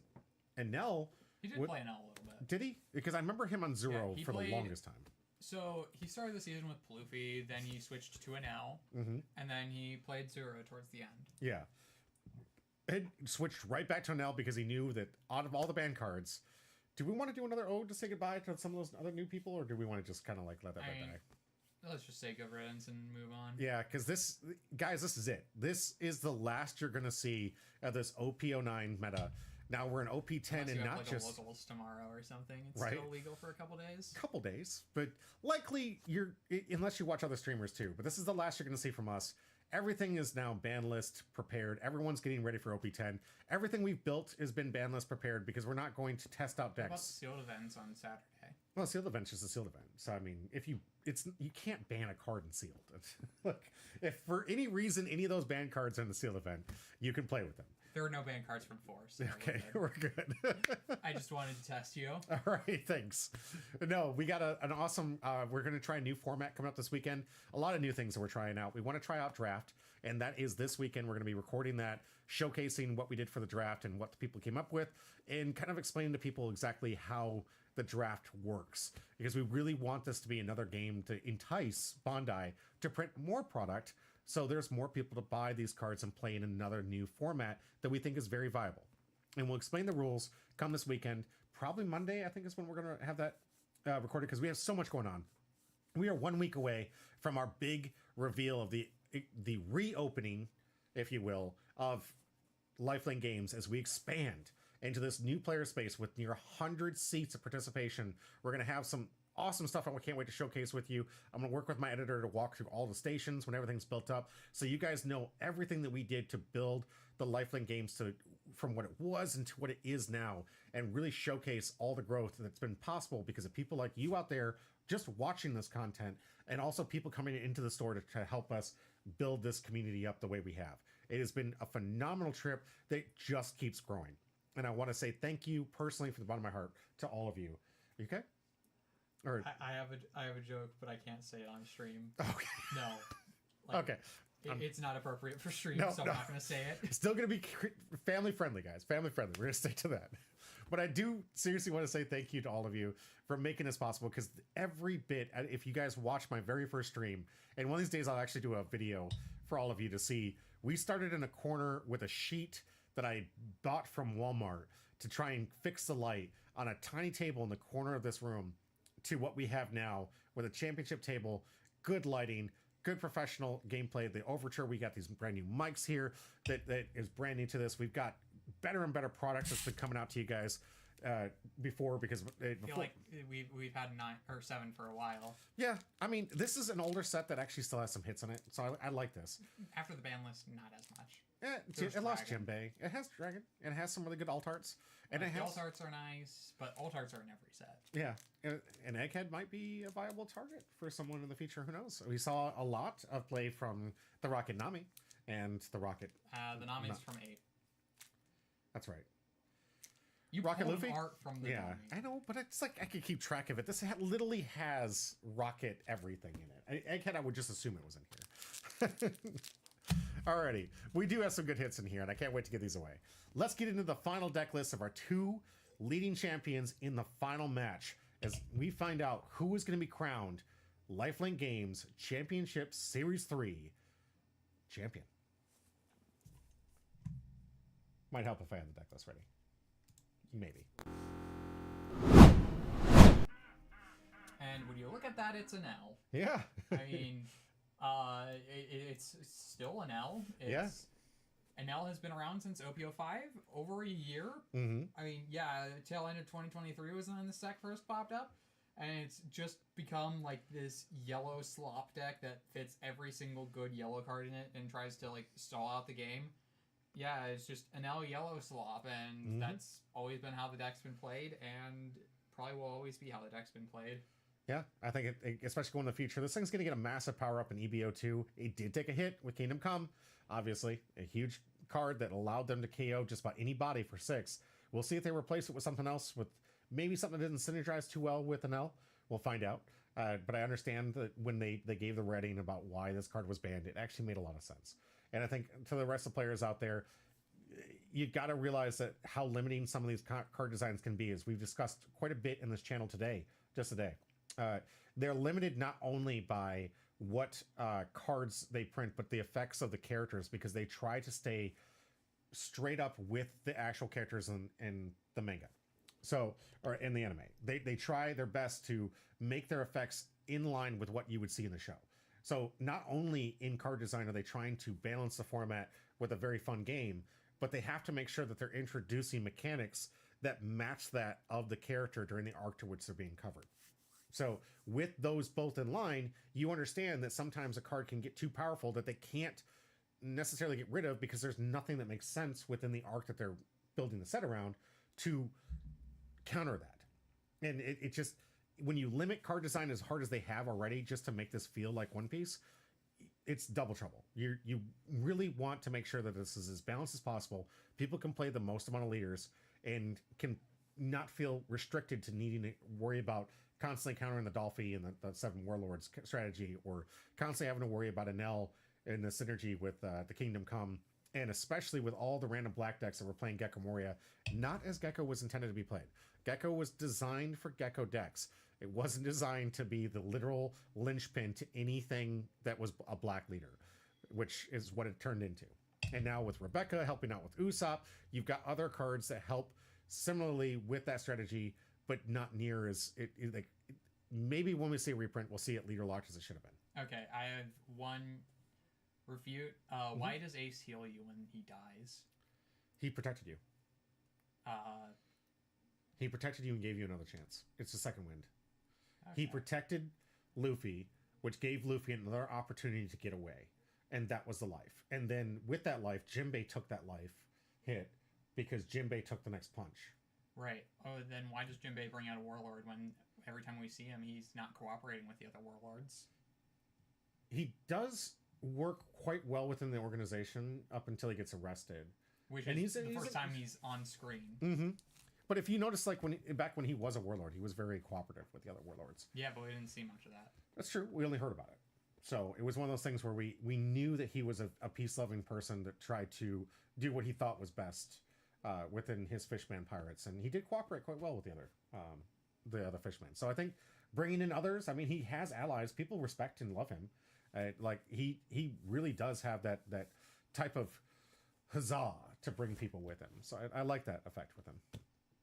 Fair enough? Fair enough. Alrighty. And we're going to see up against the Doflamingo and potentially the last we see of this deck. I don't think it's gone, guys. I don't think it's gone. I knew a lot of players are going to be upset that Jinbei is no longer helping support this amazingly explosive deck. If this deck can get off in that early start, as we've seen before, and just go up to the early start board on 3 Dawn, it's going to be difficult for Nell to fight back with this. He's going to have the bodies for swinging and getting into this. But if he can't, and the Nell can starve this blue deck, which it does so well, it does have a great advantage against this deck, so long as he doesn't roll high. So right now, Sam is hoping to roll very high against a deck that a Nell kind of has been designed around in some ways. The way that it likes to starve and just kind of like constantly onesie-twosie replace the board until they're going to go in for game. And everything here is viable for hits for all the cards here. They're all 4 cost, so very easy for him to... There's 6 cost Jozo there. The 1-of? I mean, it should Don't think arguably be more than a 1-of. Agreed. But usually you play at least 2. Yeah. But this one, just the 1 on the Jozu combo here. We'll see how well Sam can put this together. I think that Anel has a slight advantage here, but I think if the Jinbei can go wide early, it can get underneath Anel and fill up the board fast enough to hopefully find a lane to get the multiple swings it needs. Because as Anel says it's 4, we all know it's really 8. Yeah, well, Nell versus Dofi, tale as old as time. Yeah. Let's get into our finals match. And, 4 weeks is perfect, because I'll be back. and after these games, we'll be as old as time. Right. Also, make sure to update the screen with the leaders. Thank you very much. Hey, I only have to do 1 this time. Congratulations. Euro is only going to have to do 1 for this one. This is the finals. We just saw the semifinals. Yeah. Would make the most sense, right? Yeah. All right, so an early play Perona here. Makes Gonna sense. search Do we your have stack. And Spencer I mean, yeah, I know you don't want to give Dofi. The turn 3 play, I like that. Yeah. Yeah. Really trying to. He picked because Spencer does have choice in here. It's first from 10, so Spencer gonna basically put him on the even dawn turn. It's not that detrimental, but it does stop the early explosive plays that you see from Doflamingo, and doesn't like any of them. Just bottoms all 5. Sorry. I mean, that's how it is sometimes. I mean, at least we got those cards out of the way. Right. All right, nice little 6 attack into life here. Okay, we're just going aggro to start with. Looks like Sam electing to take. And then we got the Shira. Shirahoshi blocker. Yep. Okay, Good why start. does this heal on KL? Mm-hmm. Or I'm saying, why does it? Why does Shirahoshi heal on because when she I don't think gets... she dies. No, but when she gets attacked, she cries, and then she activates her superpower of getting the fish. The fish are activating as an extra life, because now you have to fight off the Sea Kings. But Shirahoshi's gone, and the Sea Kings would be more aggressive. I feel like it would be removal instead. I think what they're trying to represent is the additional life, like the Sea Kings going in to defend her by giving her additional life when she's being attacked. But the Shirahoshi's already gone. Well, in trash, we know that sometimes that can be just knocked out for a little bit. Maybe she did a last minute scream to get her. I don't know. You guys out in the chat, you tell me. Justify his point for him. Yeah. Make his argument work. He can't do it on his own. I'm sure there's a lore thing that I'm missing here that I could have easily Not explained. every card is like there is a lot of good flavor, but not every card is strictly aligned up with the lore. Mm-hmm.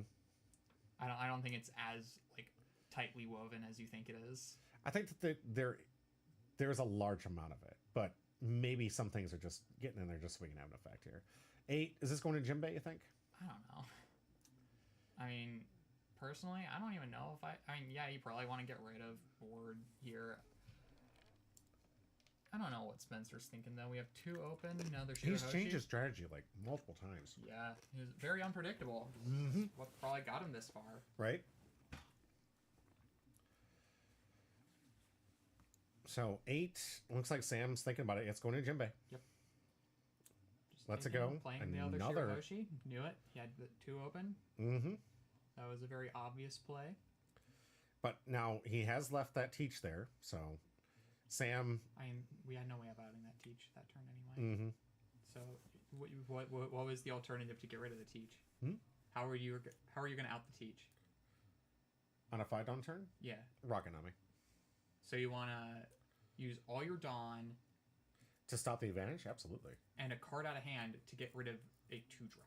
A 2-drop that actually makes this deck very consistent. And after he had to bottom 5 cards, knowing that the most amount of consistency is going to come from hand. Yeah, but we also saw that he had the Boa, so he knows the top of his deck and can play off of that well. Mhm. Teach is a very strong card, but it's not as strong as you're making it seem right here. Not in this position. It obviously would be better on 3. But, ooh, pudding. Very early. This Yeah. is way too early. We should have been saving that for way later. Yeah, well, remember, Sam's first time. First time playing it, so Yeah. it's going to... I'm just going to give the advice for anyone Oh, yeah, absolutely. watching, though, because Yeah. you want to, for here, you want to save these, you want to save pudding for, like, when you're trying to go for lethal and Anel has, like, a million cards in hand. Mm-hmm. Pudding there is absolutely devastating and will just win you the game. Yeah. Especially when they just try to stock up. Yeah. You're 100% right. This is one of the best cards in this deck. It's one of the things we should have called out during the deck list. Pudding is one of the best And answers. every blue deck plays this because Yeah. it's so good. And certain cards have certain abilities into other decks, like certain benefits. And this is one of those cards where it's a good card for him to have against us. But do you think he was just trying to get out for a body, maybe? I don't know.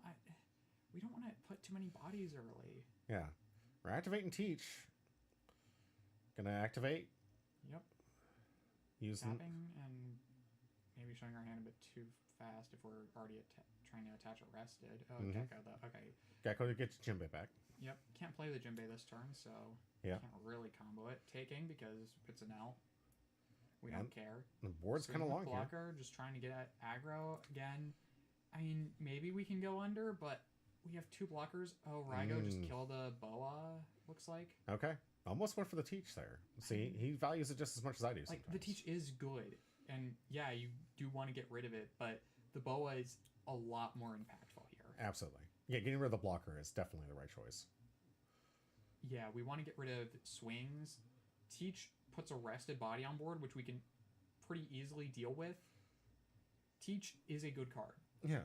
But in What do you this mean easily deal with? Well, if it's rest body, we just hit into it with an L. And if there's no blocker, it's fairly Mhm. easy to deal with. And Yeah. we just want to starve and control board at this point. So the fact that these characters are coming in rested makes it so difficult for Sam here because we're just able to like constantly immediately try and trade for those. And if we can't establish things early with the Jinbeis, then that's going to be really tough because okay, we're Amaruing, we're resting. Oh, there's the out to the Teach. There you go. We're at 1 life, so that It definitely only costs does. 2. Yeah, and that's plus 3k to our leader, by the way. Nice. Yeah. I think that the Teach is no more. So there goes the Teach. Definitely saw the value in that. And now we either have a Rocket Luffy or maybe a Egghead Nami. So, and that too, I guess he could have done that he just did here. But it looks like Rocket Nami going to take care of Gecko? Yeah, Yep. Gecko is the pick here because Gecko can't get back Gecko, and the other 2 require Dawn to even be remotely a threat. Mm-hmm. And at this point, that's too much of a Dawn investment. We do not have lethal here. And it makes an easier swing back because it is just a 4K body on the back swing. So yeah, all right, 8 Dawn turn for Sam here. See if he can potentially go wide. We're getting to the tail end of the search from Boa here, so we're getting into unknown territory. Right. I mean, it doesn't even feel good if we're going wide right now. Not against this board. And double block. He's got double blocker, 1 life, the ability from his leader to add another life. And we're going to be at 9 next turn. We just play a Yamato, kill something, because life still has a bunch of cards in it. Mm-hmm. Got to see how Sam tries to navigate this one. I think this is legitimately his first time playing Anel, if I remember correctly. So Anel, very tricky if you don't know what it does. Yeah. Ooh, bounce. Okay. Bouncing the Corona, not a fan. I would have bounced the... Well, maybe... Remember, this is it. This is to the tail end of what he knows. So this is him trying to restack up his current deck right now so we can actually not blind head. Right. I mean, I almost feel like I wanted to bounce both cards. Yeah. Well, I'm absolutely putting to kind of like bring back that advantage for the late game like you were talking about. Yeah, and I mean, bouncing the Shirahoshi doesn't do a lot here because it's very cheap and we're not really pressuring lethal, so getting rid of 1 blocker is not going to save us. Yeah. And he's only got really 1 attack, too. Yeah, I would have bounced the Corona and the Pudding just so that we have those back in hand. I wouldn't have bounced that Shirahoshi back. That Again, newer player doesn't know the matchup very well. Yeah. So there's obviously that, but just going forward, that would be probably the better play. We want to save that Pudding for late game when we know Spencer's hand is stacked, and we could just still play out the Corona. Yeah, we're losing the board presence, but if you're really so concerned about that, you could have just stuck a Dawn under the Pudding first and swung with it. Fair. Although, at this point, that's not really worthwhile. No. And I don't think it's an option, because I think he's trying to set up, with this Peroni, he's trying to set up a nice little lead ability. Try to go a little bit wider. Yeah, we didn't play the Jinbei as well. Mm-hmm. Because we could have Jinbei'd for the law and gotten another body on board. Like... I wonder if he... Okay, we gotta teach. Okay, so we're gonna teach play the Jinbei. Okay. I almost feel like we want to do this first so that we can Jinbei bounce the or Law bounce the Jinbei. So that we have that back in hand and can reuse it next turn. Yeah. Well, we're gonna see what Perona goes away because I imagine he gets rid of Perona versus Pudding here. Yeah. It just seems like the wiser decision. And again, yeah, if we bounced that Pudding back to hand, we wouldn't have to be making this decision.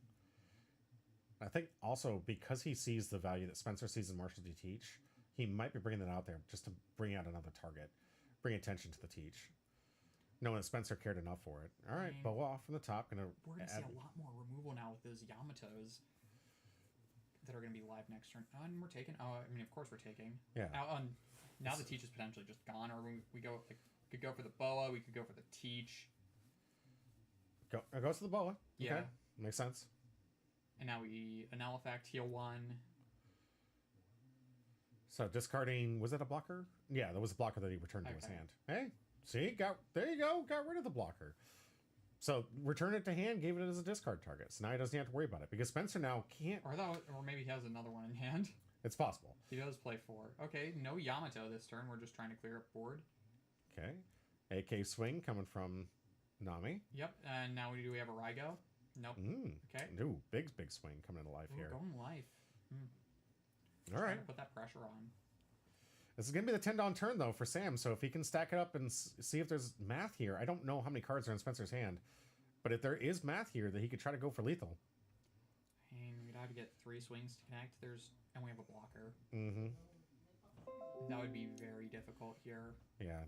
Well, I mean, if he... Trafalgar bounces the Shirahoshi. Okay, but we'd have to swing first, and if Spencer can kind of sniff that out, then he can block with the Shirahoshi first. Mm-hmm. So it's really going to depend on whether Spencer sees a line. It's going to be close. But all I saw was a gecko in hand. Did you see anything else? No. So I'm trying to do that, like, look at his has... angle like it matters. We don't even know if he has the law in hand, so that could also... Mm-hmm. Well, I'm really just thinking of anything, because all I can see is a gecko. The gecko can get back a boa. A Jimbei, another Teach. Which is just not going to do enough. No. I mean, at this point, Well, Gecko could get back the Jimbei, and the Jimbei could then be put on top to play his entire hand out. But then the math gets super easy for Spencer.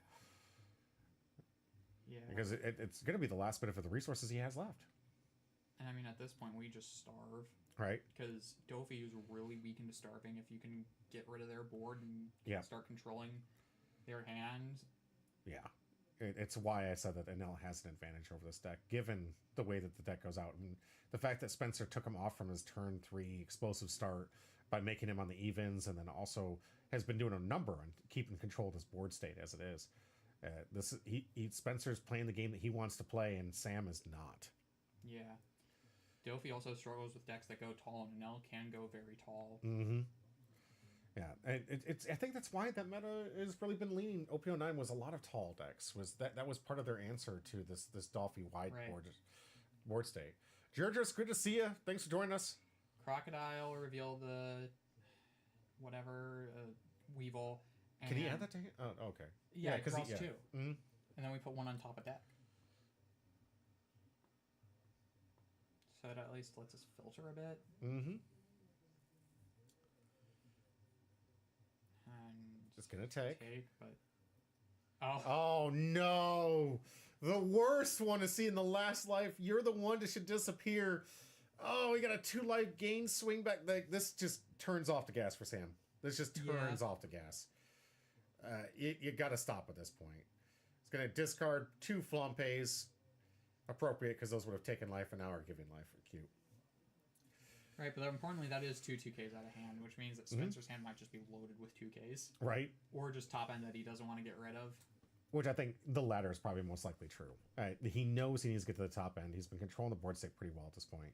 I think we're going to see some back-to-back Yamato plays, likely from Spencer here. While this has been recorded, I didn't watch this match. Play the Yamato. Yeah, the blue deck. No, not the blue. I'm from Spencer. Yamato's keeping. I know but you're saying from Spencer, like Dofi had an option to play the Yamatos. Oh no. No, we were talking about what was left in his hand. And I was like, okay. And we're just taking because these are free. Yep. All right, 5K going into life here. Countering. Counter out. Smart. He's already used the NL ability, so it's just a free card from that. You're the one that should disappear. Yep, blocking. Okay. Yeah, it just didn't matter. We got 4 down left. We're gonna see what his last card is here. Jimbei should be out of the yard, so maybe a Gecko Moria to return something. Looks like he was looking at his yard, so probably gonna grab back what, a Boa or the Jimbei? I mean, if we can't play the Boa here, and that's just gonna be a brick. He has some 2K in the yard then, so I mean he can get back the Mihawk. 2K, grab back a Mihawk, grab back a Jimbei for next turn. Not looking great though. Yeah. Everything's rested, so the board is wide open. And putting an L back at 1 life, that means we get both the heal and the either KO or the rush from the ace, both of which not ideal. Yeah. But it looks like Spencer only has about 2 cards in hand. Right. Unless I'm reading that wrong here, but here comes the Gecko with play. We'll see. Maybe he gets a 2K back. No, goes to the Boa. I mean, we're not dead this turn, but our board is really looking rough. It gets the Boa back. All right, we'll see Spencer with 3 cards in hand after he draws. So we're at least getting 2 turn? cards off a board. Yeah. Like, easily. Do you have to go to the bathroom? No. Okay. He was just resituating. The way he stood up, I was like, did he leave? All right, passing back to Spencer. And, yeah, I think this board is not long for this world. Yep, just swinging into the teach. Good call. Yep. Now swinging into the pudding. We don't want that bouncing back. 4 cards in hand. We know we got a 2K, so we can block this with a 2K. No, we didn't. We got a Boa back. So we got Edward Weevil is a 1K, right? Weevil is a no K. Is a no K. It's a 2 no counters. It's not worth it. Yeah. We have another one in deck. Yep. Ace. Ooh, ace. Gonna heal 1. And then there goes the law. Yeah. Oh, this is exactly where Spencer wants to be. Only 5 cards in hand for Sam. A lot of his explosive starts are already out the window. We have no option for lethal here. Yeah. Not even close. So we need to take care of board, and it's not even worth going for life here. Right. We want to keep him at 2 so that he at least doesn't get the heal, because that's free. That's completely free. And that also means that there's not an extra card. We just need to deny NL resources at this point. Right. And we need to see if Sam can pick up on that. See if he sees a line. Going for a play here. Some 4 cost play. Puts it back. Looked 4 like he cost was... and my Dofi. Yeah, right. More Here's likely than Jinbei. you think. Jinbei and And Daboa. Daboa. Put the rest of Dawn. Yep. Look at top 3. See if we can play anything, but it's just not enough. No. It's got, 4 Dawn active that he can use for any of these attacks if he wants to use leader ability. We have 6 Dawn. Yes, if he wants to use leader ability, he needs to take 2 of those for... Right. So, 4 Dawn if he wants to use leader ability. I mean, I'm not even sure leader ability is worth, because we just keep starving. Yeah. He's got to keep putting bodies out there, though. Keep him focused on the board. Gonna rethink it through. What do we got here? It looks like a Mihawk, a Dolphy blocker. Now putting those at the bottom. I can't tell what the top card is. Maybe we'll see it with the leader effect here. Yeah, but I mean, even if we keep him focused on board, we still lose. Yeah. Because if we just don't have a board and we lose all our board, we have no way of coming back. Yeah. And this is how Spencer's deck can win this matchup. Spencer has seen this matchup probably more than anything else. When we had Dolphy was at his prime, we had so many Dolphy players. A couple. I don't think we had that many. We had about 5. It was insane. Then when we asked people to stop playing it, they did. So it was nice of them. They realized the deck the format was getting too homogenized, so the rest of the players decided to play other stuff. Like it's just the fact that Dofi is very strong and very cheap. Mm-hmm. Which is okay. I mean, I don't mind people playing it. Draw card. Weevil first, which means we're not putting any Dawn to attacks. Mm. And now we're playing this, which is going to play something rested. It's the Dolphin blocker. Which is going to be rested, so it's not going to do anything. Yeah. Well, does it reorganize stacked, top 5? Yeah. Yeah. But that's still just not worth it here. Yeah. And if we swing life, that's just so free. We're just giving Spencer cards, and that was a Beiji. Beiji into the lead? Yeah, we're just giving Spencer cards, which we don't want to do. Yeah, on top of that, like now we don't have a lead swing? up. Yeah, the lead swing. We don't want to be giving Enel cards here. We shouldn't be swinging life here. We need to be swinging into that Nami. All right, he's going to discard. Another? No. Okay, that was from hand. Okay. For a second, I thought what? That would be brutal. Come on. All right, 5. Yeah, we just clean up board here. We do not care. Getting cards out of hand is also fine. Yeah. We do not care about. No. He needs to starve. He's got to starve. Life right now. Yeah. Yep, going the Gecko because we can't get Gecko back with Gecko. Playing another Nice. ace, healing again, saying, "Okay, thank you for giving me that free card." Right. That's the problem with trying to swing into an L when you don't have lethal. You're just giving them cards. Yep. You're just giving them cards. We still don't have lethal this turn. Yeah. Or maybe we do, but no, we don't. No. Spencer does have limited cards in his hand, but he's also got... It doesn't matter. He can heal has one. Triggers. Yeah. And we have no idea what's in his life. Here comes that Dolphy blocker that we saw from the top here. Yep. So he's going to restructure, put 5 on top. We'll see if Sam sees a line to go for board. Needs to. He's got to do something. At this point, we have to go for board. Like, yeah. McRib says, I just ripped my second OP10 box and it went, our reds are for Caesar. Nice. And all I got was a Monet. Oh. All right. I'm sorry. Did you get any good hits, though? And what were your alts? And did you get anything else you were looking for? Maybe the Caesar alt? Because I know the Caesar... I'm trying to make that deck good. You're going to play a blue deck? Maybe. If my friend does what he says he's going to do and make this deck a tier, I will play it. But he's the one testing the deck out because right now I'm stuck on... first, I'm going to figure out Smoker. And then I'm going to try out the starter deck because I didn't play with the starter deck yet. And then I'm going to get into Sugar. And then I might play Caesar. There's a lot of red leaders. Uzachi! Hey! Can't be mad. Seriously. Secret Rare Luffy and a Senior Pink. Hey, he is the manliest man alive. Congratulations. Frame that bad boy. You can't do bad when you got the manliest man. All right, so we're gonna find out Sam is finally going to focus on getting this board state off. Spencer, not with many counters in hand. We don't need counters in hand. Yeah. I mean, we have to invest so much time to get rid of one of the aces. Though. Yes, I know. It's the line, but it's the line you have to play. I mean, you got 7 left. We need to prioritize the Nami because we can actually get rid of that. Yeah. Oh, geez, big swing here. 10K swing coming from life, or coming to. Oh, Rick Rib says he creased it right away so that it fits in his binder. Good on you, man. Good on you, brother. Well done.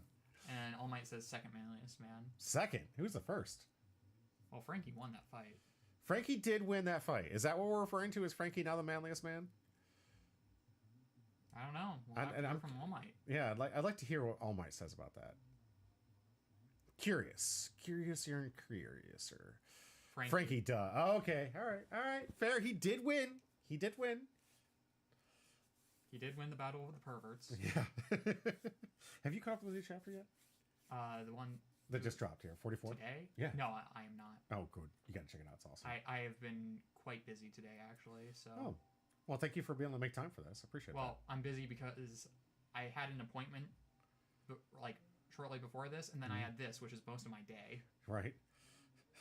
So I wouldn't have been busy without this because this has been quite a long stream. Right. But this is the championship. You only get one of these every like 4 months or so. Yep. Because we do these once a quarter. So every 3 months. So, but of course you take the week off or the month off, and there are only 3 of them per year. So not too many opportunities to get this. I'm glad you're here for it. Yeah. 6. I mean, first time commentating a championship because it usually is the Monday streams. Mm-hmm. Gotta rotate. Gotta give the rest of my casters an opportunity here. Like the game in general, we have to rotate. Absolutely, yeah. I mean, I feel like the rotation was a bit too soon, but yeah, it'll be fine. I won't have to play against Nami come April. Yeah. Next year. But that's a whole year away. We have so many decks and new strategies and so many new sets coming out. So many Luffys. Yeah, right. And you're looking forward to the Luffys here. I mean, I'm looking forward to green purple, blue purple. I'm gonna be priced out of. All right, looks like Spencer's going to the offensive here. Got all the cards out of hand. Another. Oh, that's a Katakuri. So Katakuri. we just heal again, and we keep going. Yeah. And we get the trigger, meaning that's guaranteed 1 body off of the board. Sam, wow, not getting much out of Spencer here. I mean, this is an L, and like we've been swinging face way too much. It's so bad to swing face versus an L.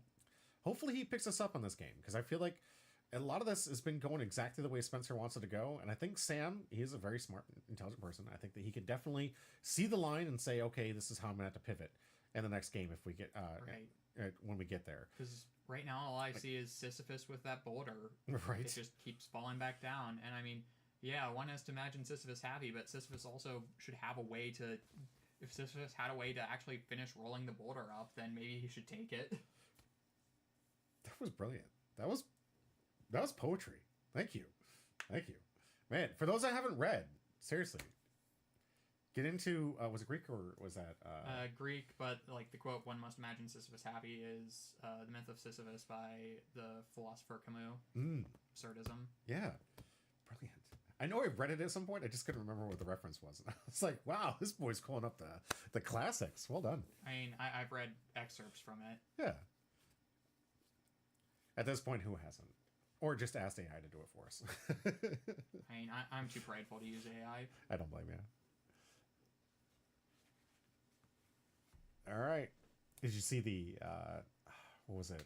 I want to say one of the animators came in here was talking bad about the loss of soul with anime art, or with AI art here recently. It's been going around the threads here. I wish I could remember which artist it was. But I mean, I remember the time that some AI art bro was like, got insulted by someone and was like, oh, but you could never draw Luffy this good. And the guy was like, I'm literally one of the animators for One Piece. Here's my name in the credits. That was incredibly funny. I will say that. That was incredibly funny. Just being like, I work for Toei. I have animated this show. I know how to draw Luffy. You're just wrong. Love it.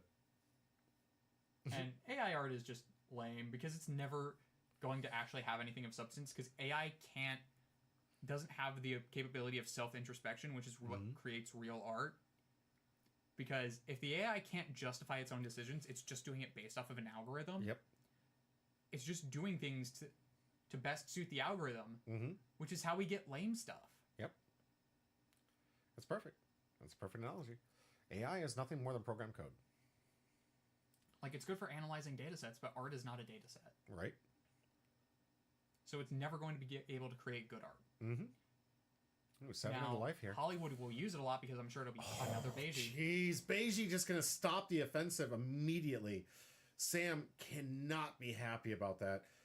He had 2 lines to take. He was like, I got to go life. I got to go lethal. And, I mean, that's a losing game versus an L. Right? But especially when you get Beiji like that. Yeah, I mean, you have to kind of know it. You have to expect it. You have to, like, prepare for the worst. I know Sam's new and maybe doesn't have the full game sense to know what an L does. Yeah. But, like, at this point, it's been several turns now where you've just been slamming your head against a brick wall. At some point, you've got to realize, hey, should I just walk around this wall? Should I just take the door? I think the next game he'll give it a shot. I think right now, Sam was in the desperation mode.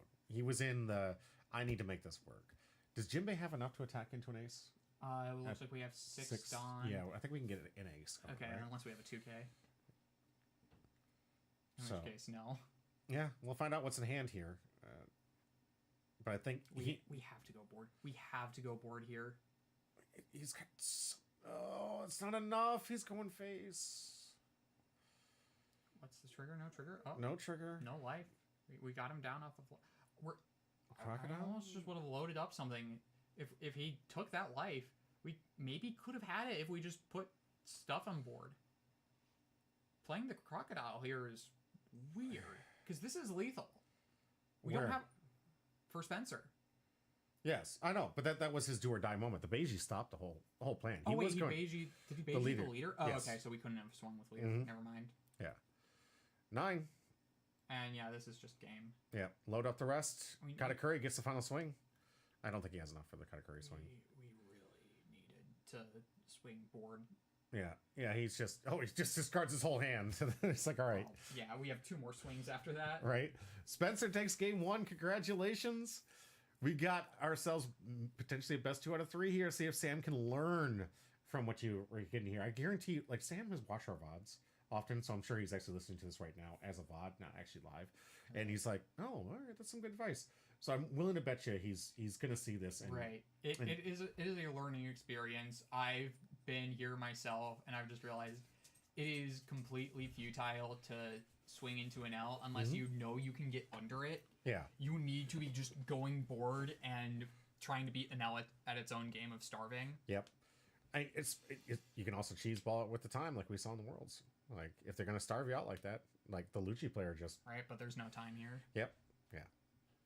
Which there will be in the future, but I'm going to be... finals, we're still Oh, saying yeah. no time, so There is no time in the finals. for the grand finals. Yeah. So. I don't want anybody cheesing a victory. I want to see some actual card play. Yeah, but NL is just really rough for Dofi, but especially because you're going tall, you're able to starve Dofi, which Dofi doesn't like being starved. Mm-hmm. All right. Especially by something that's happy to just forsake life, just go board. Mm-hmm. When your characters are coming in rested, that's really rough. It really is. All right. Sam does get the choice now. I like the hand. I saw Jinbei. Gonna put out his life. All right. Yeah, but giving now the odd curve is not, or the even curve is not ideal either. He didn't have a choice. He wants to play his game best. In this point, I get it. You want to hurt your opponent, but if you need to play the best of your game, and I think Sam is just going to go first to try to play the best of his game. Get that explosive start. Pass him back the turn. I mean, I feel like Oh no, got his first time play. All right, Buggy. playing the buggy. This telegraph's no teach, I think, though. Although I think that's a teach in Out the top here. Yeah. Yep. Which means the buggy is not going to be as good, but we're securing the teach, but we wasted a 2K. This is rough. Yeah. Rough. All right, restacks it. Yep. back to Anel. Anel likely gonna either share Hoshi blocker or just pass, and passes it. All right, 3 Dawn turn. We already know his top deck's gonna be Teach, so here's the Teach play. Stacking up that Jinbei. Putting the card in. Boa to look at the top 3. I saw the Jinbei in hand. That's an interesting. I would have definitely gone for the Jinbei because that's more board presence, and that would mean the Boa is active, so that we have. Like, why not play the Jinbei here? Okay, so he drew 4 cards, so they're trying to figure out how to resolve this thing. The bottom card is going to go to the bottom of the library. Deck. The deck. Now, in some good games here. Yeah. So this is going to be the ruling. He's going to take the bottom. It's going to go to the bottom of the deck because it was a free look. In some situations, in some of these tournaments, what will happen is they have to give the hand to the opponent. The opponent can pick which card they want to bottom out of the cards. Yeah, I mean, because I want to see a finals match, I don't want to have this thing be decided by game loss. Right. I almost feel like this could almost be ruled as an irreparable game state. I haven't seen the last card. Yeah.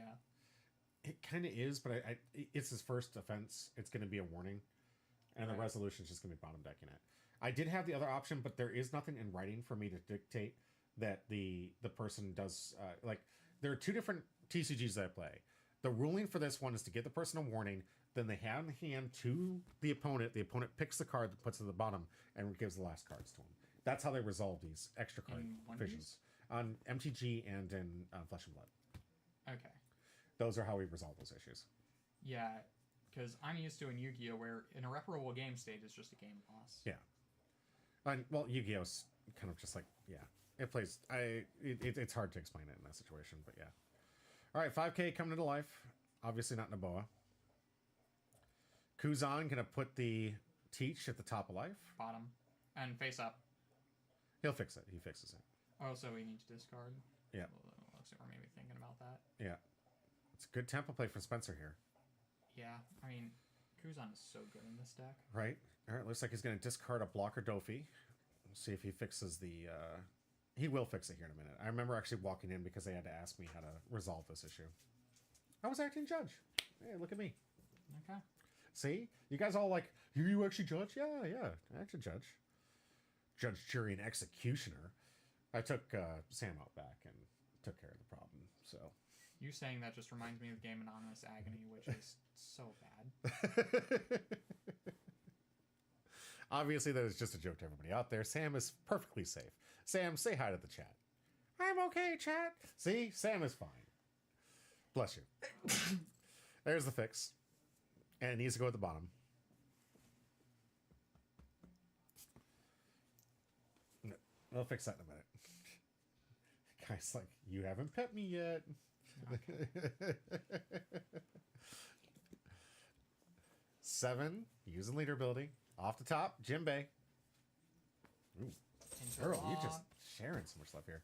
Oh, No, don't feed that bet. Why? I mean, it only does 3 costs, so we can only put the buggy back, guaranteeing that the last life is a 2K. But that's math you know. That's the worst part about it. When even though you know what it is, it's math you know. All right. You're the one to disappear. Block the leader attack. I mean, even going aggro this early, this turns on Rocket Luffy. Mm-hmm. And now I don't think we're able to go under an L with Dofi. Probably we not. had to high roll, and we would have had to play the Jinbei last turn. Mm-hmm. And that Jinbei would have had to live. Yeah.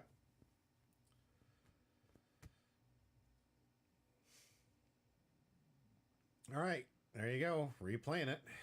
Starving them out again. They do fix this. I remember the conversation. I'm saying that you got to put this in the bottom. 7 to life. Better fix it now. I think this is where they fix it. Because he tries to take it. He was like, no. That was supposed to be on the bottom. Oh. Going for Jinbei. Okay. Makes sense. We just want to get rid of board here. Yeah, I only set in for a short time for this one because I didn't want to know what happens. I really like being surprised while watching these things. That's why it's always difficult when I'm on camera because I know what happens and I just try to forget what I did. Because I really just want to be surprised like everybody else. There is some argument that I could like pre-study so I could write up a script and be more creative, but Yeah. I like being live. I like our live reactions to what happens. 7. 7. Activate ability. Boa. Boa. Gotta make it 8. I feel like we've seen this play a lot of times. Got to resolve the top 3. Spencer just gonna take. I mean, it's an L. Yep. We do not care. We do not care. It's just more fodder for an L. What is that line from? And then it's like, I do not care. I don't know. Yeah. It's a good commercial, I think. Or a show. I don't know. It's good. Trust me. I know what I'm I talking mean, about. you just say Solo Leveling instead, so. Dude, you have to check it out. I can't wait. I will cannot watch the wait. second season. Dude, it's going to be like the kickoff of our anime podcast is going to be you having finished season 2 and be like, okay, I take it back. I take it all back. It would have to do a lot You, for me to take back season 1. okay. Because I still stand by that season 1 was terrible. I like season 1, but I'm easy to please. If you can, I usually am too. Yeah. So. and I have seen anime with the argument you're using that I've just been like, I can't bear this anymore. And then sometimes I just turn my brain off. And I'm like, pretty colors. The colors aren't pretty enough. Oh God, don't tell me he's gonna bounce the Kuzan again. I mean, there is no target this time, but I mean, that's just. I mean, that's at least a tempo play a little bit. Yeah. There's no like target, so we can't Kuzan anything. It's not like it's black. We don't have cost reduction, but still, I mean, that's just another card for Spencer to have for counter, unless we have like a pudding or something. Gadatsu just kill the boa blocker. Yeah. And now we just put Dawn under, go 8 into the other boa, say either give me 2 cards out of hand, or And he doesn't give me have the many blocker. left. He's only got about 3 or 4 left. Yeah, so this is rough. Sam is literally running out of resources. The starvation plan from Spencer is in full gear. And now cannot cope with that. That is this matchup, as in a nutshell. Spencer very familiar with it. Sam unfortunately had never seen this before, so at a slight disadvantage. Yep. I don't think he had to play a single Dolphy deck, or a single Nell the whole time. He was in a different bracket, so he never had to play another one. Spencer or Sam? 'Cause Sam never had to play another Nell. There was 2 Nells in the match. There was I can't remember. We'll look at the board when we see at the end. There were 2 Nells in our top 16, and Sam was in the bottom of the bracket, so he didn't have to play it. Both Nell players were at the top. It would have been funny to see a Nell versus Nell. No, it wouldn't. So we're going to be going live until 3 a.m. No, we wouldn't. I would walk out on you. Respectable. I would be like, okay, it's getting way too late. I'm going home now. You can do the rest of the stream by yourself. The greatest stream of all time. Jimmy D just stuck here being like, and Nell heals, and Nell heals, and Nell heals, and Nell heals. And L into Nami, don't even say that. Don't. Alrighty. We're going to see where Sam can build. Only 4 cards in hand after the draw. Not looking good. Spencer is doing everything he wants to. I would do a very bad thing. So okay, don't worry. Don't worry.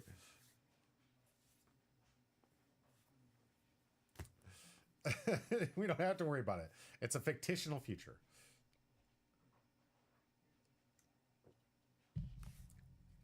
Besides, the rush one with that 10 cost saves is much faster.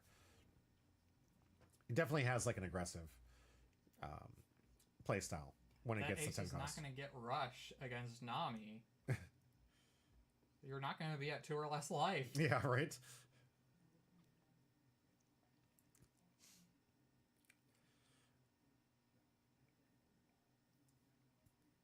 Man, Sam is in the tank.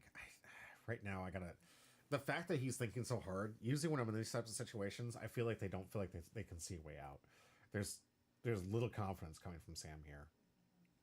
I mean, I wouldn't feel much confidence too. I mean, next turn it looks like we're going to be at 10 Dawn, meaning everything is going to be live. Yep. We don't have enough for a lethal push this turn, so it's honestly... Spencer's hand is extremely healthy, too. Yeah, it's not even... I would not do this. We're just swinging 6, too. Yep. And what, are we going to Gadatsu... or Jozu back the Gadatsu, give him more removal counters. Okay. Oh, two geckos. Okay. We're just saying, okay, let's build a board. One of those is not gonna live. Mm-hmm. I think if he rewatches this matchup, there is a starvation strategy that can help him get back into this, but it's very difficult. Especially with what I'm expecting to see from Spencer, some massive big attackers coming our way. We're going to see some big bodies. Or we could see double Gadatsu, which would be rough. Oh, okay. There's one. One Gadatsu. Nami would also do it. Nami. And right back to square one. Almost as if his turn did nothing. He lost two cards in the hand. And No, now they're going to fix it. They're going to fix this it. game state. Yeah. That's when I came in. I think I was coming to check up in on him. Because I remember hearing them say that should have been at the bottom. Yeah. Gadetsu. Yeah, now we can just start pushing. Yep. Because that was so many cards gone now. Yeah. Can't win this turn. Probably can't win next turn. We can just start playing big guys. Sam now with some good cards in hand, so now has options. But not a lot of great ones. I mean, we lost two cards that were in our hand from the previous turn and then got two cards, so we're still even. We're at the same amount of cards in hand. Yeah. Two new ones. I mean, I don't even know at this point. We better be going for the Gadatsu. Let's hope. Let's see if he finally starts going board. He's been avoiding the board attacks like the entire first two. Yeah, which just is not what you need to do against it now. You need to just... You have to starve the starve. When your opponent is trying to starve themselves to death, starve them. He's trying to starve you, you starve them. It's like an eye for an eye, but it's a starve for a starve. Right. So that's just, like, we're just giving Enel way too many cards. Yeah. All right. Still deciding on how we're going to stack the deck from Perona here. Looking at his hand, keeping them separate, which is good. For those at home, don't know, never let the two hands touch, because the minute you do, that will be a game loss. That's something I will absolutely issue. Right. If you let the two touch, because I'm not going to take the chance that you're trying to sneakily put a card in hand. But one of the things I love about OPTCG, I don't have to deal with that shittiness too often. I'll see it on those camera matches, but when we're in person, I don't think I've ever seen someone try to... We don't have cats at the store, so we're good. Yeah, right? Or did you see the newest Magic thing? They had a guy who left a card in his lap to swap out, and when he drew, everyone knew what was in his hand. He dropped the card in his hand to pick up the one in his lap, and then he ended up getting banned for the tournament, not because he cheated on camera, having kept the card in his lap, but they kicked him out because he reported 1 planes instead of 2. So he misregistered his deck and got a game loss. Like, that was the way this man had to go.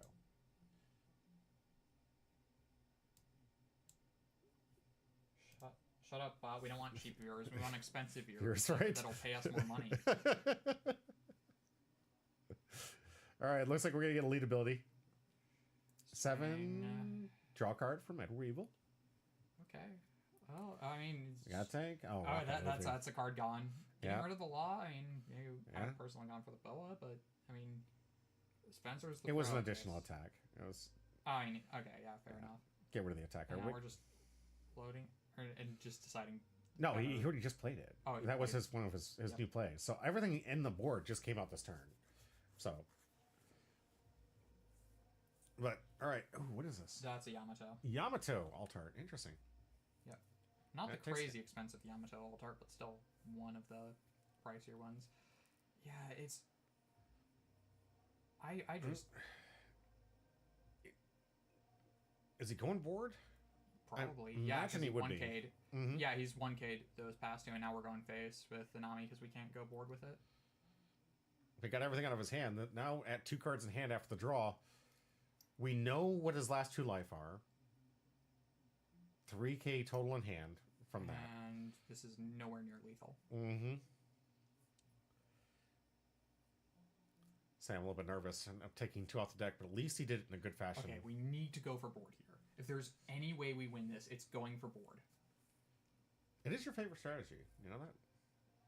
I mean, yeah, I preach it all the time, because if you control the board, you're most likely controlling the game. Yeah. So we really need to go board here. If we just keep hitting life, we're not going to win. Yeah. If there's any chance of a recovery, we need to go board. We have been way too tunnel visioned on life. Mm-hmm. And we really need to. But we know that it worked in an early match that we had on camera with him, right? Yeah, but that wasn't against a Nell. No, but if you realize how your deck wins, and it wins this way so many different times in the deck, and you've never played a Nell, like, I think, honestly, after this matchup, he's going to realize that was not the strategy to take I feel like we should have realized that after game 1. We saw how detrimental it was that we just left a board. We better. Please. Board. Please. Oh, okay. He's still thinking about it. Man. Okay. There is no way that this is lethal. Because even if every swing connects, like, that's not like, we don't know the triggers, we don't know the cards in hand, we don't know how much counter. Even, like, I'm guessing 1K encounter probably does it. Mm-hmm. Or anything out of life, any trigger, a Nami, a Luffy, a Beiji, you're the one who should disappear as the last one. Mm-hmm. Amaru, which we have not seen this game. Everything from, like, every possible trigger does it here. And that guarantees we don't have lethal. And we just need to stabilize board so that we can, like, be more comfortable about going in lethal and trying to survive. Mm-hmm. See, I'm thinking long and hard about this. See if he... Return of the Dawn.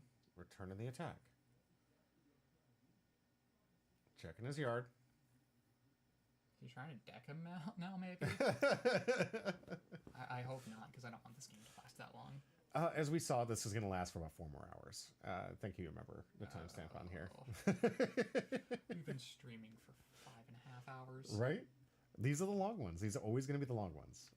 4 rounds of stuff. We got interviews. We got so much content. And we didn't even do the news this time. Right. Wait, did Sam just pass?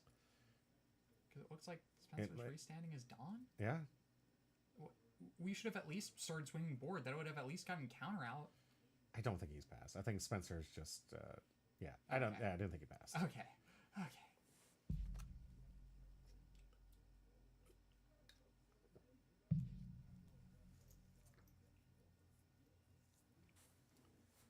If we overextend 2 board with characters, we have potentially just lethal. Mm-hmm. So we can't overextend. We need to be dedicating these Dawn to swing at board. We need to clear board. We cannot go for life.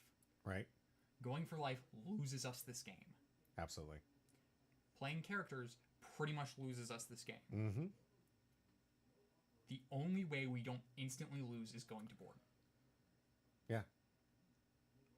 And we just need to see if Sam can see that. This is the do or die turn. Right. We'll see what he does. Are we going to get leader ability, tack into board, try to starve him out?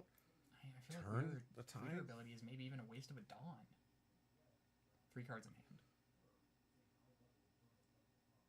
Okay, we're Yeah, gonna use leader ability. Going into the Gadatsu. Finally, going into board. But now Okay. if we have a 2K, we bounce that. There's nothing we can bounce off of.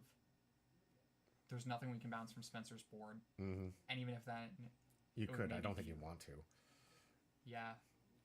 So we bounce the Perona. I almost feel like we want to bounce the Law here so that we have the counter. Mm-hmm. But it doesn't look like we're doing that. All right, countered out. The attack on Gadatsu. Yep. Yeah, we should have put that Law back in hand because it's just going to get run over if Spencer doesn't see a way to lethal. 7. Gadatsu again. Do we have another 2K? That's another 2K. Okay, jeez.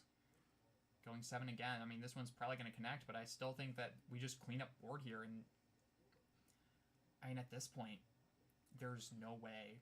We needed to be... I see 4 Dawn open, meaning that he's saving it for a character. We cannot be overextending here. Anything that... We should have been dedicating so much to getting rid of board. Mm-hmm. We should... Like, playing this Gecko is not going to be enough. Even if we get, like, another 2K to hand, Yeah.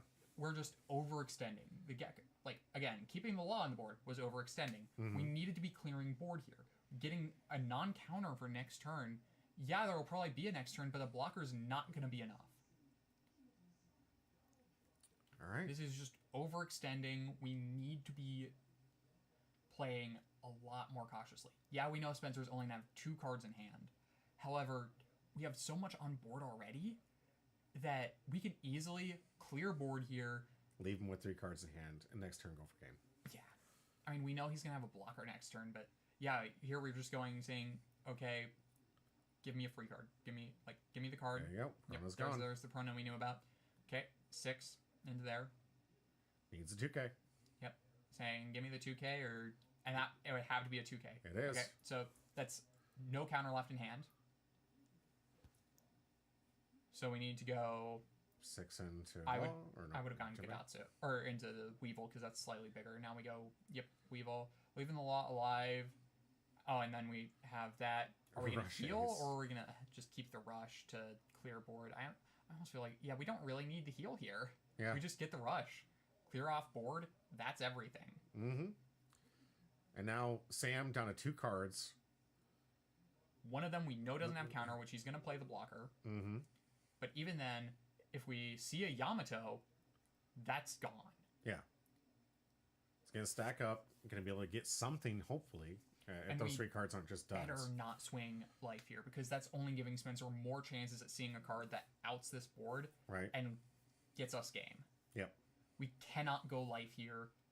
Going life here loses us this game. Like 9 times out of 10, it just loses us this game. Spencer pulling out the 2Ks? 2Ks, triggers, just trying to help with math, give information out, I guess. All right. Let's see how the strategy works out for him. Counted out and gave the number to Sam. Yep. Sam doesn't have a deck list, though. He doesn't actually know how many are in there. He's going to have to take a guess at how All many right, 2Ks. just an estimate. Mm-hmm. But, man. Yeah, this was not an open deck list tournament. We didn't release a deck list until after the tournament, in fact. Yeah. Make sure that there was no advantage for either player. Obviously, they would know what the leader was, given people would know after round 1 what everybody was playing.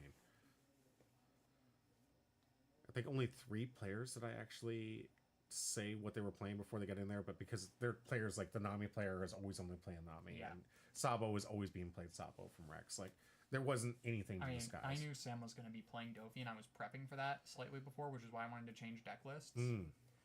I was doing research on what my opponents usually played. Yeah. Because you can research these things and make an estimate. I will say this: Sam's deck list looks very different than the most recent deck list he brought into a stream before this. Because in his previous deck list, he only had 6 2K counters. Oh wow! So he loaded up. Yeah, he fixed Did you that. give him the advice to fix that? No. Okay. I have never talked to this man before today. No, but we've that. talked about him being covered before. I don't think I was ever on. When Sam was on? Yeah. Okay. Tough I'm to sure say. Someone gave him that advice because it's very obvious advice. Yeah. Play another blocker, but is that the last card in hand? Yeah. It's what are you doing with a 1K in hand? What do you? Might as well be a blocker. The blocker is slightly better, I guess, but man, this feels so rough. Yeah. Well, Spencer did exactly what he needed to do. Starved out. Now Sam has no cards in hand. Everything is a very easy attack strategy. He can just go into the board, clean up what he has left. Yeah, I mean, I don't even know if we go face yet because we have these 2 blockers, but it's just not looking good. This is very bleak for Sam. Yeah. And I feel like Spencer definitely in the driver's seat. Yeah, we definitely could have at least stabilized this a little bit had we gone for board earlier. Mm-hmm. But even still, it's not fantastic. Okay, going 7, maybe Gecko, maybe Life. We know. I mean, honestly, why are we going 7? That's what I'm wondering. I guess he has 1 card in hand. Oh, if he has 1 card in hand, then yeah, that guarantees it. Oh yeah, 1 card in hand. Mm-hmm. So this guarantees either a blocker or the Gecko gone. Yeah, I don't know what Sam thinks is bluffing. There is no 3K counter in these games. So I mean, he was thinking about blocking maybe. Oh, that's fair. That's fair. Block and then if we blocked with the boa and then 2K'd, which we would not do, that would be terrible. We're just playing the Shirahoshi here for 5 Dawn. We just want to cycle. Okay. Which usually if your opponent's doing this, they're way farther ahead than they should be. Mm-hmm. right, going 8 into life. Taking 9 life. He's got to get rid of these blockers eventually. Yeah, I mean, I feel like we do just take here. For the most part, 10 life. Yeah. Get the most amount of resources and hope that this is probably it for Sam. This is going to likely be his last turn. And this is not enough to kill. No. Even if we loaded up everything, yeah, there is 4 swings to needing 3 successful hits, but if there's any trigger... You're done. Yeah. Sam's got to see the word in the wall. Any trigger plus... Like, any trigger plus any trigger, or plus any trigger plus any counter, or countering out of 2 attacks, instantly loses us this game. Because we had to be swinging with blockers. Yeah. There is no way to win this game without immediately losing next turn, and winning the game is a very, very low likelihood. Let's see if he sees the line. Still dedicated to that leader ability, it looks like, based on the 3 Dawn allocation. I don't know if leader ability is right here. I genuinely don't. Yeah, it's 1 less Dawn you can use for an attack. Yeah. We just need to be going as aggressive as possible here. Right. We cannot afford... Like, at this point, we just have to try for lethal, because we lose next turn anyway. Right. So, we just have to try and get this out, but it's really not likely. If we try playing it safe now, it's not going to work out. We need to go, like, fast now. And honestly, you should be swinging with characters first, in case Spencer gets a trigger that can KO something. Yeah. So swinging with leader first is very risky, and we're loading up way too much Dawn on this, because now if we take this, we can... It's a lot easier to counter out of the other attacks. If we're going board here, it's too little too late. We needed to be going board like 2 turns ago. 3 turns ago. 5 turns ago. We need to be going board up since the start of the game. Alright. 6, 11. So we could be going Yamato, Kitatsu. It's just not enough. This is way too much Dawn on this. This telegraphs that we definitely can't lethal now. We cannot have lethal now. Oh, 11 ace. Oh, that's just an easy 2k if we want to do it. I mean, we don't even really need to.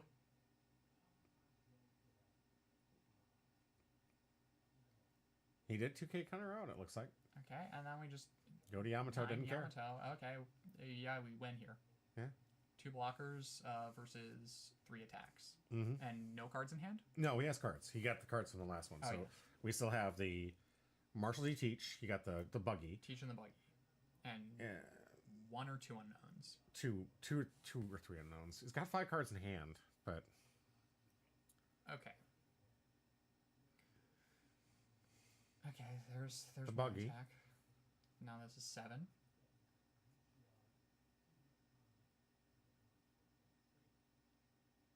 Gonna get 2 cards in hand. He survives his turn, but for what? Yeah, he survives the turn, but I mean, what do you do at this point? Yeah. Are we just playing another ace? Or Katakuri? Katakuri. Put the Shirahoshi back. So now we have 3 life and also draw engine coming into play. Yeah, so there is literally no way to win this now. There is no possible scenario where we win this. Yeah. Sam might see the writing on the wall. Unfortunate, he went so well into this tournament and just swept the first 3 rounds. Unfortunately, did not see the line to start going board when he needed to and stop this constant head focus, this like hyper focus and going life. Yeah, this is a lot of tunnel vision. And I mean, some people need to learn the hard way, and I feel like, especially after this VOD, this was a lesson Sam will not forget. Oh, absolutely. Yeah. I can't remember what deck he's going to be getting into, but I think he'll never forget this matchup for sure. Yeah. I feel like once you've seen Anel's tricks like once and really succumb to them, you catch on and you know like how to play against it and properly prepare for it. Right. Because Raigo doesn't even matter in this matchup. Nope. Dolphy finally able to remove something from board. Okay, cool. Are we going to see Gecko remove Gidatsu? I mean, even if we do, I mean, cool, we removed 2 cards. I mean, I guess that makes sense. Because that doesn't have counter. to just playing it so that maybe we get a card with counter. Right? I ain't gonna filter through. And what else is he doing with the Dawn? Let's be real. Right. You just gonna let it sit there? Because he's got to keep the cards he needs in hand for counter. Spencer needs to think about the math with 3 cards in hand, 1 blocker. One blocker. Okay, we win. We can definitely secure the math. Mm-hmm. If we go 11-11, we win. You can't counter out of an 11. I think he saw the same. Yeah. There you go. Yeah, there's the 11. 11. And 11. That's 12. Let's start, yeah. Well done, Spencer, seeing the line. Wow, look at that life. MVP? Yeah. First MVP to actually take the whole tournament, dude. First person who's not James K to take the whole championship. Right. Here is our winner. Congratulations. Where'd it go? Oh, I had to minimize it. Congratulations to Spencer taking it down with a Nell. We got a amazing championship winner. I want to say huge shout out to our One Piece champion, Spencer, taking it down. We have some interviews left for you guys before we give out the 2 packs that we're going to give away at the end of this. But we have both interviews from Sam and from Spencer to talk about how they felt about this amazing tournament and how it went down for them. But congratulations, Spencer. Well earned, well played, well done. And we'll see if Spencer sticks with this Enel deck going in future. I don't think he is. I think he said that this was his last hurrah for the deck, for the time being at least. Okay. I don't know, get it out he'll before. Find out some new spice, but yeah, we'll have to see.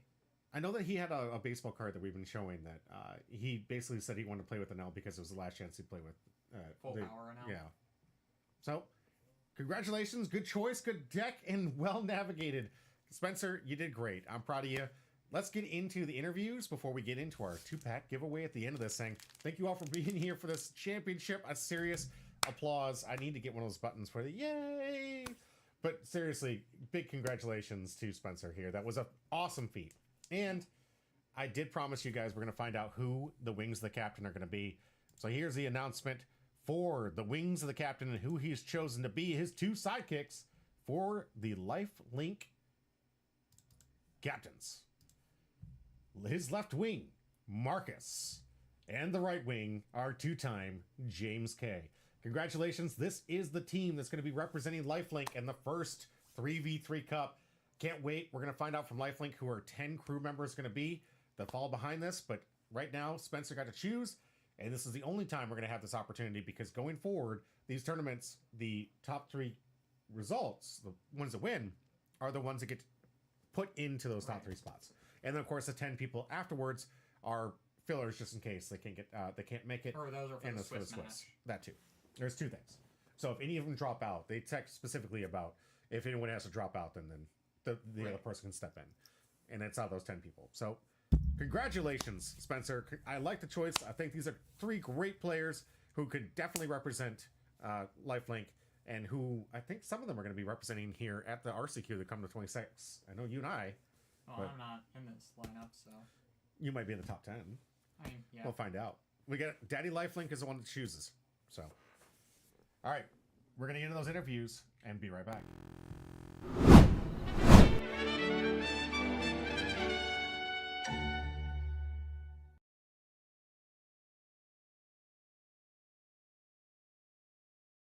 With an unfortunate. And we're back.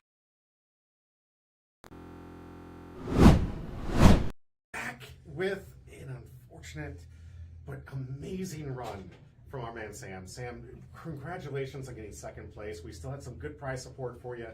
We had something for you. That Dolphy was just killing it round after round after round and carrying you to the semifinals where you really just got to play against what... do you feel like that was a bad matchup? What do you think? In the semis? The finals. Oh, the finals. Yeah. I don't think it probably is meant to be a bad matchup. I think I probably just have no idea how to play it well. That's fair. Like, how many times did you get to practice against it now? Oh, never. This is literally the first time I played against it. Yeah, I'm pretty new to One Piece in general, so That's true. That's true. I mean, like this year, right? We got you into it, got you the starter deck, told you where to go, and something that wasn't your. We almost got you on Nami, but then we're like, no, this is more your place. You should stick this way. And you got him on Delphi, and you. I mean, the first couple of tournaments you showed up, you just spanked those things, and you came mid-season too. So you weren't even at the very beginning. You just dropped in and said, I'm going to play mid-season. I'm going to get there, and you quickly became in the middle of the pack with just a few times you did show up. Yeah, I literally came 2 weeks before then. Yeah. Just the last 2 weekends. It's just you get those amazing points to squeeze into the top of here. And how did you feel about that? Like, was it nerve-wracking? Like, did you think like, oh shoot, I'm investing in this thing so late in the season. Am I going to be able to make it? More in for the fun of the game, to be honest. So Fair. I mean, I'm just happy to be here. Yeah. You did great with Flesh and Blood and other card games. Like, were you a Magic player before? I was not. I've never been playing Magic. Okay. Way before Flesh and Blood, I did Legends of Runeterra. That was the first card game I did, and they kind of killed that. So I moved into Flesh and Blood. That's been what I've been doing since. Sure. And then you just decided to go over to One Piece. I know you're not giving up. We have you and host you on Flesh and Blood. He's not going anywhere. Don't worry. Sam's going to be here. But what made you want to make the leap to One Piece? I mean, it's just like fun. I actually really like the Dawn system. The mana system in the game is really fun. Good mana systems are like the first requirement for me. I enjoy card games. I really don't enjoy Magics. Yeah. So that's why. But the Dawn allows for a lot of, I think, like high-end play of like mapping out how your turns are going to go and investing in exact the right amounts as the turn goes. So I really appreciate that part of the game. It's a really interesting aspect. And would you say like getting lots of practice against certain decks really helped the edge in the first 3 games? Because yeah. I had played all those matchups. Well, not the Smoker, but close enough. Getting the idea that it's removal. I got the idea. Yeah. Definitely, it's got some similarities. A lot of the black decks do, but this experience here, 2 weeks going into it, getting into time. How have you felt it? Like, I know you're the newest player to this group. What is this experience? Like, you're in a championship series, you're in this weekly run tournament, you're grinding out these things, you're meeting new people, you got this community. Just give me a synopsis of what do you think about this experience? I think everything's great. I've talked a ton with Rex. Rex is actually great. I was sad I actually had to pair into him in semis. Because we've played a few times and I've always had a great time playing against him. Same with Spencer. Spencer always just kicks my butt. He's so good. So he's excellent at the game. So it's good to play against him. I have a really good time because those matchups make me think a lot. They're really good. And everyone here is super kind. So I have a great time every time I come out. Fantastic. Glad to hear it. Are you going to be able to make it to Series 4? Yeah, I will. It's perfect. I'll be back from London like the week before that. And so I'll have enough time to actually get it back together and jump right in. So fantastic. Yeah, we got 8 weeks of this content coming up your way. We got a bunch of new things for OP11. Do you know what you're going to play in OP10? I have no idea. I was building a Nell. Before the bands came out, I was like, this deck looks pretty fun. I know Spencer says he's not giving up. He's not giving up. Kingdom Come was a hard hit. It was. But he's not giving up. So, I mean, do you think he might? I mean, I don't know. I was looking at Purple Luffy. Purple Luffy's really good, yeah, he looks pretty fun. I think Blackbeard still has a pretty decent place, even with some things coming out. But so I'm interested in a few things. I'm starting to pick up cards for when Blue Purple Luffy comes out because that deck looks crazy. And it's gonna run the meta. Gurple and Burple. It's gonna be insane. I was actually expecting during the ban list that they were going to do something to that because it was like, well, they're kind of ahead of us, so maybe they'll hit that. And then they hit only our meta, and I was like, wow, okay. I guess we need to hit this. We're going to get caught up here soon. You did hear about the news. Yeah, I'm excited. I was kind of curious. So, like, do you like it when you're like that everyone's on the same page and we have the opportunity to actually create the meta coming forward? I prefer that. I think it gives a lot more edge to players who are actually like in tuned in the game and like deck building and stuff. Deck building is one of my favorite parts of Flesh and Blood, and getting edges in my deck building is like a huge part of the game for me. Absolutely. So being in line with everyone and not everyone just like net decking was the top deck for this past season over. So I'm excited about it. I'm also excited. I think rotation is a really healthy thing for most card games. So I'm excited for that to come too. I'm glad you brought that up here. I mean, I won't spend too much time. Most of you guys already see my videos on it. Rotations are absolutely necessary for bringing in new people, which is absolutely important to bring new players into the game to help us keep feeding the engine. Because if you lose too many people, the game dies. So if you're trying to make sure that we continually grow, we're getting so many sets out here that it's becoming this nightmare of like the anime. Like, hey, watch One Piece, guys. Check out One Piece. I literally had this conversation earlier. I was like, I want to play the card game. I hear that it's like 1,000 episodes long. I'm kind of interested. Should I? That's a huge investment. You should. You 100% should. Hands down. No questions asked. But to convince people, it's hard. And to convince new players with the financial investment on top of that, it's difficult. So these things are healthy. And I think we're still going to be doing stuff for legacy players. So don't worry, your old cards are still going to see some play. But we need to be able to be accommodating for those new players that we need to bring into the meta. And let's be realistic, guys. Are you going to stop buying One Piece? Because our store just showed that no, you're not stopping to buy One Piece. We can't keep the product on the shelves, and I don't think that's going to change anytime soon. So I think it's also another really strong part of the One Piece is that a lot of the decks are really cheap comparatively to other card games. Like, I got that Doffy deck for like $100. Yeah. Which is like 2 cards in my Flesh and Blood deck. Like, it's insane. The price point is excellent for this game. Yeah, I played Magic the Gathering. I know how you feel. Oh, yeah. So, and soon it looks like we're going to be doing some Flesh and Blood stuff too. We got some other championships. Would you like to see something similar like this in our Flesh and Blood stuff? Oh yeah, I'm super down for that. Okay. I wasn't the biggest fan of the format we just got finished doing, so I didn't do a ton of that. But you know, they're talking about switching up the format, and I think this is a really fun way to just come out on the weekend, have a good time. I mean, it gets busy on the weekends for everybody, so it can be a little bit difficult. But the fact that we do it like 10 weeks or however long it is. We do like 8 weeks here. We do it on Wednesday like we normally do, and then have a Saturday for another chance to get some points. Yep. Do a points system. Do it with the Armory type of format, and then after 8 weeks, those points get totaled up, and we have this experience here in the top 16. We got to increase the prize support, thankfully, so you got some nice prize support this time. We're growing and growing every single time, so I'm really excited to really just not be like, oh, you got second place. Go home, have a good day. Like, no, you got something for your time and investment because you really put in a lot of good work for this. And even with that short amount of time, like I really think you did take this seriously. I think you wanted to get to know your deck, you did the research, and you did everything you knew to do at a TCG to make sure you're prepared for this. And I think you were very prepared. I think the opponents said so. Not for now. When you watched what Spencer did to me, you might have a different opinion, but I saw the other stuff, you know. Next time indeed. It's been a pleasure hosting you. Thank you so much for being here. I really appreciate it. Yes, and we're going to be here. Series 2, Series 4, you're going to be here. We're locked in. Guys, stay tuned. I got to get an interview myself and Spencer, who's got to be elated right now, just blown out of his mind with the fact that he's just won this thing. And that's not throwing you. You did a great job, dude. And then, second place is second place.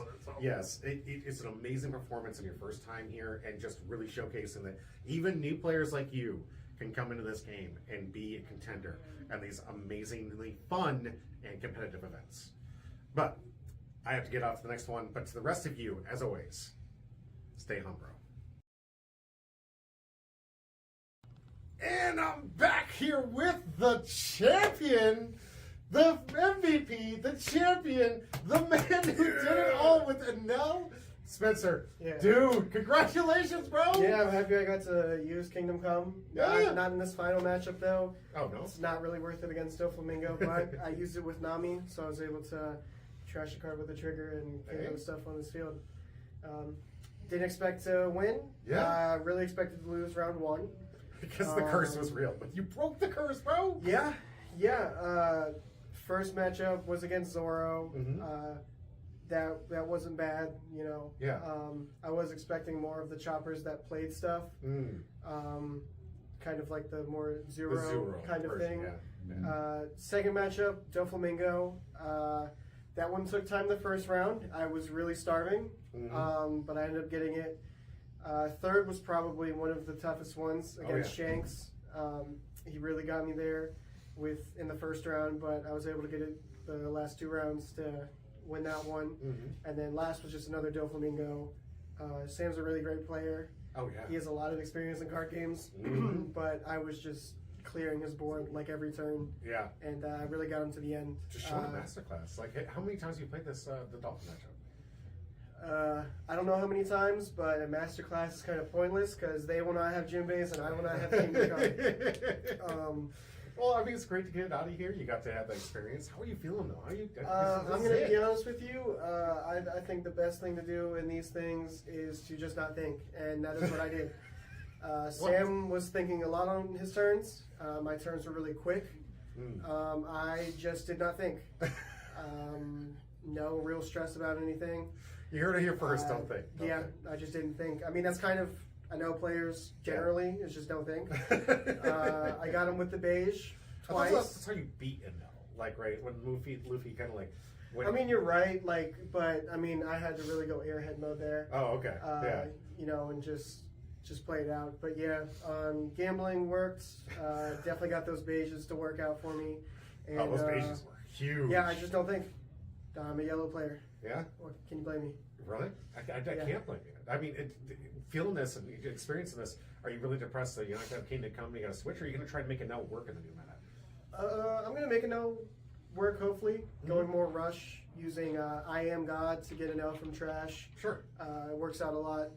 5 cost aces, bring those back. Okay. But what about the new rush ace we're going to get, like EB? Like, you mean the Russian L? Yeah. Yeah, I'll definitely use that. I mean, it's going to be necessary for it to Absolutely. get more stuff. Do you think that's going to be enough to overcome the fact that lost Kingdom Come? I don't know. Okay. I don't think anyone knows. Okay, that's fair. I mean, people can be like yes or no, but we won't see until we actually see, you know. Are you going to put the testing? I mean, now, this thing 100%. having taken you to the championship and winning this thing, I feel like you kind of just owe it now at this point, right? I don't know. I mean, I can treat an L like they did in the manga and send him to the moon. Sure. And just forget about him. Yeah. Yeah. But I'm going to go more of the, what's his name, Gadatsu route. You know, he fell to the ocean and he started up his own shop and he's just going to work. Yes, that's so true. Yeah. How have you felt this entire tournament? I mean, you've been grinding the best of all of it. Yeah. Definitely more nervous near the end of it. I mean, Wolf was always behind me. Yeah. I think I consistently stayed in first throughout the whole thing, though. Yeah. I think.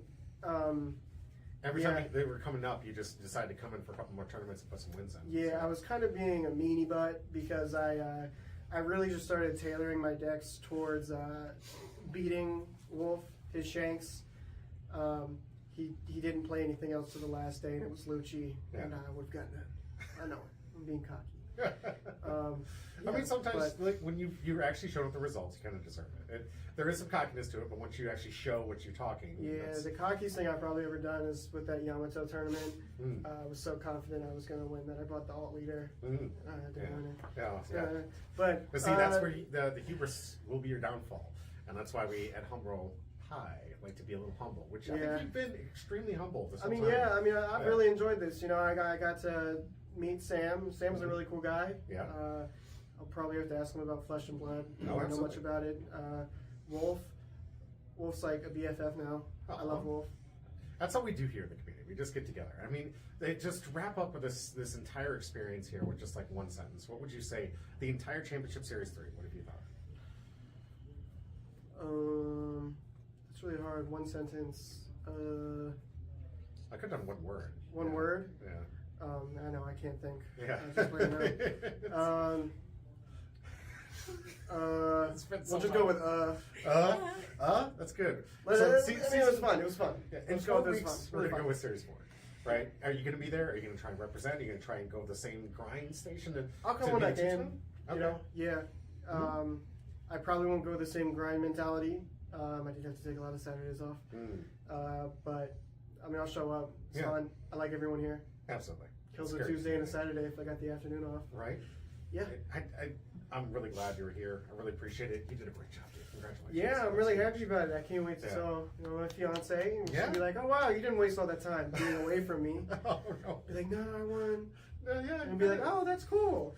But now you do have to defend your title next turn. Like you could be the next 2-time if you get into so this. right. And so and then you're going to be casting with me for a while. We got a lot more content coming your way. You're going to be joining me on Thursdays and covering what we can for OP10 and You're also going to be helping me run some nice little sheets. Yeah, I got some Thursdays off, so I can definitely come and just play 10 because I'm going to play some Blackbeard, be stinky, you know, go from not thinking to being stinky. All right. And just play Blackbeard and just get some experience with that. I'm looking forward to it. I hope you are too. Thank you for being a part of this whole program, and as a caster, it's fantastic. I love seeing you guys get up there. I hope to see this in the regionals that's coming up here. We do have the lottery coming up. Yeah, if I get the lottery, I mean, I'll definitely show up. What about the manga tournament afterwards? The manga. We'll see what work does. Okay. But yeah, I'm waiting for an air fry tournament though to really go all in on it. Yeah. Yeah. Budget's looking a little tight for air fryers, but No, I'll find an air fryer. Oh, okay. I'll sponsor it. Oh, cool. Hey, got a sponsor. Hey, look at that, guys. See, Get some, you too can grind and get yourself a sponsor from one of your own casters. Yeah, get some bachelorettes in here, you know, recently single, to get an air fryer for the new crib. You know, I think it'd be good. Really helping the community out. Have the real people who are really here to win. Like this. Yeah. This is nothing, but an air fryer tournament. Oh, that's they'll where come. real They'll stuff come. happens. They'll come here Yeah. for sure. Trust me. I mean, if I can get a good one, Mm. I'll see if I can throw it in with the manga tournament. That'd be pretty funny. That will be. Just a bunch of people from like all over Virginia be like, Yeah. so there's a manga Zoro tournament. But You can win an air fryer too. I think I'm That'd in. be pretty I think fun. I'm in. That'd Yeah. be pretty fun. We'll see if we can make that happen. Honestly, I don't want to take up too much of your time. You're getting back to you, girl. And just tell her thank you for the time you were able to allocate to this. Mm-hmm. And I'm really happy that we were able to get this to work together and continue to grow, because I think every single time we do it seems to make a new experience. You've been in every single one, right? Yeah. And this one just seems to compound to better and better experiences. Would you agree or disagree? Yeah, I mean, it really just it gets better and better. Yeah. I mean, the first one, that was fun, Mhm. and I think with all like the bands and everything, it definitely changes up how it goes out locally. Yeah. I was expecting a lot more shanks. Mhm. I think there was only like 2. It's not 4, actually. Four? Most Really? of them got Dang. eliminated early. Yeah. Okay. I think a lot of there was control shanks, there was a rush shanks, there was some other my zoo shanks didn't make it in, unfortunately. Yeah, but I can't wait for next season how it's gonna go just in general with the bands. Probably seeing We less get to make the main event. Flamingo. We get to make it. Yeah, especially in the local area too, where Yeah. people are gonna play. Yeah. Yeah. That's all I All really right. got to say. Well, that's going to do it for us tonight, guys. Thank you guys Thank you so much again. for being here. I hope you guys enjoyed the content. I hope out there that you guys want to see more of this stuff, because we got season 4, season 5, series 6, 8, and the rest of those series coming your way. And I just can't wait to see how big these prizes get. Well, eventually, I promise you, we're going to be doing caseloads on these guys, and it's just watching their face in real time as they continually open more and more. They'll get so and sick more. of it. They won't want to open anymore. But seriously, thank you very much, dude. I Yeah. appreciate it. Congratulations. Yeah. As always, stay home, bro. And that's going to do it. We're wrapping things up. This is it. We have 2 packs to give away. Did you have some comments on this interviews? So, Sam, if you're seeing this VOD, I just want to know, you mentioned all your other opponents, besides your round 1 opponent, the very smart, handsome, got 2nd place in the last championship series, same placement you got. Me. Respecting everyone but me. I know it was a Swift 2-0, but man, you couldn't even acknowledge me. That stings. That really stings. Oof, indeed. I'm so sorry. I will remember this. We were watching this from here, and I forgot he said all this stuff, and he was like, why did he mention me? I was like, I don't know, bro. I wasn't that focused on the interview. I'm sorry. This is analogous to the time in One Piece when Kid and Law were fighting Big Mom and Kaido, and after Kid attacked, Big Mom just said, oh, Law's attacks really hurt, just not even recognizing I'm there. Yeah. But unlike Kid, I'm not a fraud.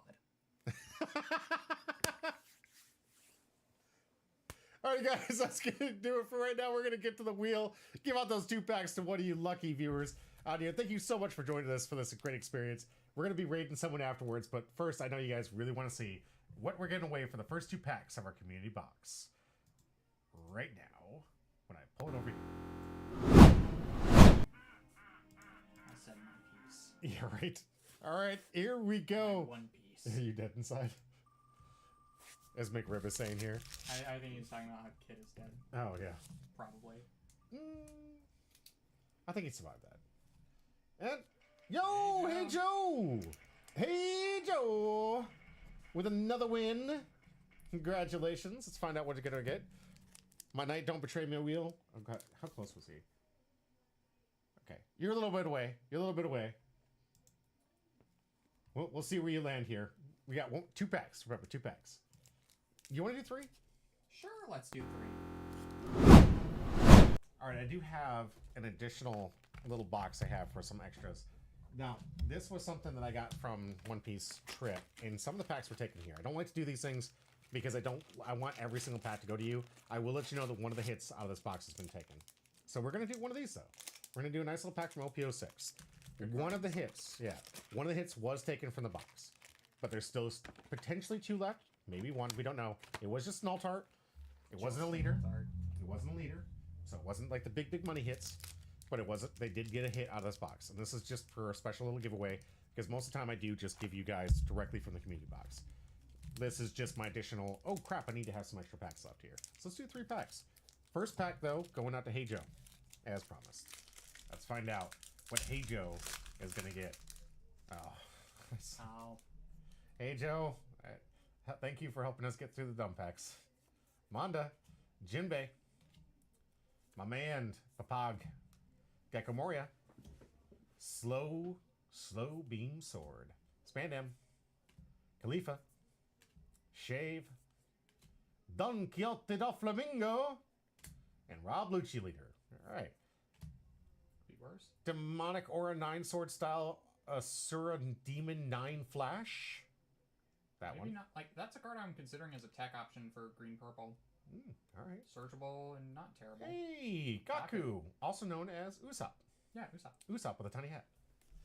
That is not a tiny hat. That is quite the large hat. That's a tiny hat. No, that is... No, if he really wanted to go with a big hat, he would just do like the sombrero like this. Yeah, but it's not a small hat either. Alright, let's get into pack number 2. And again, size doesn't matter. It's about what you do with it. Amen to that, brother. Amen to that. Cannot disagree with that. Alright, pack number 2.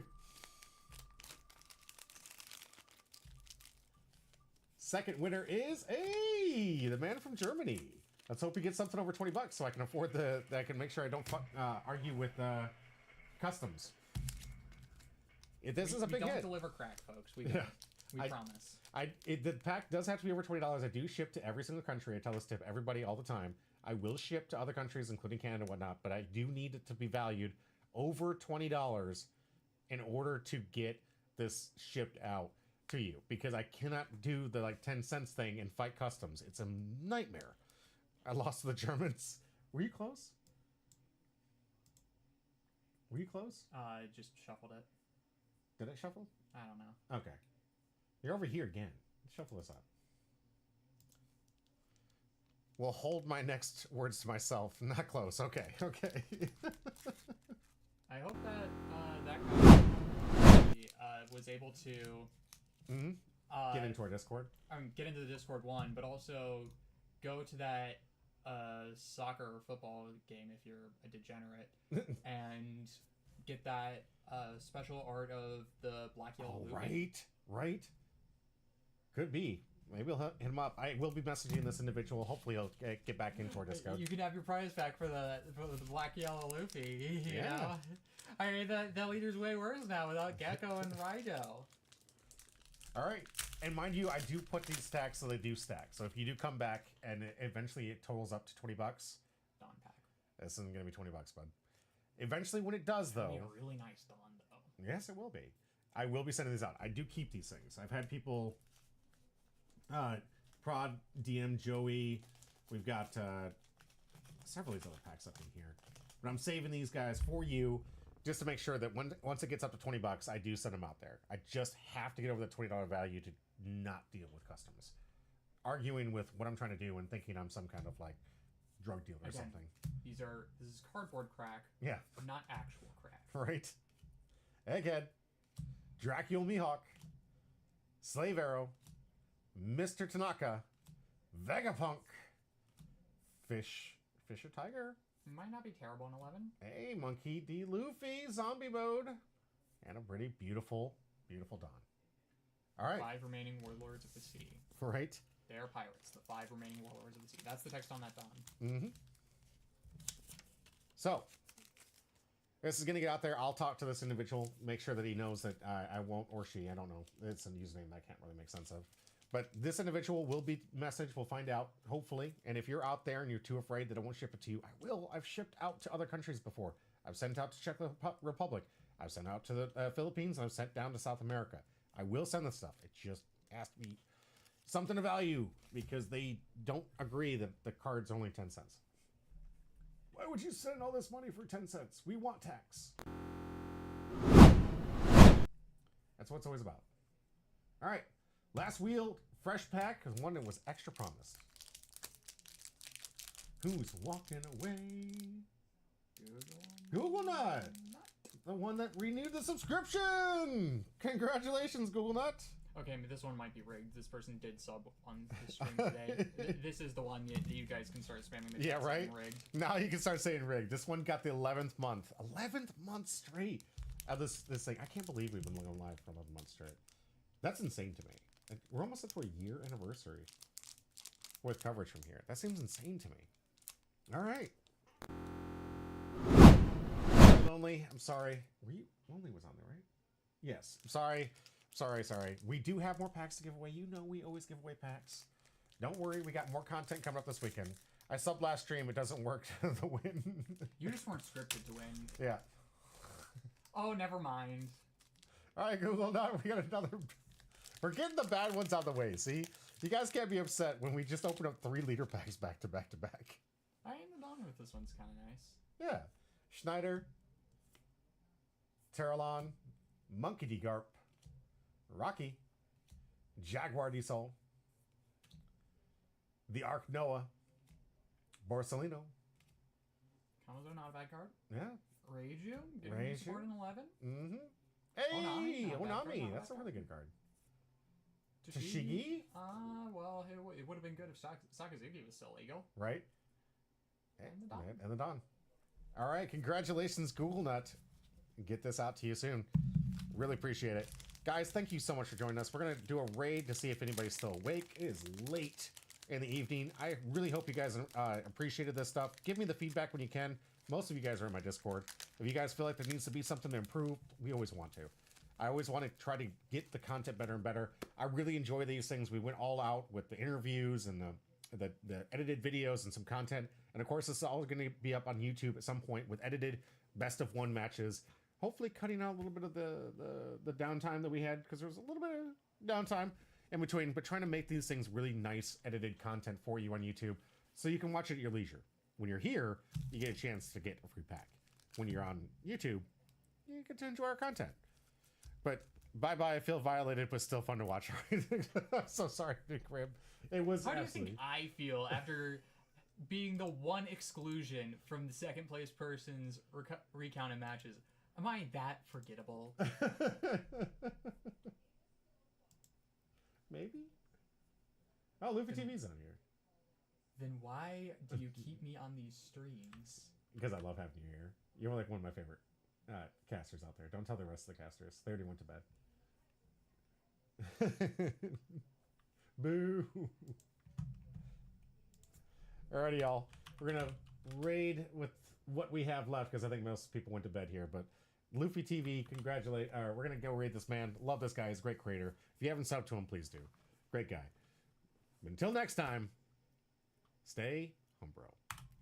And now I have to wait an awkward 10 seconds while this thing gives me the countdown. And remember me, or else I will make you. Remember the 5th of November. Yes. And you will burn just like Guy Fawkes did. Good story. Alrighty, guys. Have a great night. Talking about V for Vendetta or the actual... No, Guy Fawkes is... I know what Guy Fawkes is, yeah. Oh, wow. With a party of 4, we had 4 left. Cool. Oh, where's my volume?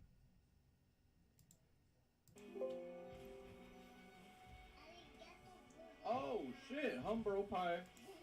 Good to see you, brother. With the bros of Stalin love right there. Yes, sir. How goes it? Bohemian Rhapsody, my little potato chip, Abraham Lincoln. Should I use this immediately? Because I think I just run away with the game if I do. So I think I'm going to. Yeah, I think I'm going to. I think I'm just going to say... It's 11:51. You're dead.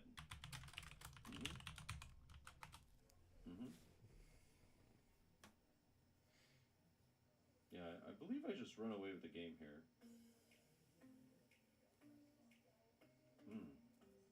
That felt a little unnecessary. Woo!